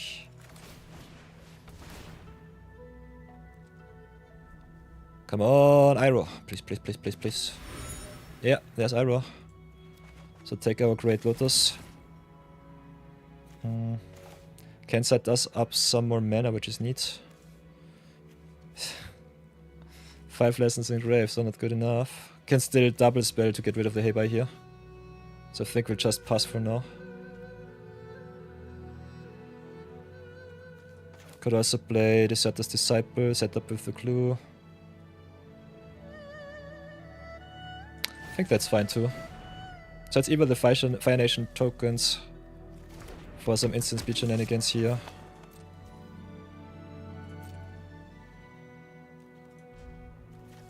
This is a tough call. We have enough lessons in our deck so that we could snipe the Heibai here. Pass. Sack, nothing happens before blocks. Animate clue, redraw.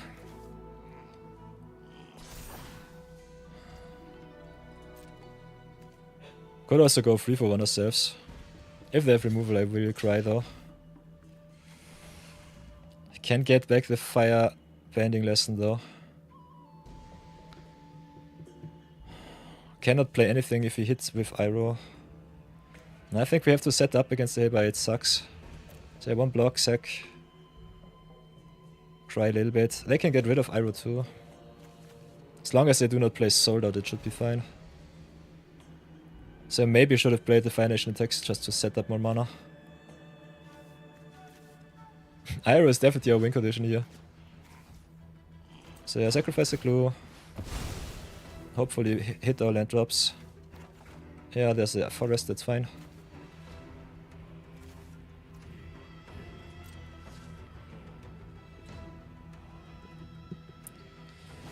Hi boy, Rebel Root Trap 2. This one gets flying. So my turn it is.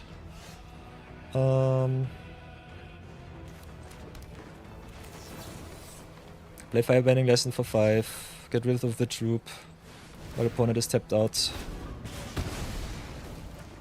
Can play all of the clues. How many? 6 lessons. 5 lessons without the combustion technique. No, it's 4 lessons. It's 1, 2, 3, 4. So this is always the total count. It counts all of our lessons. How many do we have left?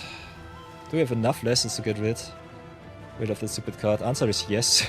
Just have to draw them. So big, yikes.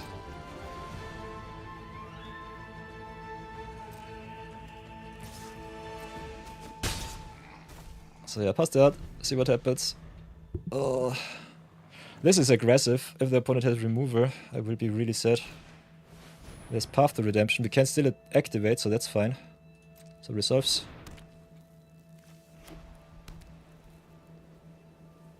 Yeah, Mechanist definitely carries this game, that's so true. With the ability on stack, I will animate 1 last time. So no death for me. But yeah, now we have to drop the Iroh. Would have been also death for us. Also, the Heibai is a 9/9 now, so enjoy that. So play it like this, sacrifice the clue, hit all land drops. And I think we can still deal enough damage to the Heibai to just get rid of it. So now it's finally time to play the Iroh here. Can double spell to deal 5 with the combustion technique and another 3 with the lightning strike, and that should be good enough. Or could just play 5 and 2 with the firebending lesson. So play Iroh, get finally rid of the Heibai. Combustion technique first. Would have loved to get rid of the token too, but we'll have to bite the bullet here. So then play exactly the lesson. But Heibai, bye bye. Oh, token becomes a 5/5, but we can trade with the Iroh if we need to. So pass 4 now. And we got the Ancestry too, as long as they do not sold out, it's good. Hoi oi oi. Hello, 9 Scar. Sheesh. This was well earned. Oof, Mechan is carrying this game so hard. Oi oi oi. But I think we would have been dead to a flying 4/4 with the Momo way earlier. Or I'm flying 3/3. That was some pure madness. So yeah, as last draft, 2 and 2. But sheesh, I was so close. Come on! Win number 4. I want my 3,400 for the next season pass. Oi, oi, oi. Let's go again. My heart is racing so fast right now. Sheesh. We're playing rare decks, so it's definitely a thing. Oi, oi, oi, oi, oi. Ooh, you're waking up, getting ready for the RCQs will run town. 9 nice. So yeah, we have all of our fixing. Double Mechanist with the Blasting Jelly and the Aang. So might want to slow roll these cards. Could play Aang's Journey before anything else. But yeah, we have our mana, so I think we're fine. Might just slow roll then to get more clue tokens.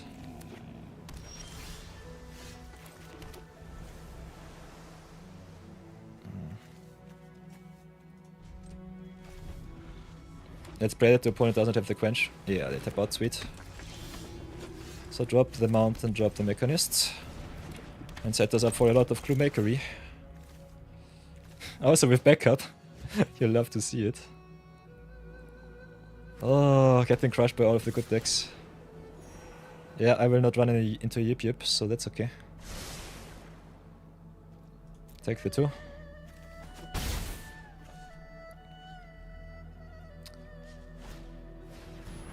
Okay, opponent with the Kyoshi Battle Fan, that's fine. I think we just play as much spells as we can. As many spells as we can. So play Blasting Jelly first. Mechanist also being able to animate our Blasting Jelly is kinda neat. Then I think I just go Cycle of Renewal here. Sack Mountain, go into Mountain and Forest. Fin my deck, ramp it up while the shields are down. Pass for now, because everything has Summoning Sickness. And can just crash all of my clues into whatever they want to trade for.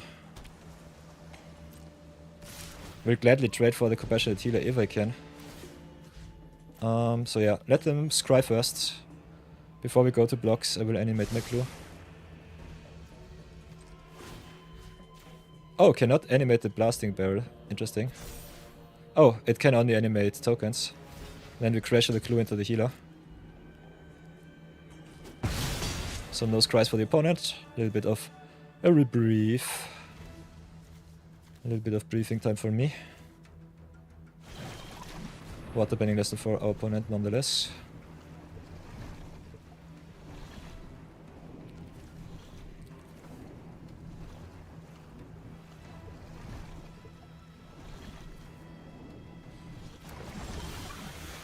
Hi, okay, Lightning Strike is sweet. Play the Meditation Pools, play the Aang's Journey. For 2. Get another clue. Fix our deck even more. Should we go for another blue though? We have already 2 blue. I think it doesn't matter too much. Could go for another red. Do it like this, get the mountain, get some life. Pass for now. Could also Lightning Strike their token, but I think they will play some pressure. Token I can easily block with the Mechanist or a clue token here. Easy block there. If they want to pump, I can play Lightning Strike. Get another clue. Okay, it's Razor Rings instead. Yeah, that's fine. That's okay. First Mechanist is down. Depending on what they play, will Lightning Strike or keep it up for another Mechanist.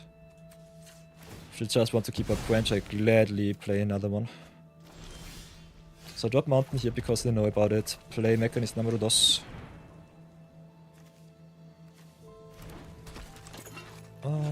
And I think we can Seismic Sense here. Could also keep up Strike plus Clue.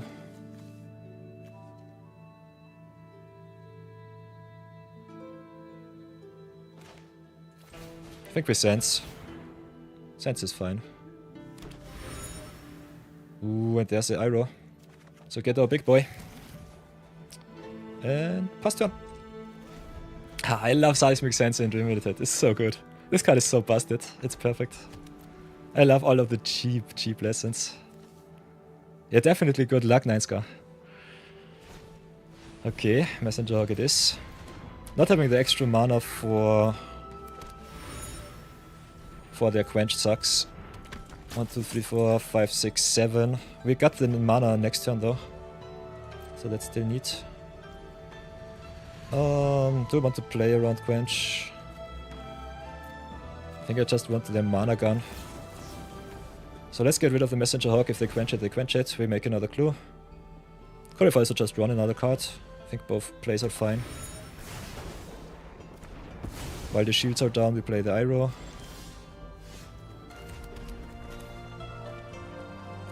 If they quench, I have to tap out of my mana though. I still think it's fine. Let's see what they have. Yeah, there's the quench. Gladly play the 2. If they have removal, I'm sad, but it's still fine. Yeah, they could see it. Nice. They could still have top decked the removal spell. So yeah, Platinum Flaps we are once more. Thank you so much. That was fun. And finally, at least 3 wins. Oh, so the redemption arc goes strong. Last time we trophied from a 0-2. So let's see if we can do that once again. 3 wins is the minimum. 4 wins would be awesome. 5 wins is perfect. And everything else is just chef's kiss. Ooh, Vine Mentor, sweet. By the way, 9scar, this is our deck. Enjoy. If you're playing some unsecures, depending on what type of format you play, definitely enjoy this kind of deck. Oh, 2 Mechanists, 1 Iroh. Lot of lessons, lot of good stuff. Yeah, Mechanist definitely wins a lot of games. This card is so good. The card draw is insane. This format is so value driven and tempo heavy. It's Avatar is one of my favorite formats ever, but it's so tough to draft in a league draft. I think in a 3-player, in a 8-player pot is so nice. In a 4-player, in a league draft, it's terrible. You get so heavily out tempoed. This is a multi-5. We underplay though, and if we hit our islands, we are pretty well set up. Also, Lightning Strike into F-King in general can be something sweet. And we've got a lot of fixing in our deck. So let's pray for some islands. Ooh, 9scars with the mono white list. I think it's definitely awesome. If it's the list that you smashed me with, it's definitely playable. You bet his pet deck. Nice. Ooh, F-King didn't protect us.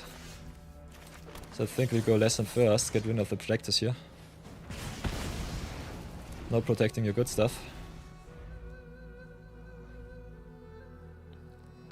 We just need a land and I think we should be fine-ish. Playing against green-white allies. Okay, this size makes sense. Could drop mountain, keep up removal, search for our extra land. Ooh, Mechanist and meditation pool. We need the blue source though, so go for the meditation pools here. Mechanist would have been awesome. So yeah, keep up removal, fix our mana. And yeah, we can get all of our good stuff back with the Iroh, so let's pray for some Iroh awesomeness. Get smacked for the 2, that's fine. Next turn can animate the meditation pools too to redraw a little bit. And that's a prime target to get rid of. So let's see if they play something else or if they pass. Cannot play around Yip Yip, but we'll try it at least. Get rid of the Voyagers here. Can go into Mountain, Earth, King in general. Think Meditation Pools is still better. Kinda want the option for my free flyers here as soon as possible. And also Meditating Pools animated with King in general is kinda neat. Being a good blocker here for the 2/2s. Otherwise can also sacrifice after animated. So drop the Kingdom General. Pack one, pick one, going strong. Gain the life. Pass for now. Stabilize. If you want to play a little bit more defensive, animating a forest or mountain here might be better because we have to tap down for Dragonfly Swarm. Might not even matter because the opponent played the most busted card in all of the avatars. Oh yeah, we'll trade for that token. Don't have any choices left. Would love to get rid of Walter Trap earlier here. No removal for us sucks. Play Swarm. Number uno. Play Mountain. Pass for now. Got the Lessons in Grave, so we can easily trade for some of the creatures.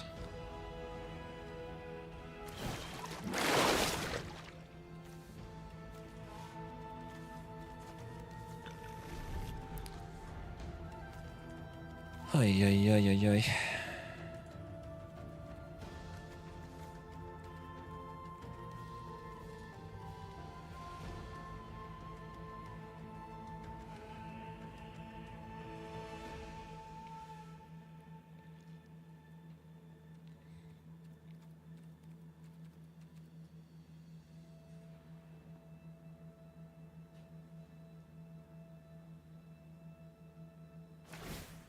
Okay. We equip on the 2-2. We'll cash in our Earth King in general here. Could trade the Swarm, think it's not necessary. We will not take too much damage. And the less creatures the opponent has, the better this is for us. Play the Combustion Technique here, see if we can snipe their Tribe earlier. If they top deck the Yip, I will be really sad. If they just search once more, it's fine. Okay, that's good. So value engine is down. Oh, Taylor sucks. But it is what it is. Play another Dragonfly Swarm, hit in for 4. Cannot really race.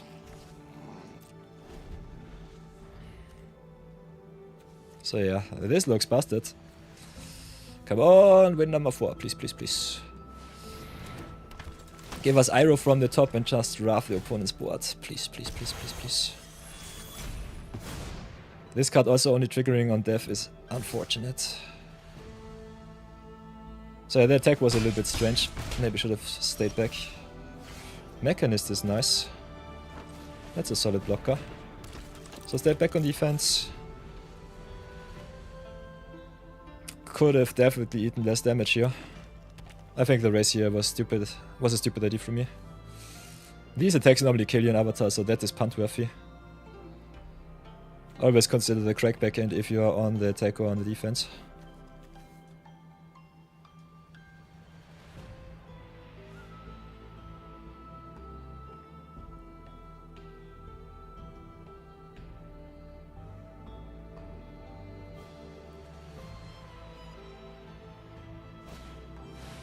With the Flopsy now too. Sheesh. They could attack. They have a really good attack there. I need to hit some normal creature spells from the top. I think I cannot take too much damage, so block here. Will not cash in Mechanist. Would have loved to crash in Dragonfly Swarm into the Jailer. Come on! Exactly when I need it, it's not there. So sacrifice the Meditation Pools. Blasting Jelly is nice. Gives me only a free though, I cannot sack it. Yeah, and I'm dead on board. So GG's.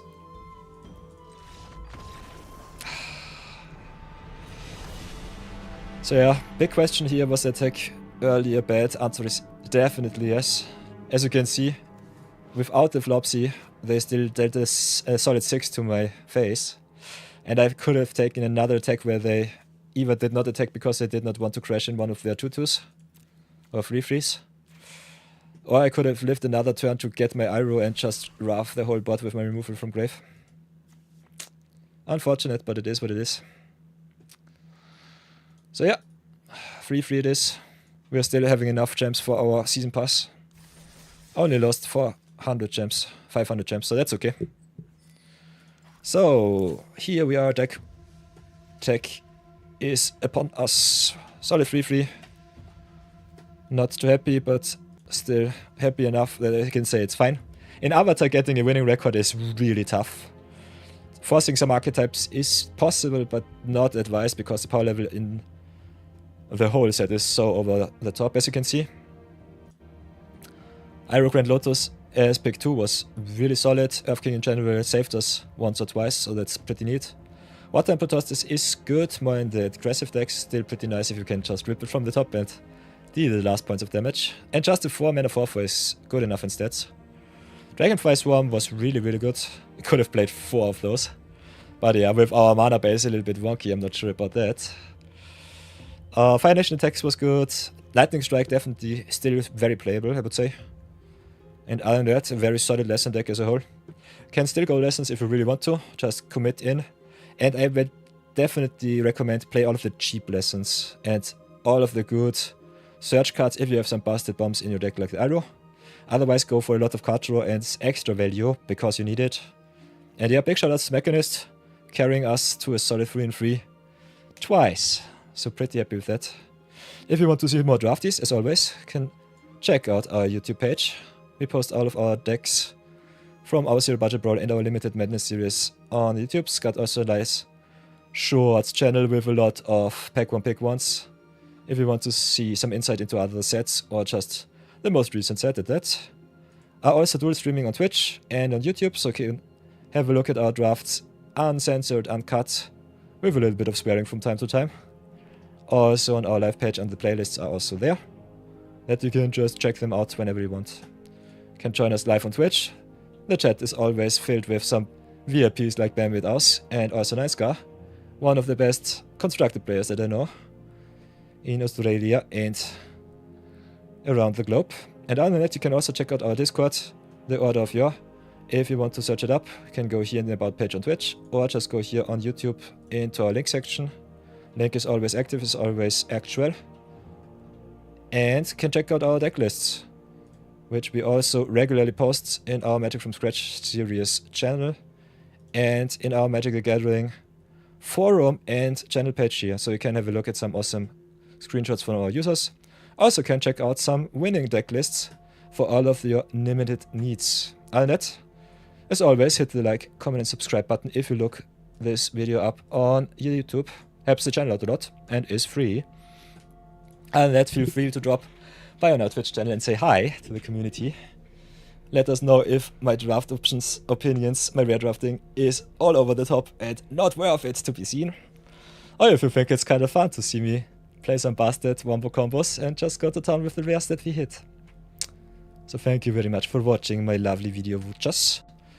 And my Twitchers. I think we will gonna raid some channels. So stop the recording. See you in the next video. Thank you so much for watching. And my Twitchers, who shall we raid today? You know the drill. At the end of the stream, when I'm too tired, so close to passing out, we have the options to raid a channel. What do you want to see today, everybody? From the channels that we follow in Magic, Netox is online with some historic climbing. Got Pixel Nomad online with Mono Green Cuisine. Could go raid Hambox once again with some Brawly action. I could also send you to Amazonian, which is kind of neat because Amy will review some of the Lorwyn spoilers, which come online today, which is kinda nice. So depending on the fancy, let me know in chat. Yeah, we got a lot of rares, got our gems to 60% back, so that was kinda neat. And now let's go raid someone. If you want to see more drafties, we could raid Ekil. Ekil TV is definitely a very good mythic player, like Numa Denami. So if you want to see more drafties, we could just raid Ekil.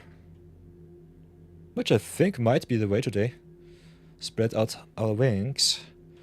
Could also raid Lesamal and send him a lot of love too. Who do you want to raid, everyone? I think I just send you...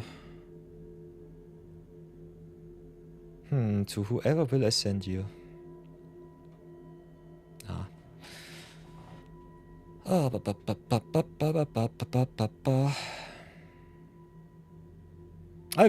think I will send you to Lesamal. Send him a lot of fluff. Streaming alone, sometimes a little bit strange. If he has the mic on, let him know. Otherwise, you can always bounce. If you want to earn yourself some channel points, this is the easiest way to do. And other than that, I think I will be online tomorrow once more for 1 or 2 drafties and a little bit of Zero Budget Brawl. So let's give Samal a little bit of love. And leave him definitely some follows, you know, us smaller streamers normally want a little bit of love. 25 is a magic number. I think he has a lot of follows though. So we can also look it up in his channel. So that might not be the problem here. I think he said he did not really care for being affiliate or not. Still is a nice gesture to raid off my awesome followers, viewers from time to time, so we'll do it. And I wish you, yeah, all a nice little Monday evening, morning, noon, wherever you are on that planet. Have a lot of fun. And I will see you all tomorrow. Reido starto, reido now, and see you soon.